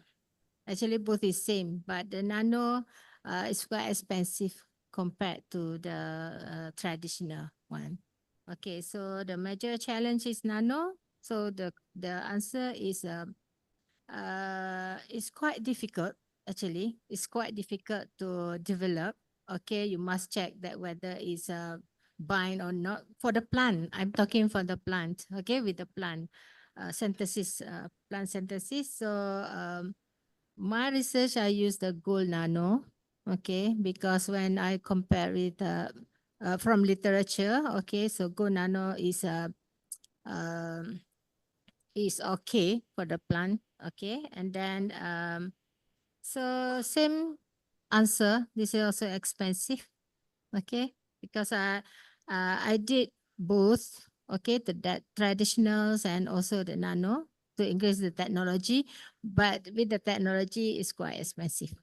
Okay, so I think that is also answer with the for the third question, is it? It's Okay. enough. So Iman, if you want to know further about it, you can see me. Okay, thank you. Thank you, Prof. and Mr. Iman. Thank you for the answer. It's really I'm grateful to get the answers from you, Professor, and maybe we can discuss it through email in the future. So you also can read my my latest publication. Sure. Yeah, About sure. it. Okay. Thank you very much. Okay, have others? Okay, Dr. Gegana. Okay, thank you. My name is Gegana. I'm a teaching staff at Laboratory of Veterinary Biochemistry. So I would like to ask to Prof. Maria. I have three questions.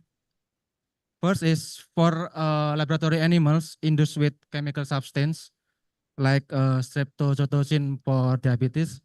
Is there any period during which the mice can return to the normal state? Actually, for your first question, no, they don't. Because once you induced it actually destroys the beta cells of the pancreas. But the trick about doing the pharmacologic induction of using alloxan is that it's not 100%.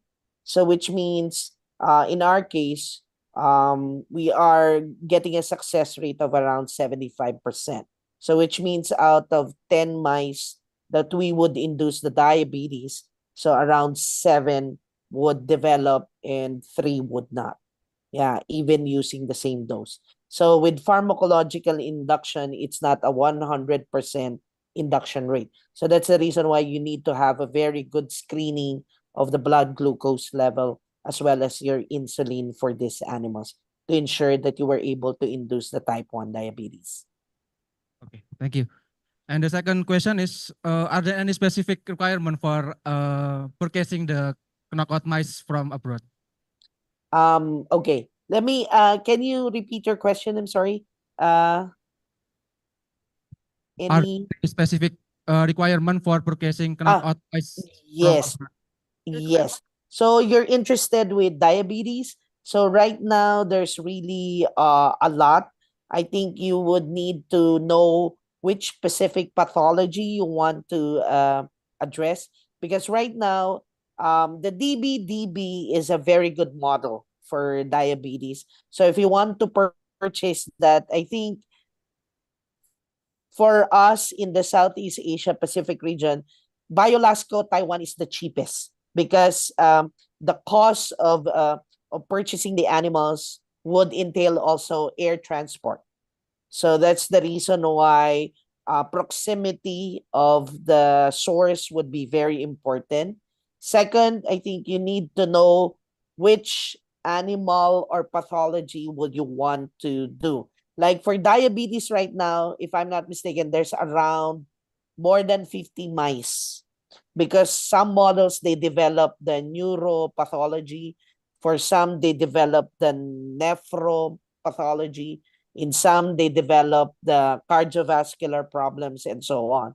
So I think the best thing I can advise you is check the website of these animal vendors. So like Jackson Labs, Taconic, AML, and so on, so that you can check the description of these animals before you buy it. Thank you. And the last question is, how we manage the laboratory animal that have been given a CRISPR? Sorry, I'm sorry. How we manage the laboratory animal that have been given by CRISPR? CRISPR? I'm sorry. Is that the question?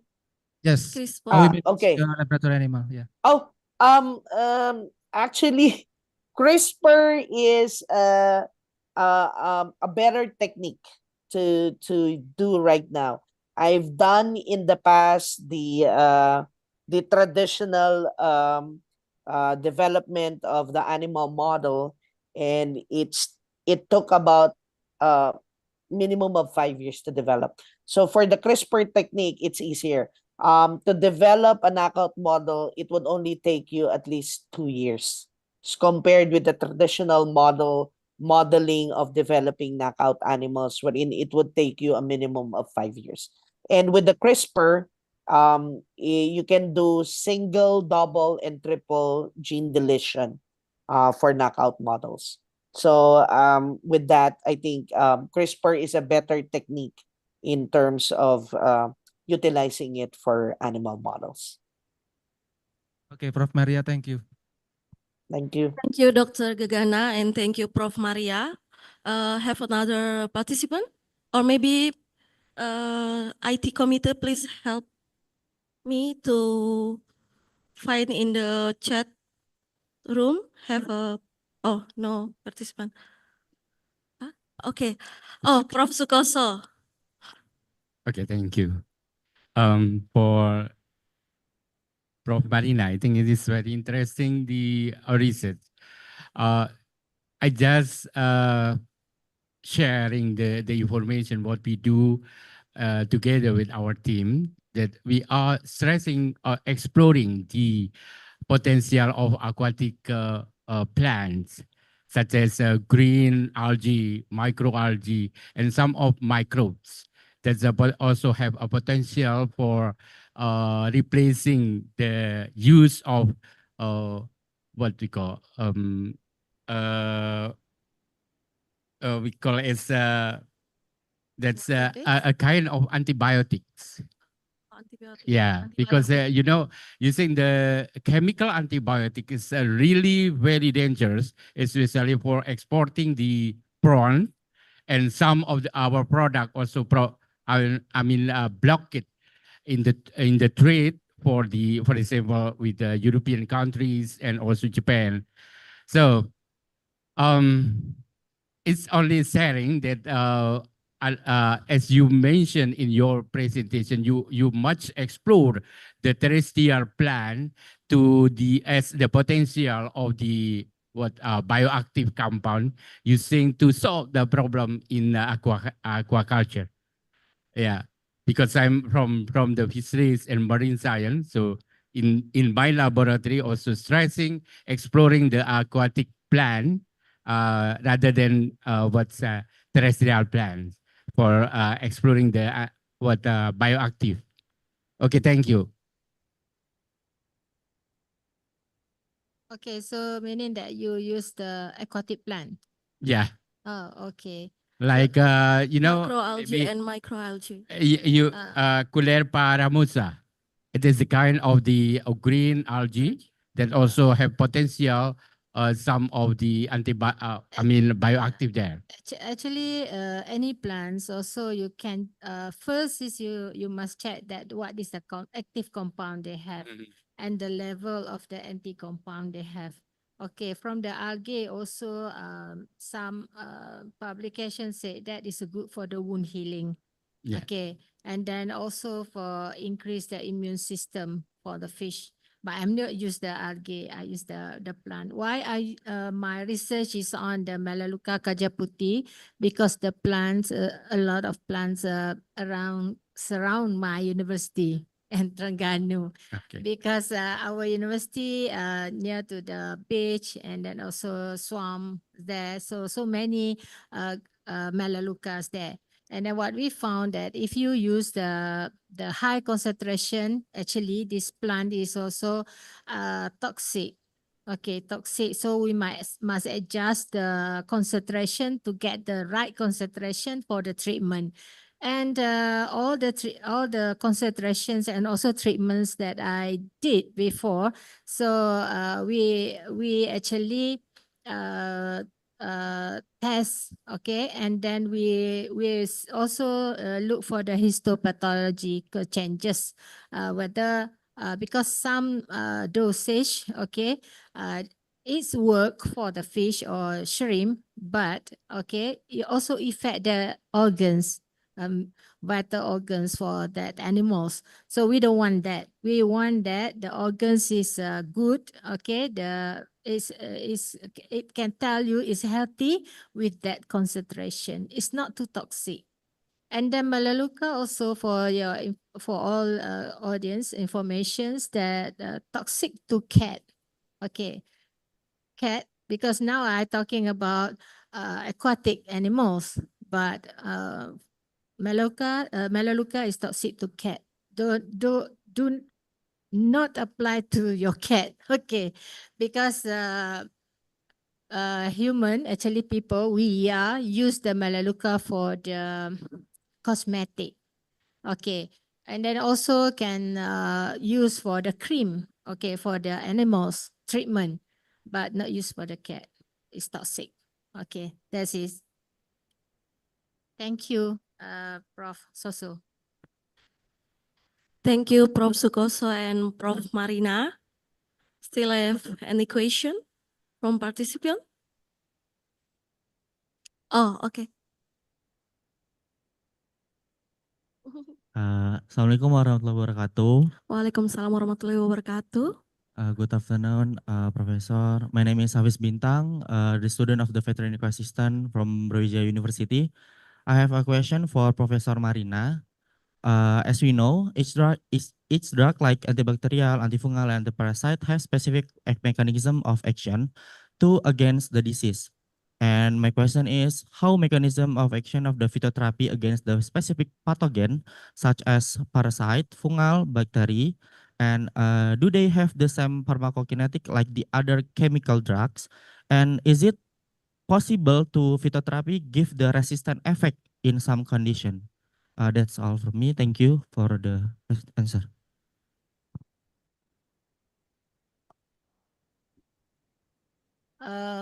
Okay. I not really understand your question, but I try to for treatment. Can you repeat it? And please pardon to one more question. Straight to the question. Say, yeah, slow. Slowly. Yeah. Okay, as we know, each drug like antibacterial, antifungal, and antiparasite have specific mechanism of action to against the disease.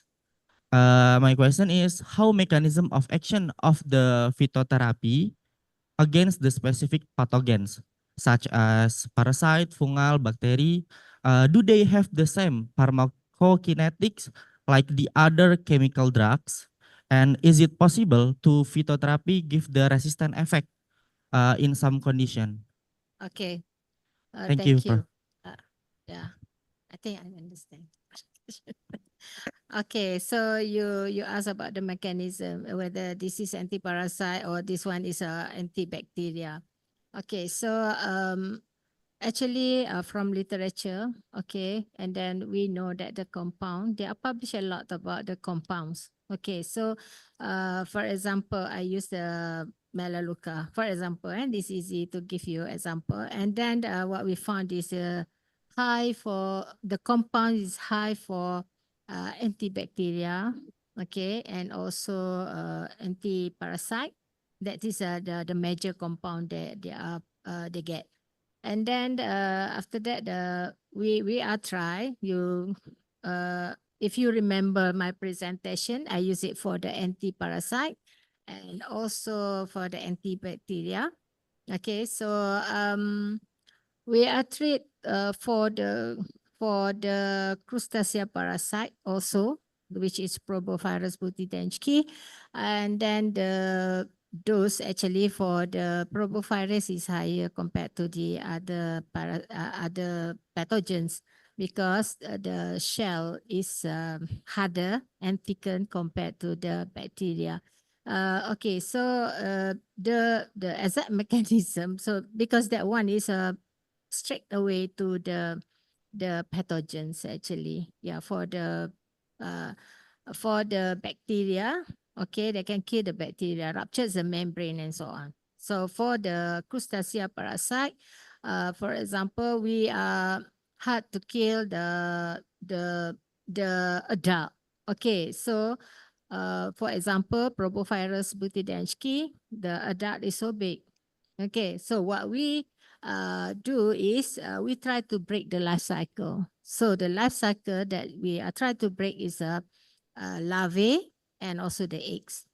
Okay, so for example, for the EHP, enterocytosis hepatopane, okay, when you see that, they are break the spores, okay, with a certain concentration. Okay, that's it. Yeah, they break the damage the cells. Okay, you get it? Okay. Okay, thank you for Prof. Marina. And ladies and gentlemen, this is the conclusion for our plenary session today. The first is phytotherapeutics can improve aquatic animal health, supporting sustainable aquaculture, food security for One Health. and the other is different preclinical animal models for endocrine, cardiovascular, and neurological disease that are presently used for better understanding of the disease caution, and after saying their important and application in biomedical research, especially in evaluating the mechanism of action and therapeutic potential of novel compounds, drugs, and natural products. And now we in the end of our plenary session, but please allow me to give a pantun for this session. Allow me to using Indonesian language, and please all the participant please say cakep, okay? Kucing Anggora, kucing Persia, kesplendid membeli pakan. Terima kasih hadirin semua. Sampai jumpa di lain kesempatan. Stay healthy and see you next event.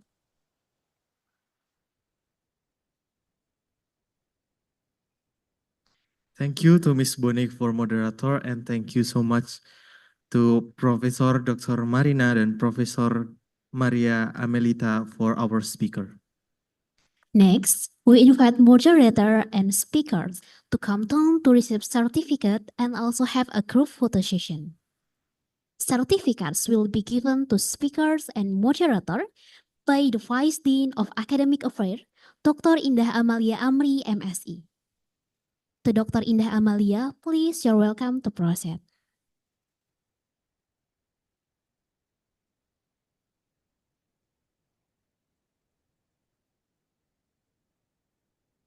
The first certificate was awarding to Professor Dr. Marina Binti Hasan.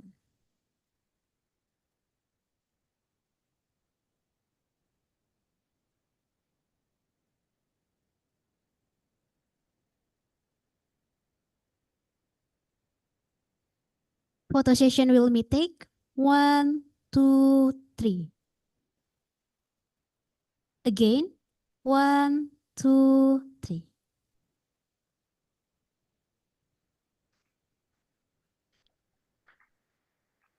And the second certificate was awarding to Professor Maria Amelita.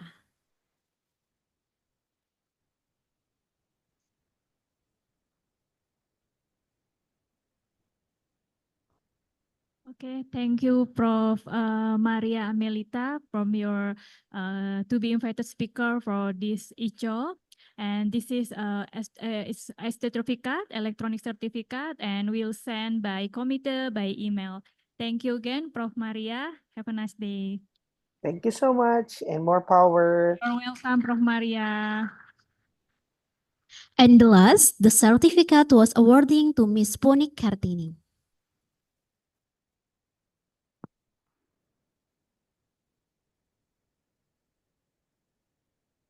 Photo session will be take 1, 2, 3. Again, 1, 2, 3.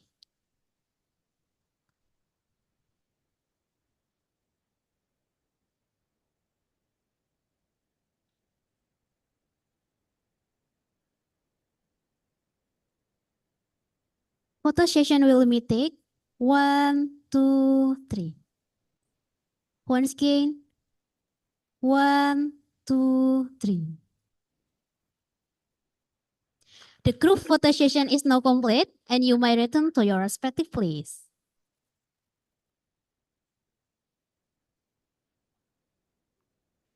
Ladies and gentlemen, now we are entering the next session of the event, Parallel Session 3 and 4.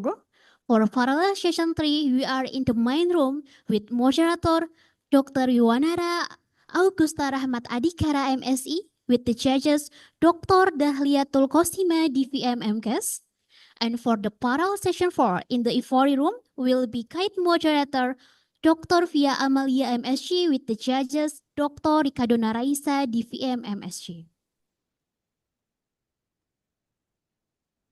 And for announcement poster judging session, we would like to inform all poster participants that the judging session will take place from 2:35 p.m.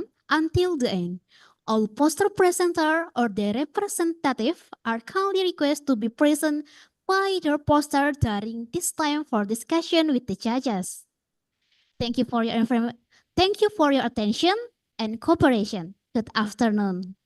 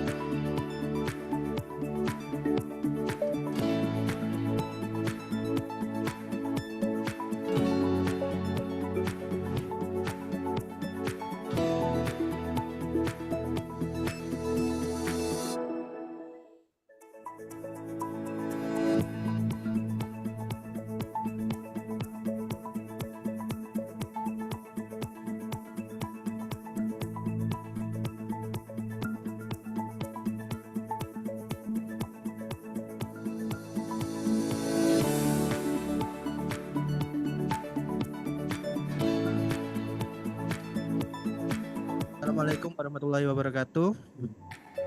Good afternoon, everyone. Welcome to the 7th International Conference on One Health. My name is Yuanara Augusta Rahmat Adikara, and today I will be your moderator for this third parallel session. Before we start this session, I would like to go over a few rules. The first is each presenter will be given 10 minutes, and this 10 minutes is 7 minutes for the presentation and 3 minutes for the Q&A session. And I will give a reminder for when the presentation time is only 2 minutes left. After that, in the Q&A session, the question will be given to the presenter from the jury. And then I would like to introduce the jury for this session.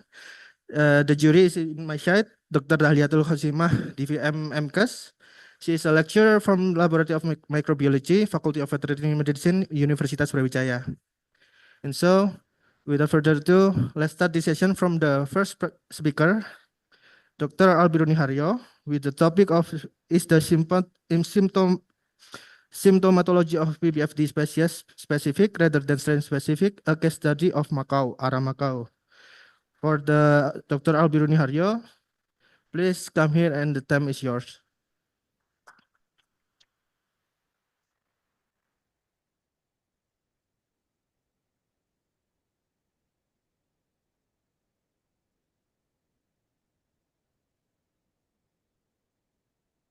Di sini, Cek.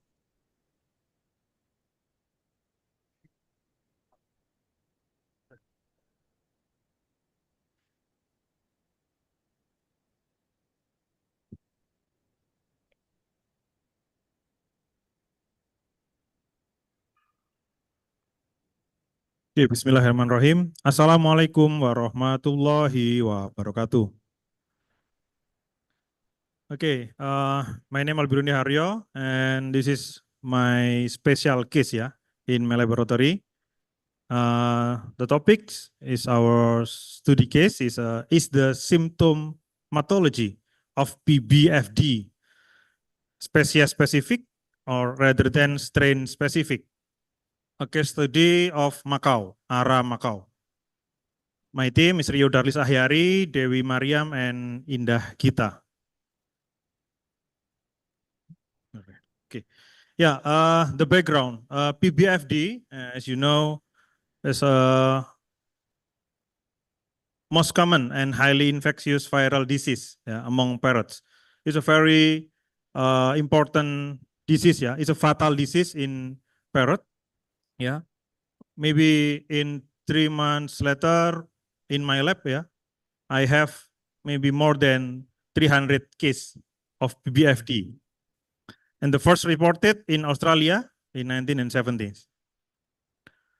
And then PBFD virus is transmitted through the feces and the feeder, variously secret and excretion. The symptom is a feather is lost, beak and nails abnormalities, and we know the PBFD can make the parrot is dead. And the diagnosis and prognosis, PBFD primarily affect the feathers, beak and nails of infected birds. Abnormal feathers appearing twisted, yeah. The nails is twisted and malformed.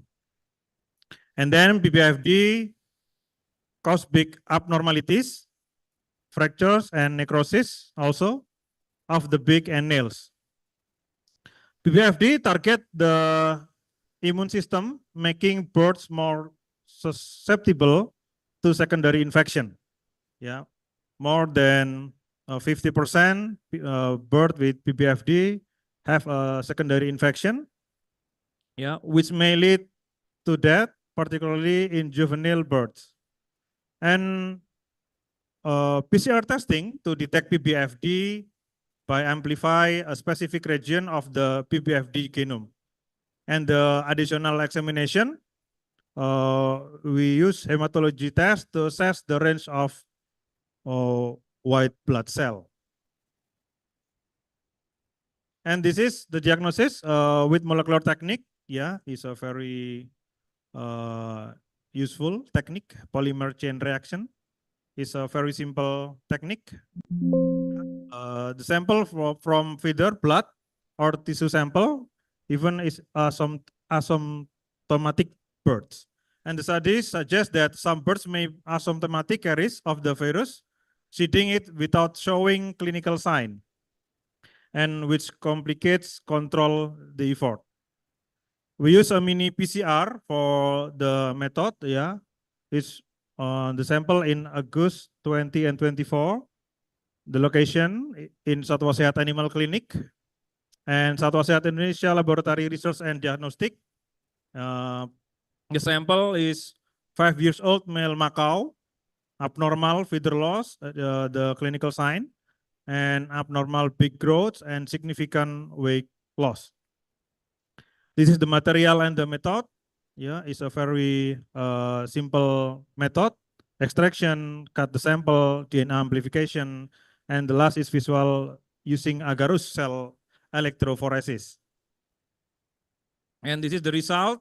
Yeah, it's a daily PCR in my laboratory, and a single band and a positive result. A white arrow is DNA marker, and means that no material DNA protein found the binds to the target genetic material. And the positive result is a blue, yeah, in a blue row. Positive result indicate that the animal infected with genetic material. And this result positive after PCR testing on bird suspected of PBFG. And yeah, this is the result. This is our parrot have a PBFD. Yeah, we detection using feather sample is often preferred. Yeah, over blood. Yeah, because reduce the trauma to the animal, and then can be stored and in a room temperature. All the birds can excrete the virus without showing a clinical sign, maybe in 3 or 6 months after the bird have a PBFD, it can die. And the feathers and epithelial cells appear to the tissues where the virus persists without clinical sign. And the viral particle in 26% of stool sample is from sick birds from associated with diarrhea. And this is the last. The point is, with the PCR sequence fragment and then some positive result in this study, we know that the viral persistent in the bursa of Fabricius, a primary target organ during PBFD infection.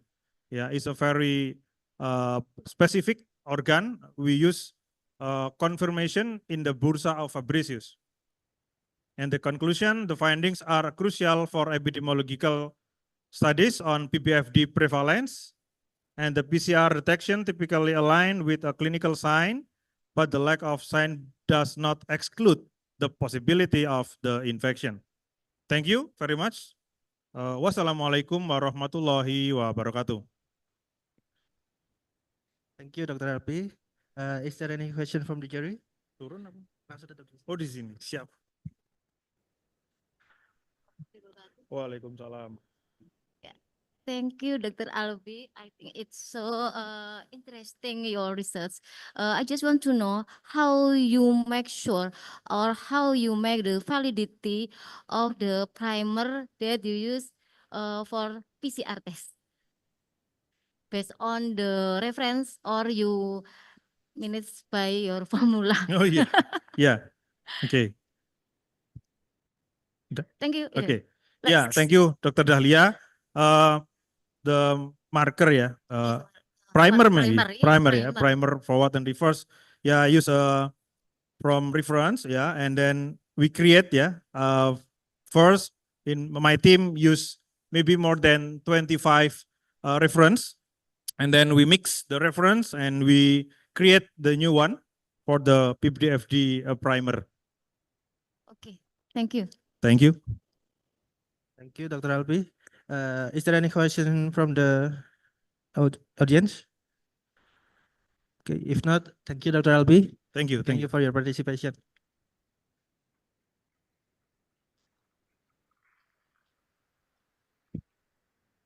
Okay, we're going to the next speaker. The next speaker is Alfiana Laili Dwi with the topic of profile antimicrobial resistance of Escherichia coli bacteria isolated from cave dwelling beds in Saung Pengembur Cave, Central Lombok, Indonesia. For Alfiana. For all, I would like to thank the Alfiana, where are you? Warahmatullahi wabarakatuh. First for all, I would like to thank the organizer of 7 International Conference on One Health for the opportunity to present our research finding. I am Alfiana Laili Dwi Agustin from Airlangga University as well as representative of our research team with the title Profile Antimicrobial Resistance of Escherichia coli bacteria isolated from cave dwelling bed in Saung Pengembur Cave, Central Lombok, Indonesia.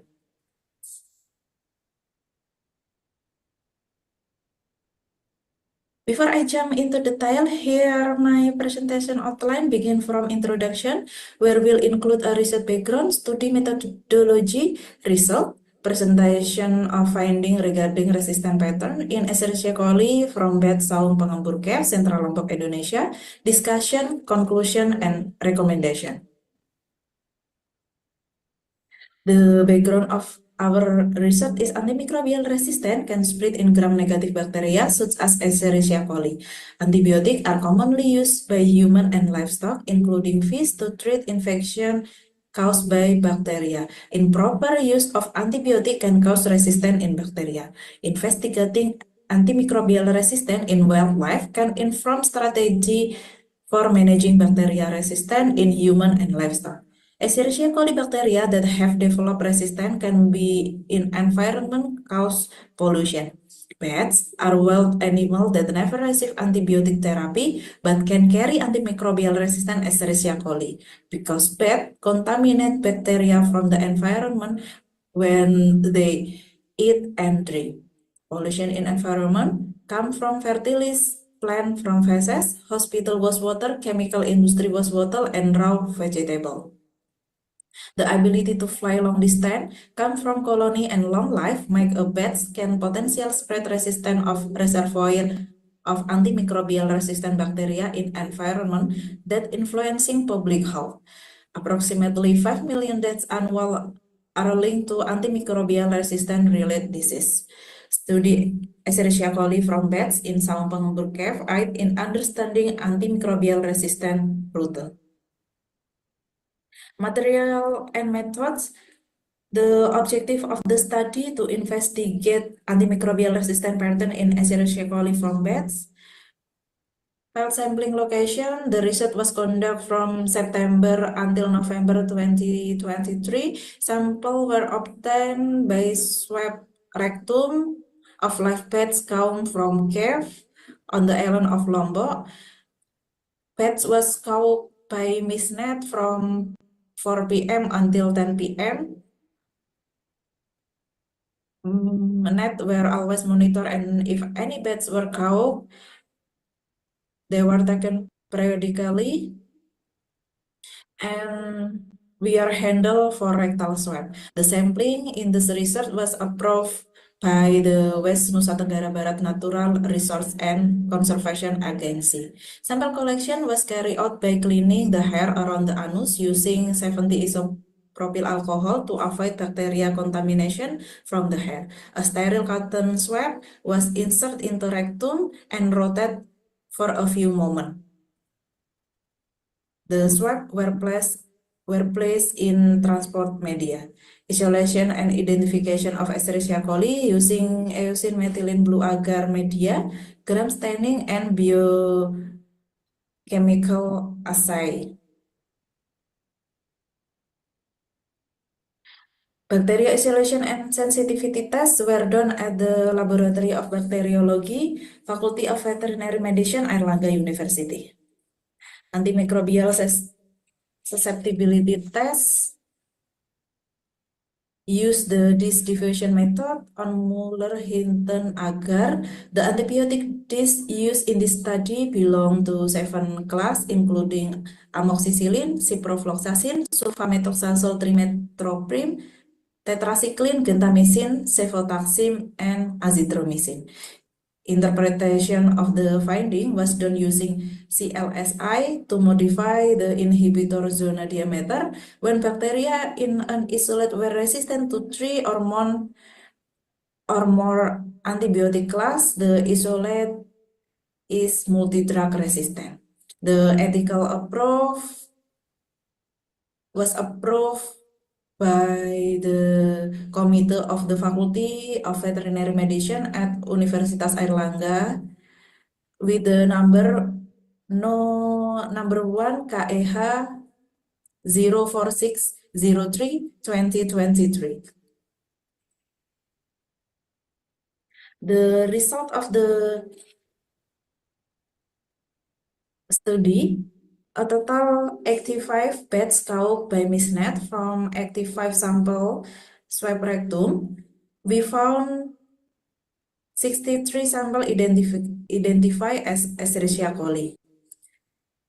The Escherichia coli was tested for sensitivity with results show that from the 63 sample, high resistant antibiotic azithromycin that 46%, follow antibiotic tetracycline, amoxicillin, sulfamethoxazole trimethoprim, ciprofloxacin, and gentamicin, but still sensitive to antibiotic cefotaxime. Azithromycin is a macrolide antibiotic. Macrolide antibiotic are the main antibiotic of choice in human and animal for infections such as bronchitis, pneumonia, mastitis, diarrhea, chlamydia, and gonorrhea. Apart from that, it's used for prevention of rheumatic, endocarditis, stomach ulcer, and gastritis. The discovery of antibiotic resistance in this study can be indicate that there is pollution in environment where pets forage. Implication for wildlife and public health, zoonotics transmission risk, antimicrobial resistance in wildlife may lead to infection in human. Increased monitor effort is crucial to track antimicrobial resistance trend in wildlife effectively. Implementing biosecurity can mitigate the spread of antimicrobial resistance from wildlife to human. Recent law embracing the important and addressing antimicrobial resistance through coordinate effort. The last is collaboration among agency enhanced response strategy to antimicrobial resistant challenge. Conclusion and recommendation. The first is prevalence of antimicrobial resistance. Escherichia coli isolate from beds shows significant antimicrobial resistance, raising health concern. The second, environmental health concern. The presence of resistant Escherichia coli indicate potential risk to the economy and public health. The third, need for ongoing surveillance. Continue monitor is essential to track and manage the spread of resistance. The last, interagency collaboration. Collaboration among health and environmental agency is crucial for effective management. Call to action: engage in research and strategy to combat antimicrobial resistance in wildlife. Thank you. Okay, thank you for Alfiana Laili for the presentation. Is Alfiana in Zoom already or not? Yes, I'm here. Oh, yeah.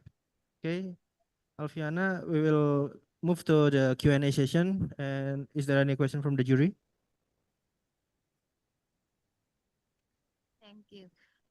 Thank you, Bu Alfiana. It's so interesting. I know that it's the result of your data is from your research. Is it right? Hello? Yes. Yes. I just want to know how you can catch the bees from the cat. I think it's so difficult. Can Uh, you tell me? Thank you for your question. Can I answer it? Yeah, please do. Yes, Uh, please. okay, thank for the question. The cat just have one hole, and it's a small hole. We use mist net in front of the hole. When the evening, the bats was out from the cave for search some food. So when they out from whole cave, we count the beds. Okay, and how you can determine the target of your sample? Is it based clinical sign or asymptomatic? Please answer. I'm sorry, can you repeat? Can you hear my question? Can repeat the question? How you can determine your sample of the bees? Is it based on their clinical sign, or maybe asymptomatic? Please answer. Uh, we we test all of the beds was count, and we don't know where it's asymptomatic bed. Okay, thank you. Thank you. Okay, thank you, Alfiana, for the presentation. We will move to the next speaker. The next speaker is Gretania Residiwati with the topic of effect of orange peel extract, citrusinensis on sperm quality and testicular histopathology of zebrafish, Daniurerio under heat. For Dr. Gretania Residiwati, please come here and the time is yours.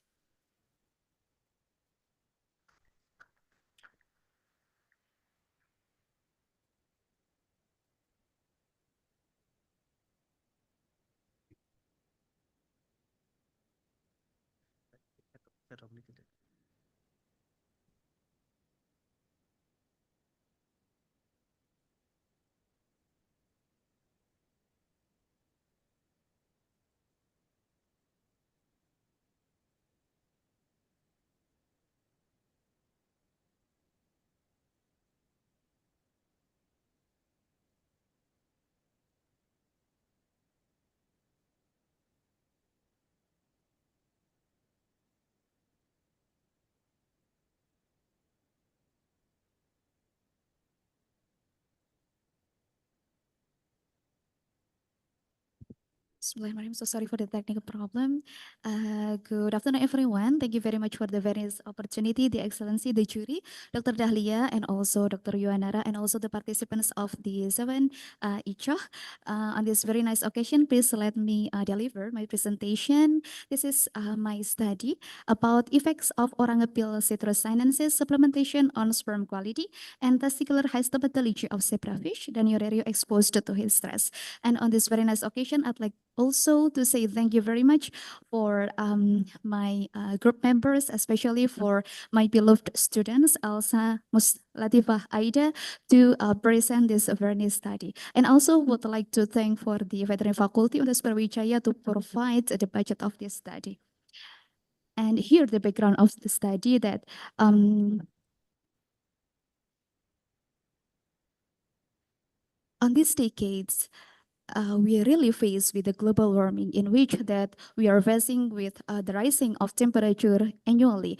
And of course, for the raising the temperature, we will trigger with the environmental stress, which can threat with the health of the aquatic of animals. And it will also disturb the psychological balance of the fish. And what about the impact of heat stress? Actually, the heat stress will, of course, induce the reactive oxygen species accumulation and also the oxidative stress, not only in humans, but also in organisms and especially in the aquatic animals, and also will impact on the rapid psychological and behavioral changes in the aquatic animals, and it will also disturb the reproductive system, infertility, and is proven to reduce the quality of the spermatozoa. And on this study, we used the zebrafish, Daniorerio, as the animal model. Why? Because it resembles 70 until 80% of homologous genetic with the mammals and also with the humans. So that's why we use the Daniorerio for our animal model. And this is our vital background of this study, that as we know in DAO especially we have many of citrus sinensis, and especially when we are in the harvest period, the price of the citrus sinensis is very low, and of course we didn't eat the peel of the citrus sinensis. We just go to the throw it away for the peel of the citrus sinensis. So that's why we would like to make it more beneficial for the humans and also for the in vitro for the supplementation. So we extract the peel of citrus sinensis. And from the several studies before, it cleans the reactive oxygen species accumulated in the body of the organism, breaking the chain of oxidative stress and also reduce the reactive oxygen species production.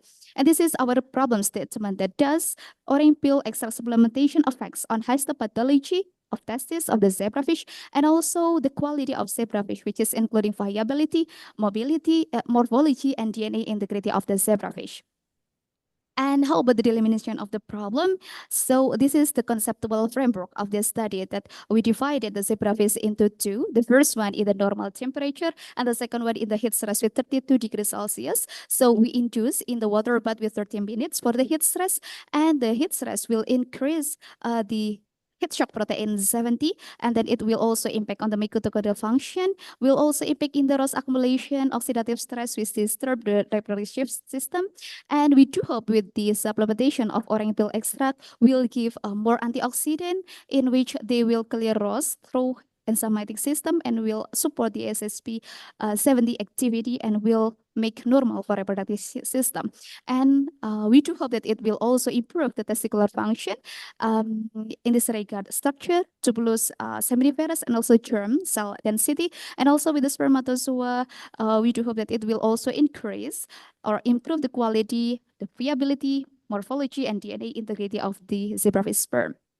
This is the hypothesis that the supplementation of the orange peel extract in zebrafish with exposure to heat stress and on stress can have a good effect on the testicular histopathology and also the sperm quality in zebrafish. This is the research methodology. I think I can skip it out. And then this is the stage of this research that we make the preparation of orange peel extraction. This we got the extraction from DAO with this in Malang City, and then we did acclimatization with 7 days for the zebrafish with the total 60, and we divided into 6 groups. And then after that, we divided into 2 big group that we call HS and NHS. And then after that, we did supplementation with 0.2 milliliter and 0.4 milliliter. And after that, we did euthanasia and the necropsy of the animal model.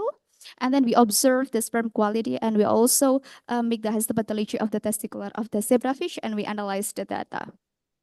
And this is the research result. This is, we can see that this is a testicular histopathology.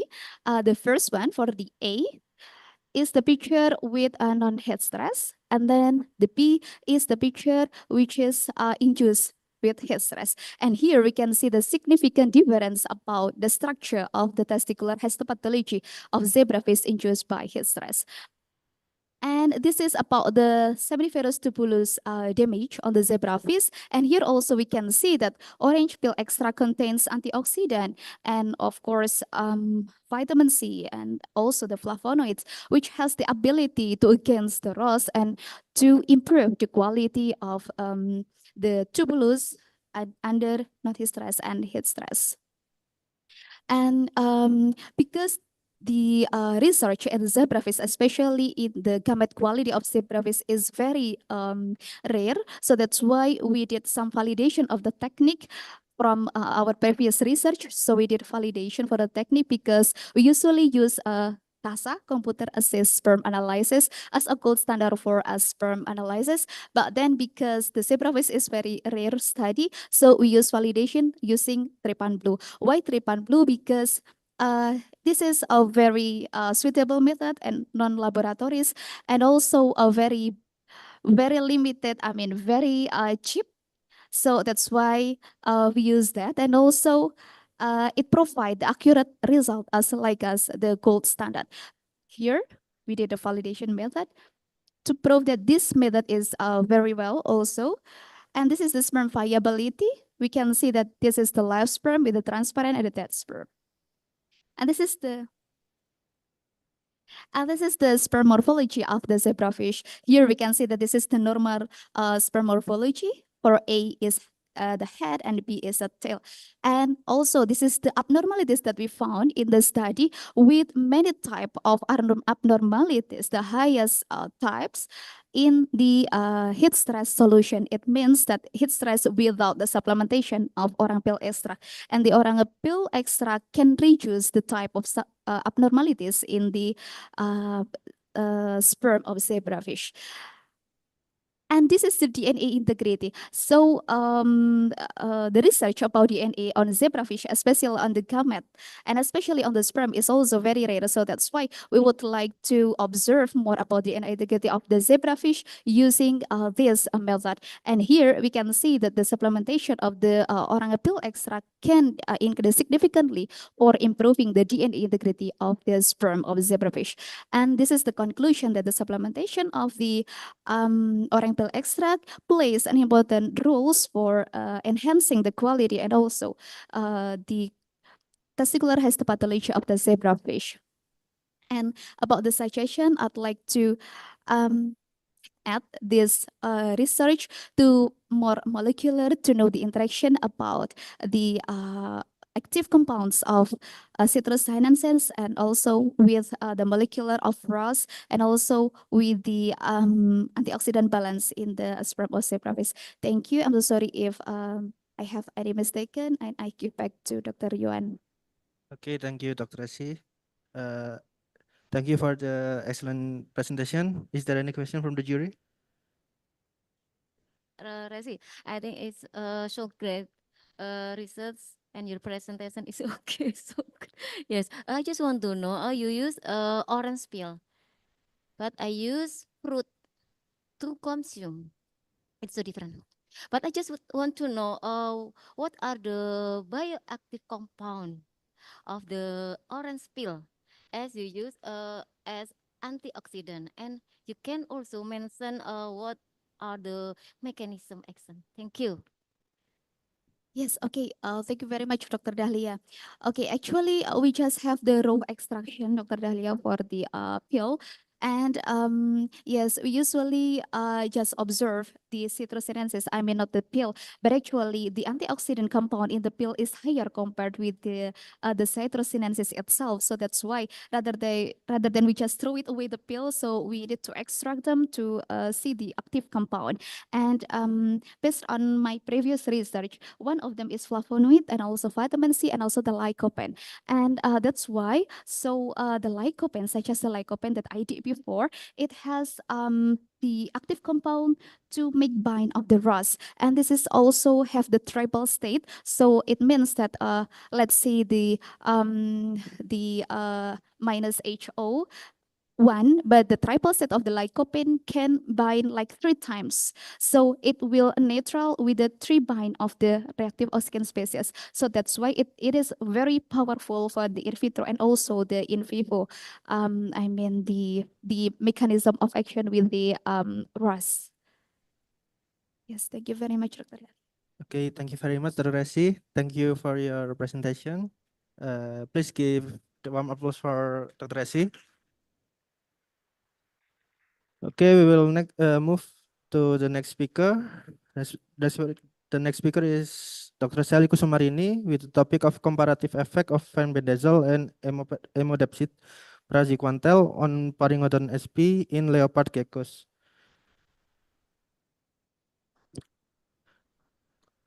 Dr. Sally, the time is yours.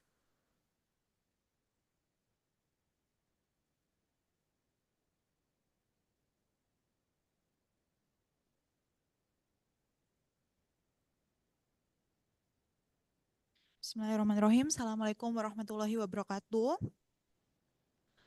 Good afternoon, our attendants and our college, especially Dr. Dahlia as a jury and also my friend as a moderator today. I'm very honored I can standing here presenting my previous research. Thank you for Icoh representing our study with my beloved student Asmi Sabita and my partner Dr. Reza Yesika. Thank you very much for their support. Today I will deliver the presentation about the comparative effect of fenbendazole and imodapsid praziquantel on Pharingodon infection in leopard gecko. Okay, here the presentation outline, the first introduction, and then research objective, material and method, results and discussion, conclusion, and reference.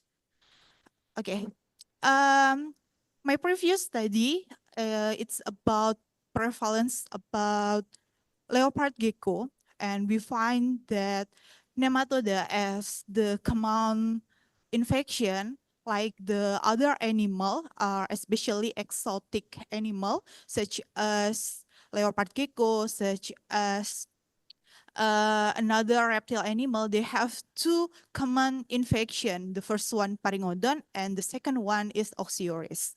The problem statement here is healthy challenge and the common parasite infection and about the anthelmintic agent. The first healthy challenge, the parasitic infection in leopard gecko, especially leading our morbidity and mortality. This is the accident in the adult stage, and the common parasite is Pharingodon infection. This parasite can causing a gastrointestinal distress, and the fatality is becoming death. Anthelmintic agent before we use this study is now about the reference, the effective anthelmintic agent, especially in leopard gecko. So the challenges is we use fenbendazole. This is the broad spectrum benzimidazole. It is the various animal and have a limited in efficacy against Oxyuris and also Pharingodon, especially in gecko. The second one, we use combination of the praziquantel and also imodapsid. This is the effective anthelmintic against Chastoda and also nematoda. So within this, we need the limited testing in especially in gecko for Pharingodon. The next, the mechanism of action, especially in fenbendazole, we know about this is can inhibition of the tubulin polymerization, especially disturbing of microtubulus. And the effect is decrease the glucose uptake. After then, the fenbendazole can reduce the ATP production in the parasite and imparts a metabolic process and becoming parasite state. And then about the praziquantel amodepside combination, we know this combination can increase calcium in ion permeability. This effect can stability the immune response. So this is combination is better for decrease the infection of nematoda, especially Pharingodon. And then this is our research object. We want to know, evaluate, and compare this efficacy of these two anthelmintic. The first one, fenbendazole, and the second one, combination of praziquantel and also amodepside. And the second, we want to know determine optimal doses and safety dose, and then determine optimal doses and safety for praziquantel and also amodepside. Next, this is our material and method. So in this study, we use total 27 gecko with infection 5,000 Pharingodon.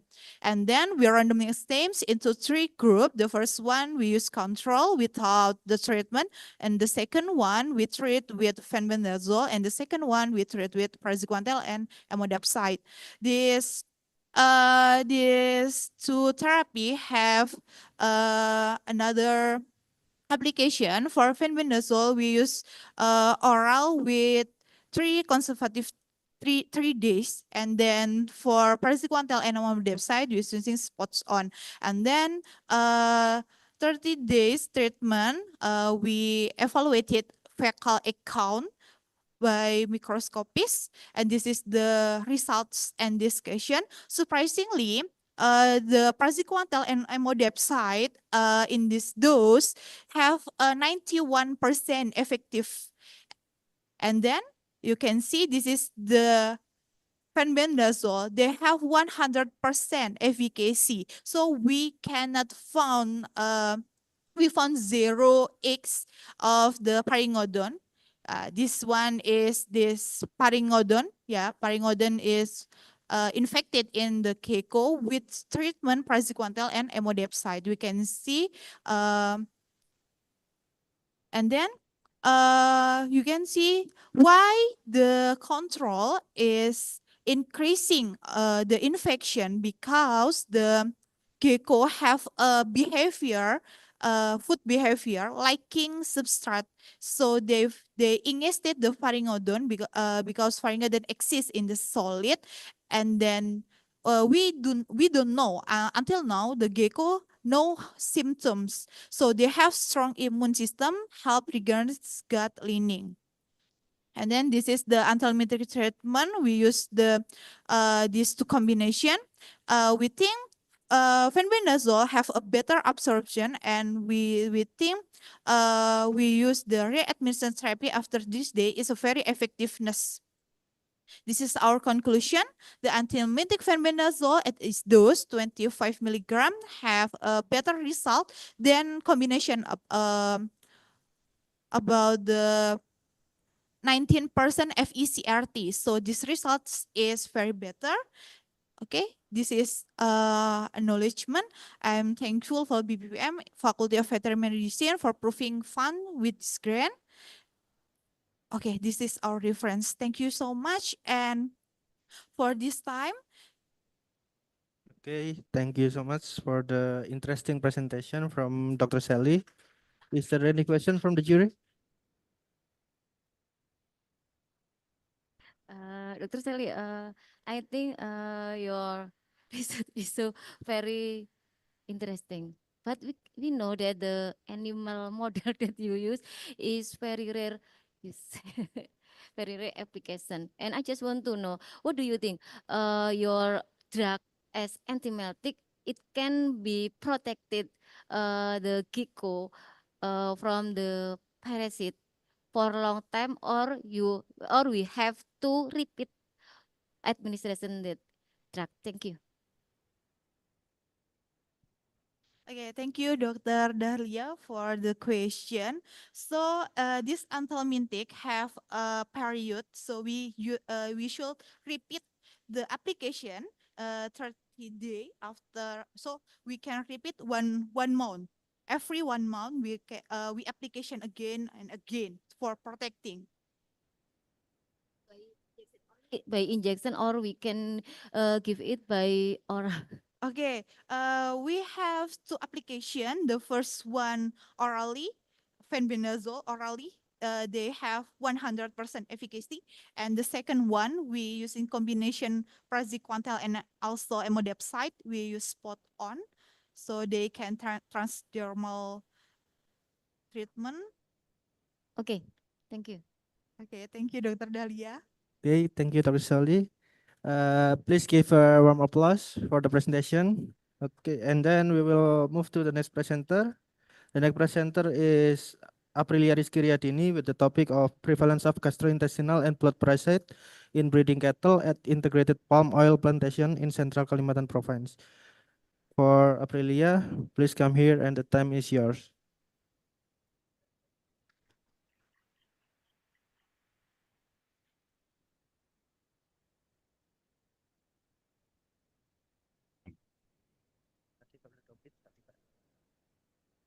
Okay, Assalamualaikum warahmatullahi wabarakatuh. Okay, my name is Aprilia Rizkyriadini. First, I want to say thank you for the opportunity that have been given to me today at this event, the 7th International Conference on One Health from Gajah Mada, from Universitas Brawijaya. Okay. Today, I will presenting about the topic prevalence of gastrointestinal and blood parasites in breeding cattle at integrated palm oil plantation in Central Kalimantan Province. This study is in a collaboration with Dr. Dwi Kristanto. He is also from Faculty of Veterinary Medicine, Universitas Brawijaya, Malang. Okay, why I choose this topic? It is because in the cattle that been raised freely in the farm of palm oil plantation is having having a risk of decreased quality of life due to parasitic infection, which are disorder of nutrient absorption and systemic disorder that can worsen the well-being of the animal. And also there is also economic impact such as reduced reproductive performance and lower milk yield and weight loss. For the materials and methods, this data collection took place at an integrated palm oil company in Pangkalan Lada District, Central Kalimantan Province, which was then tested at the Balai Veteriner Banjarbaru in South Kalimantan Province for the period from 2017 to 2019. Sorry. And the cattle were randomly selected from the herd, then fecal and blood sample were collected and sent to the Balai Veteriner Banjarbaru. The fecal samples were taken from the rectum, of course, and blood samples were taken from the coccygeal vein. Fecal samples were tested using flotation methods to determine the number of parasites eggs present in the feces and identify it under a microscope. Blood smear samples were tested to determine the presence and quantity of, the quantity of blood parasites under a microscope.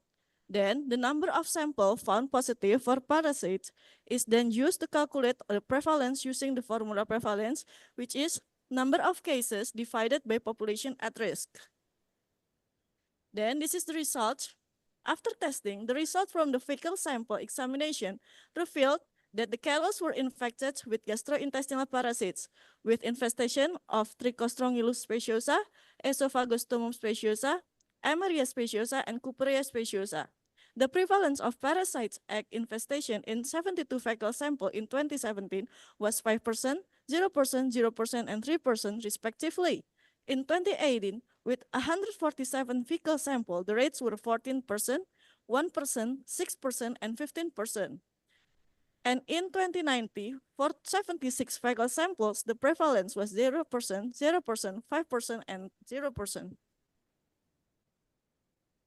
Then, for the result of the blood smear examination, show that the cattle were infested with the parasite Babesia speciosa and Theileria speciosa. Based on the presented data, it can be concluded that the incidence of Babesia speciosa and Theileria speciosa blood parasites show a decreasing trend for each year. In 2017, the prevalence of Babesia speciosa was 5% and Theileria speciosa was 11%. However, in 2018, only Theileria speciosa was detected with a prevalence of 2%, while Babesia speciosa was not detected. In 2019, no cases of either Babesia speciosa or Theileria speciosa were found in the blood sample examined. This indicates a significant decrease in the prevalence of both parasites. Then the conclusion I have is gastrointestinal parasite infection were highest in 2018, while blood parasite infection were most prevalent in the 2017 in Palm Oil Company in Pangkalan Lada District, Central Kalimantan Province. That's all I have for my presentation today. Thank you very much for your attention. Okay, thank you, Dr. April, for the excellent presentation. Any question from the jury? Assalamualaikum Dr. April. Waalaikumsalam.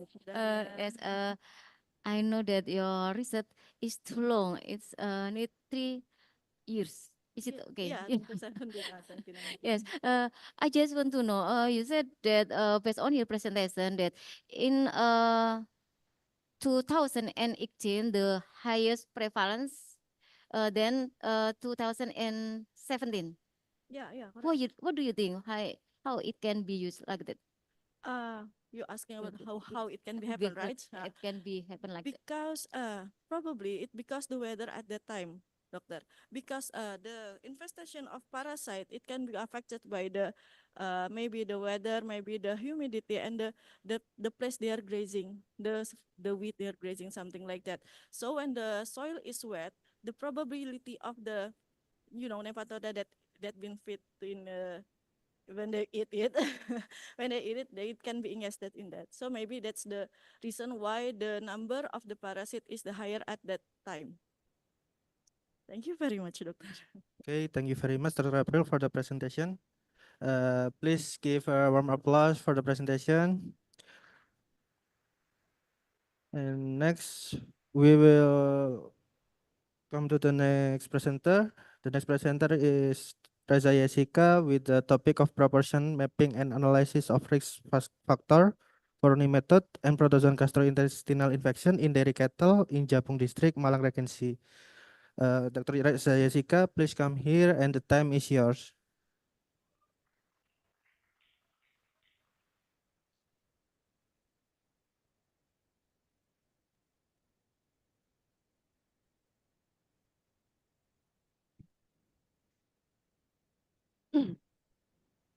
Well, Assalamualaikum warahmatullahi wabarakatuh. Good afternoon, everyone. Good afternoon, Prof. Jasni and Prof. Mariana, and of course, our beautiful judges today, Dr. Dahlia, and my friends, moderator, Dr. Yanara, and all of the presenters today. In this chance, I would like to present my study about proportion mapping and analysis of risk factors for nematode and protozoan gastrointestinal infection in dairy cattle in Jabung District, Malang Regency, Indonesia. And I'm Risa Isika with my team from Faculty of Veterinary Medicine, Universitas Brawijaya. And for the research background of this study is, as we know that Malang City have a really proper humidity and temperatures to become the one of central milk production of the Indonesia. And one of them, we have Kanjabung Malang. And in Kajabul Malang, we can see that more than 1,000 of farmers, more than 1,000 of dairy cattle, as well as more than 1,000,000 tons of milk productions. However, in Indonesia, especially in Jabung, have also the tropical condition. The tropical condition can induce the nematode and gastrointestinal protozoan to development. And this is several cases that I found in the internet and the journal that infection of nematodes and gastrointestinal protozoan can lose the production of the milk, especially in dairy cattle. And this is the general objective of my study. The first one is this study is aimed to map the prevalence of nematode as well as the gastrointestinal protozoans in the dairy cattle. And for the specific aim to identify and detect the genera of the nematode and protozoan and making the map distributions proportion and geographical distributions. And this study could be enhanced the public health, and this is, of course, we have the opportunity to improve the treatment, detection, and the prevention to these diseases. And this is the material and methods. We do the sample collection for more than 300 of fecal samples from dairy cattle. And after that, after the collection, we do the fecal microscopic test in our laboratory, and we make the map from ArcGIS with the geographical information system. After that, we do data analysis with statistic chi-square and descriptive. And this is the details of the material and methods. And we use non-probability samplings and convenience samplings. And for nematode and gastrointestinal protozoan detection, we use the flotation McMaster chamber. For protozoan, we also add sporulation systems. And this is this study already approved by Fkh Ub at 2023. This is the result for nematode infection. We found that there are 5 nematode species. They are Trichostrongylus, Toxocara phytalorum, Trichoris, Coperia, as well as Ostractargia. The highest proportions is recorded in Trichostrongylus in more than 20%. And then for protozoan gastrointestinal, we can find there is 3 species. They are Emeria, Balantidium coli, and Blastocystis. And it is recorded the highest one is Balantidium coli. And then this is the geographical distribution.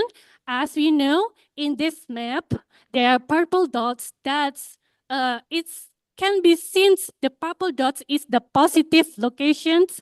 And after that, we do analysis by chi-squares with risk analysis factors. There's a significant relationship between distance of the river to the sampling location or the farmer locations. However, there is no significant relationship between altitude or elevation of the livestock locations.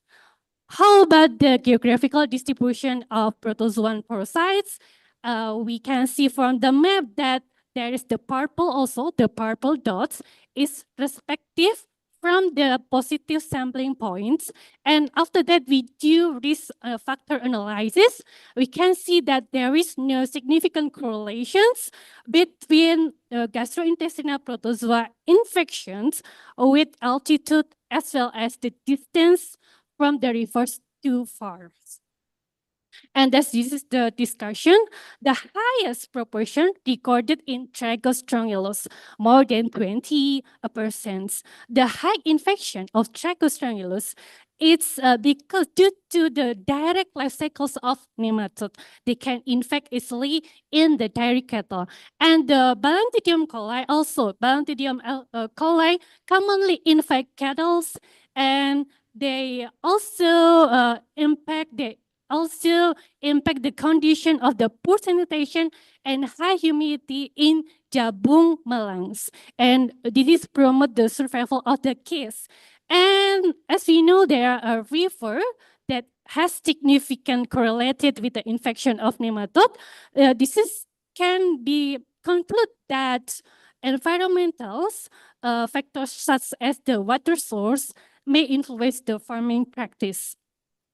And from zoonotic discussions, Balantidium coli and Toxocara phytalorum is a parasite with zoonotic potential. So this is really a big finding, I think. And Balantidium coli can infect humans through the fecal oral routes and particularly in areas with poor sanitations.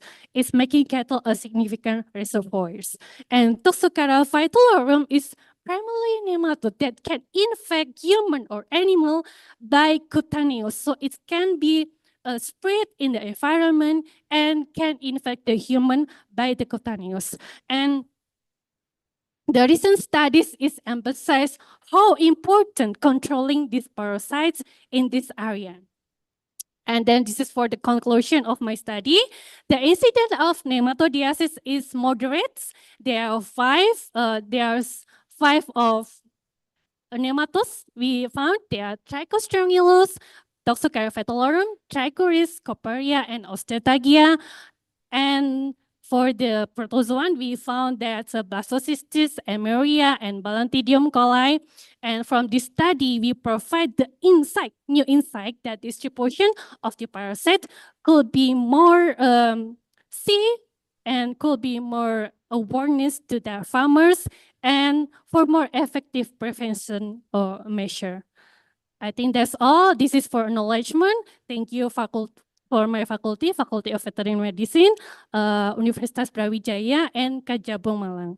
I think that's all. I give the occasion to moderator. Thank you. Okay, thank you, Dr. Jessica, for the excellent presentation. Okay, from the jury.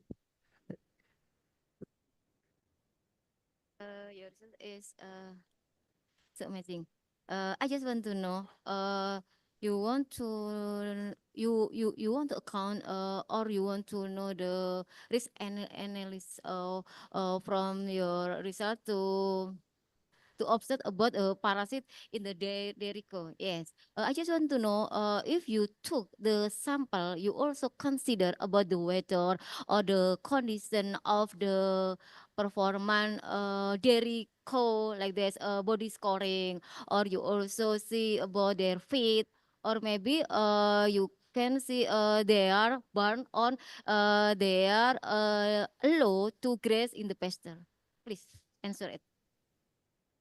Okay, thank you, Dr. Dalia, for a very wonderful question. I think challenging, very challenging. I think I see that question as a feedback for my study because in this study, I only do the risk analysis factors in only two, their altitude and the distance from the water source. So maybe in the next study, I will do more than that. Maybe I will have the analysis on the dairy cattle itself, and then the environment, more than that, and then for the feeds, and then for another factors. I think that's. Thank you for your feedback, Dr. Dahlia. Okay, thank you, Dr. Jessica, for the presentation and the answer. Please give a warm applause, everyone.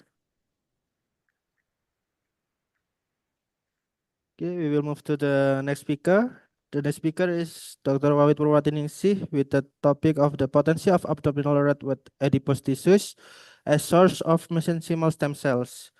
For Dr. Wawit, please come here and the time is yours.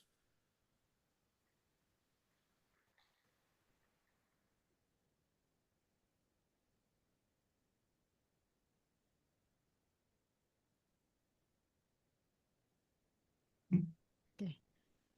Good afternoon, everyone. My name is Wawit Purwatiningsih. I'm a postgraduate student from Airlangga University, and I am a lecturer of biochemistry in Brawijaya University. First of all, I want to say thank you to the committee which has given the opportunity to me to deliver my presentation topic about the potential of abdominal red white adipose tissues as a resource of mesenchymal stem cell.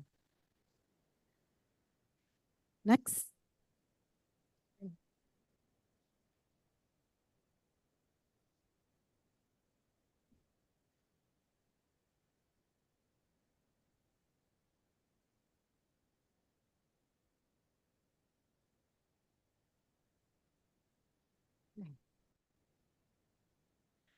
Research to obtain results to cure disease is growing rapidly.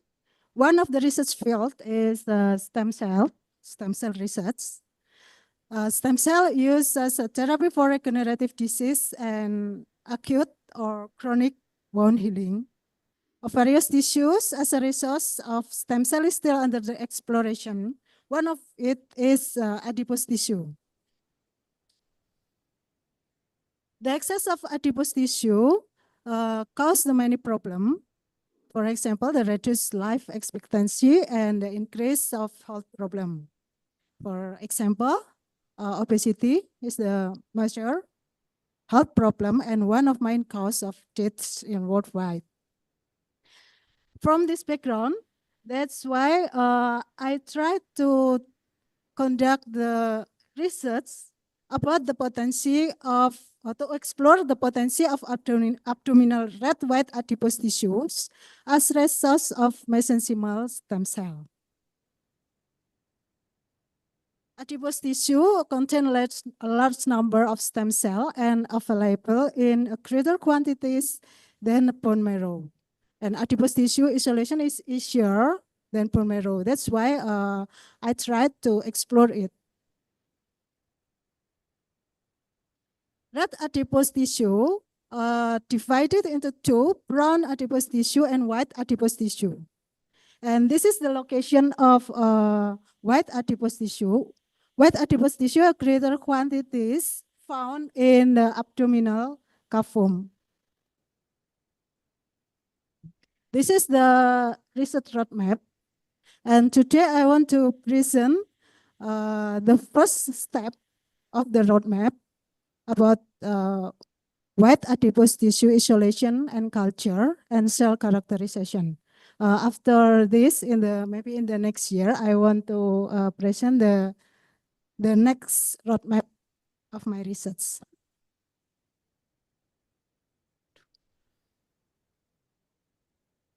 The aim of this research to explore and analyze the potential of adipose tissues isolated from the ratus norvegicus abdomen as a candidate resource of mesenchymal stem cell for regenerative medicine disease and wound healing. The method, first, I did the isolation red white adipose tissue and culture tissue to obtain the mesenchymal stem cell. And then doing the characterization using immunocytochemical test to know that the cell which I obtained from the white adipose tissue express the CD105, CD19, CD73 positive, and expression of CD45 negative. This is me in the laboratorium. I did the isolation and culture red white adipose tissue to obtain mesenchymal stem cell. And this is abdominal red white adipose explant culture. We can see that this is tissues, white adipose tissues, and this is, we can see that in the arrow, we can see that the stem cell, the cells grow from the white adipose tissue, and the cell attached to the bottom surface of the flesh, and the cell proliferated to multiply the number of cells. We can see this around the tissues. And this is the primary culture cell. In the day one, the cell were still floating in the culture medium. And in the day three, cell begin to adhere to the bottom of the flesh. And in the day six, the cell start to attach to the bottom surface of the flesh and proliferated to multiply the number of cells.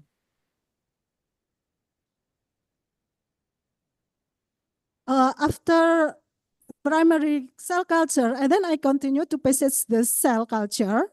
This is the first passage cell culture in day two.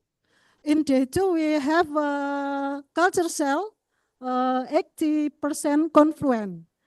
After the cell reaches the 80% confluent, we have to passage to multiply the number of stem cells.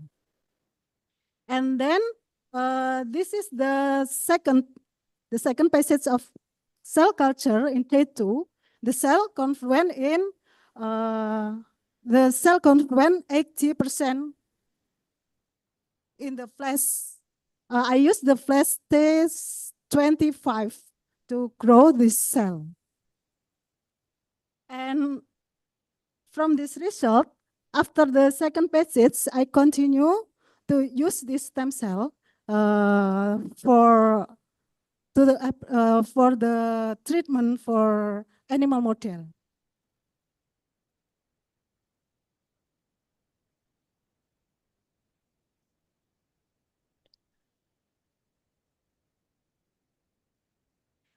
To make sure that the cell which I obtain from the white adipose tissue is mesenchymal stem cell, we have to do the characterization.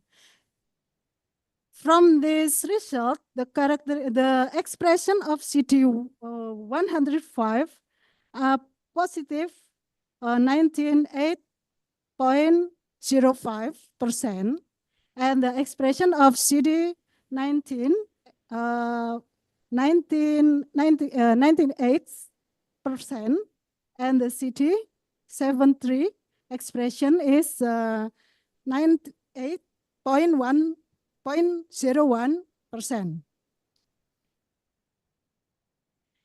And the expression of CD45 is negative. There is a 3.7% positive. It's under the 20%. That's mean that the cell which I obtained from white adipose tissue is a mesenchymal stem cell.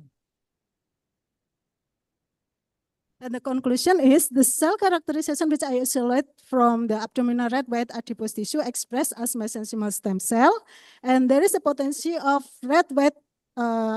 abdominal red white adipose tissue as source of stem cell that can be used further for regenerative therapy and wound healing.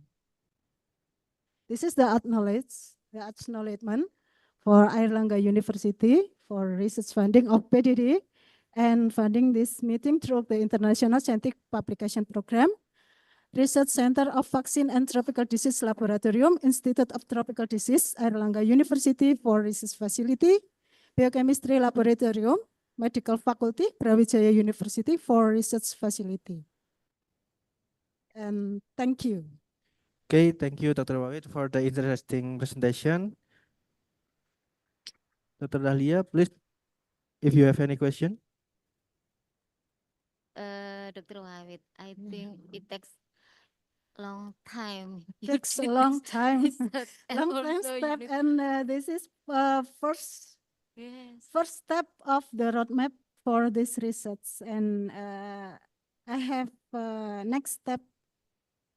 Yes, you have to spend many energy. Many maybe- energy, many I think it's not easy. Maybe if I did it, maybe I will be stressed. I hope you will complete your PhD soon. Amin. Amin. Yes. I can feel what you're feeling now. Yes. I just want to know. To isolate white adipose tissue, it's only we can take from abdomen or maybe another parts of our body. There is another part which can we can obtain the white adipose tissue. This is the picture. The white adipose, but the greater quantities of white adipose tissue located in abdomen, and it's easier to isolate the tissues than the other organ. That's why in this research I choose the abdomen, red abdomen, because it's easier and the quantity is high. Yeah. And in the next, I want to try to find about brown adipose to compare.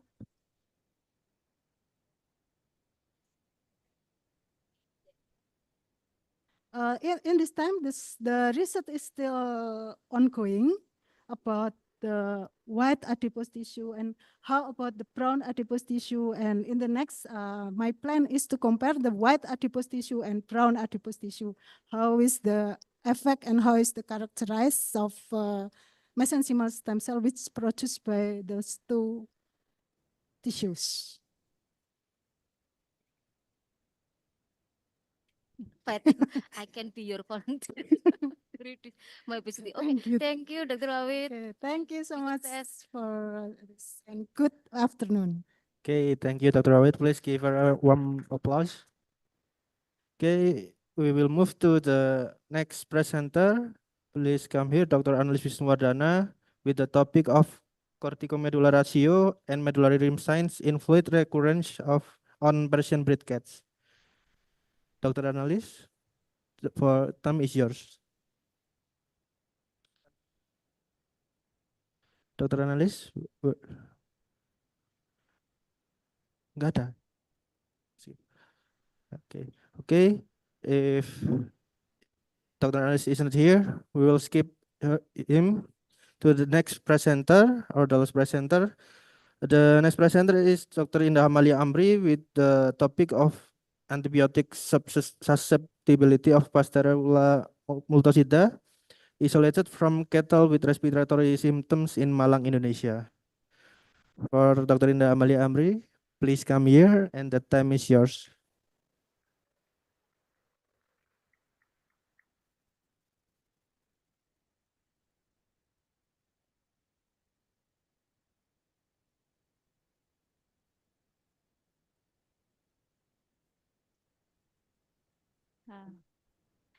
Thank you. Assalamualaikum warahmatullahi wabarakatuh. I'm the last presenter for today. And so maybe all participation waiting for the last presenter because after this we will announcement the winner maybe ya. Okay. Good afternoon, ladies and gentlemen. Thank you for Dr. Iwanara and thank you for Dr. Dahlia for your time. I am Indah Male Amri. Now I will presenting the title about antibiotic susceptibility of Pasteurella multocida isolate from cattle with respiratory syndrome in Malang, Indonesia. This is a small part of research team. The research team is led by Dr. Dodi.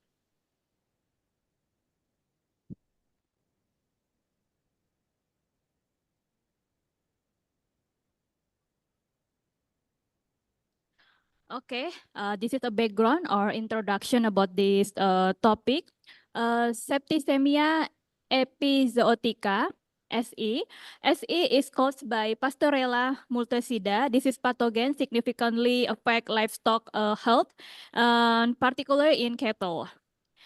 This is have economic impact because have economic impact, economic loss and make a farmer stressful. And then the ministry in the strategic infectious animal disease or we call PHMS, penyakit hewan menular strategis, under degree number 121 of 2023. This classification highlights the need for focused control, measure, and monitoring to mitigate its impact. And this is why this research in Malang, the first, because I am in Malang, the Faculty of Veterinary Medicine Universitas Brawijaya in Malang. And in Malang have a lack of documentation about SE. The prevalence of SE in Malang Regency remain unclear until now. Because no reporting or maybe little bit reporting about SE. And what about SE national prevalence in Indonesia? About 10 until 20%. So why I choose the sample collection in Malang? And how about the material and methods? About the material and methods, we get sample collection. We use rumus Slovene and sample collection with nasal and tracheal swabs. And then after that, we isolated and identification of Pastorella multacida. There is so long method because isolation, identification have a gram staining and biochemical testing. And after that, we method antibiotic susceptibility testing with a Mueller-Hilton agar media. And after that, we have to analysis data by descriptive.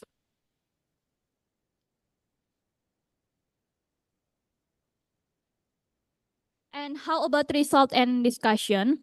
About the result, this is a 50, this is 8% positive, just 4 sample positive in the samples. So this finding aligns with previous study reporting varying prevalence rate. Maybe in Malang the prevalence low, indicating that environmental and management factors significantly influence that occurrence of Pastorella multacida. Maybe about technically, maybe have why this study have a low positive atau just 4 sample positive, or maybe we need more samples. And how to identification of Pastorella multacida? To identification Pastorella multacida, we need blood agar. Blood agar, Pastorella multacida growth in blood agar. We have 4 sample growth in blood agar, all sample blood agar, and we culture again in Mekongke agar, and Pastorella multacida do not growth in Mekongke agar, and then we after that we use gram staining, and gram staining Pastorella multacida gram negative bacteria, and oxidase test is positive, catalase positive, and penicillin sensitive, penicillin antibiotic is sensitive, and glucosa fermentation is positive. So we have 4 samples positive or 8%. And how about the antibiotic susceptibility testing for Pastorella multacida? The study found that 75% of Pastorella multacida isolate were sensitive to antibiotic ceftriaxone (CRO), with 25 showing intermediate sensitive. So the suggest for this research, a weak recommendation in farmer or in livestock use antibiotic ceftriaxone. And in Indonesia, the farmers or the livestock always use penicillin antibiotic, tetracycline antibiotic, and then streptomycin. Penicillin, tetracycline, streptomycin, or oxytetracycline. This is familiar antibiotic in animal livestock. So how about the conclusion for the research? This is a small part, so we need to research again, need to need to make more sample, more larger samples. So, but in this present study, with several antibiotic, including ceftriaxone and amoxicillin clavulanate acid, we have the conclusion about recommendation is ceftriaxone, but we need recommendation to use another antibiotic, maybe the bactericidal antibiotic or antibiotic from tetracycline. Thank you very much. I think this is enough for my presentation because just 7 minutes is so short. Okay, thank you, Dr. Indah, for the excellent presentation.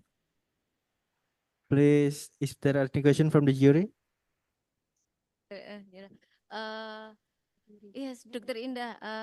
I just want to know that we are waiting for a long time here. Not only we are waiting about the announcement of who is the winner, but also we are waiting for the actress. You know, Prof. Yes, nih, Dr. Prof. Marina, Dr. Indah is our actress in our faculty, you know? Yes, yes. Oh, itu artis generasi 1. Generasi 2 we have maybe Dr. Yesi. Generasi 3 we have Dr. Harry now. So like antibiotic have many generation, yeah. Generation 1, 2, 3. You are I'm so, the old. yes, now is Dr. Indah resistant. Resistant. Elimination. Oh no. Yes, okay. I just wonder, Dr. Indah, your research, you are so the first person with will reveal the results about the prevalence of the septicemia episodica in Malang. So it will be followed by other research to take this disease as their This is research. not The first I'm person. not a first person to study about the prevalence as SE in Malang.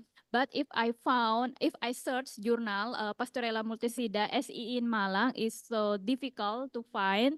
So why I choose this study to my research because the have about SE lack of documentation in Malang. It's about that. Okay, I just want to know how you collected the sample. Is it only based on their clinical signs such as respiratory Yeah. disturbance, or maybe you also check their temperature, or maybe disorder of the gastrointestinal, or what else? We choose clinical symptoms, respiratory symptoms. We have 4 criteria for clinical symptom respiratory. If they have 3 criteria, we collect the samples. Criteria. Criteria is nasal discharge Oh, okay. and have a dyspnea and lemah letih lungsai. Oh, Indonesia we call 3L, lemah letih lesu. Lunglai 4L. Yeah. Okay, okay. Thank you, Dr. Indah. Okay, thank you, Dr. Indah. Session. Please give a warm applause for Dr. Indah, our last presenter. Okay, and we will finish this session today. But before that, I would like to say thank you for Dr. Dahlia for the willingness to be the jury in the sessions, and I would like to say thank you for the presenter because for the excellent presentation, and I would like to say thank you to the audience for the participation today and for the attention today, and uh, I hope you enjoyed this session, and I look forward to seeing you in the next session or the next part of the 7th International Conference on One Health. Thank you very much for your attention and participations. I bid you farewell. Wassalamualaikum warahmatullahi wabarakatuh.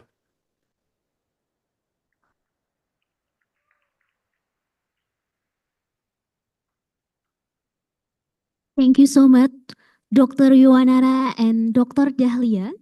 And ladies and gentlemen, it's kindly request to stay until the end, and there will be an announcement of the winner afterwards and closing ceremony. Thank you.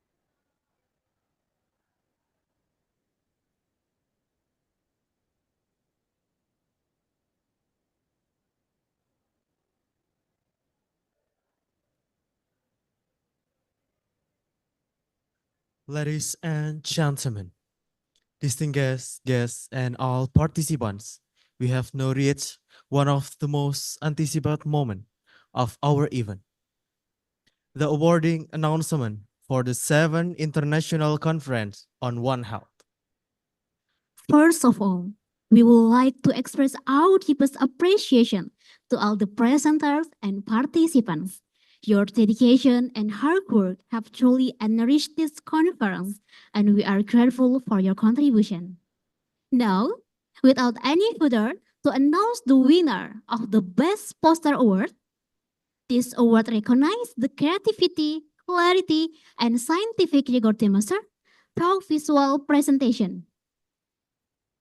The Best Poster Award goes to Ching Ching Ching. Congratulations!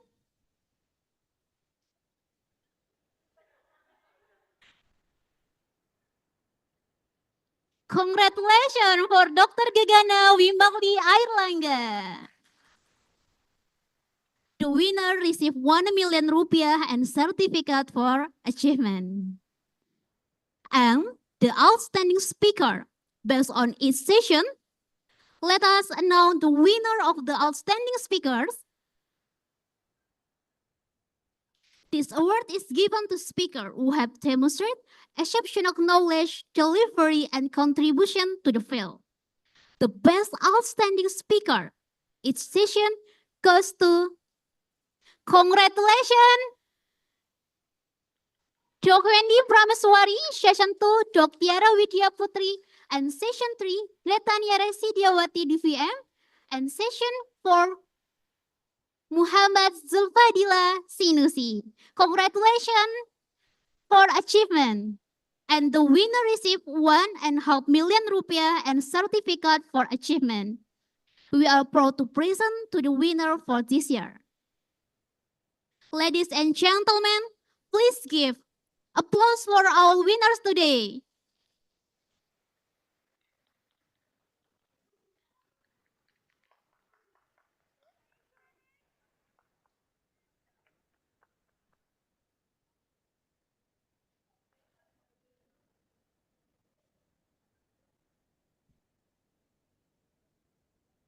To Dr. Gegana, please come to the stage.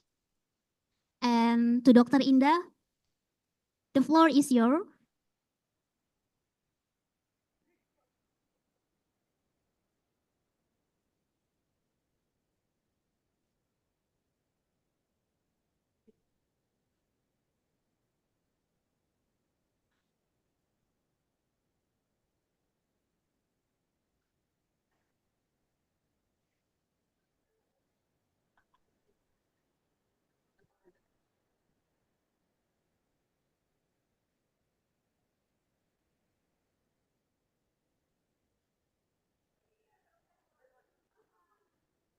Photo session is will me take 1, 2, 3.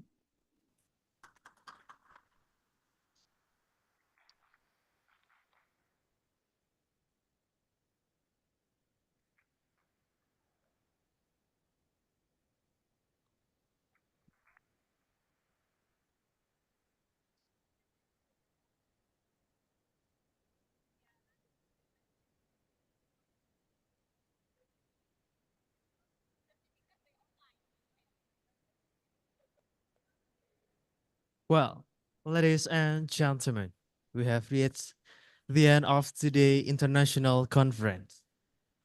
That's right, Fauzi. Come in the place where we are enjoying such an interesting and informative discussion.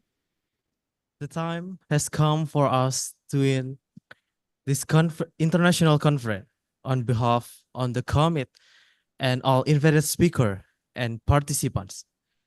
We apologize for any shortcoming in the organization of the event. Thank you for your participation and attention. We hope that the knowledge gained today can beneficial and bring positive change in the field of animal science and veterinary medicine. Once again, we would like to express my gratitude to our sponsor, ITS Science, Elokarsa, CV Nura Gemilang, CV Asia Timur, CV Baroka Sentosa, and PT New Modo. Your support has been invaluable in making this conference a success. See you at a international conference on One Health at Faculty Veterinary Medicine, Universitas Brawijaya. Thank you. Good afternoon and wassalamualaikum warahmatullahi wabarakatuh.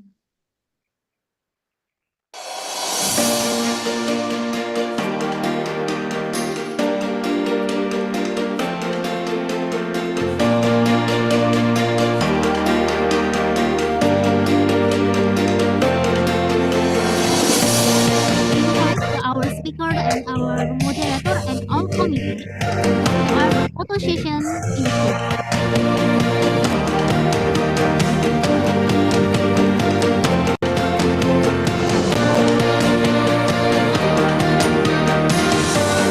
We invite to our speakers and our moderator and all committee. There are photo session in the stage.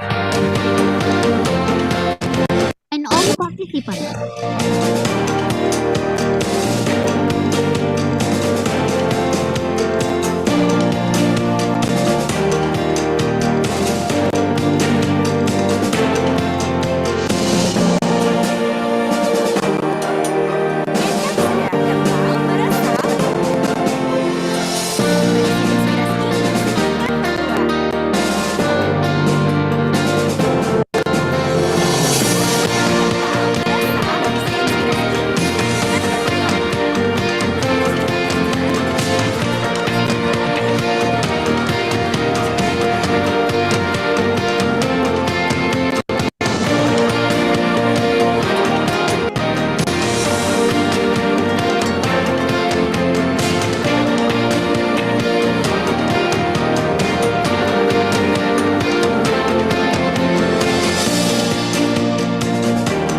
We invite to all committee and all participants come to the stage and we will making the photo session.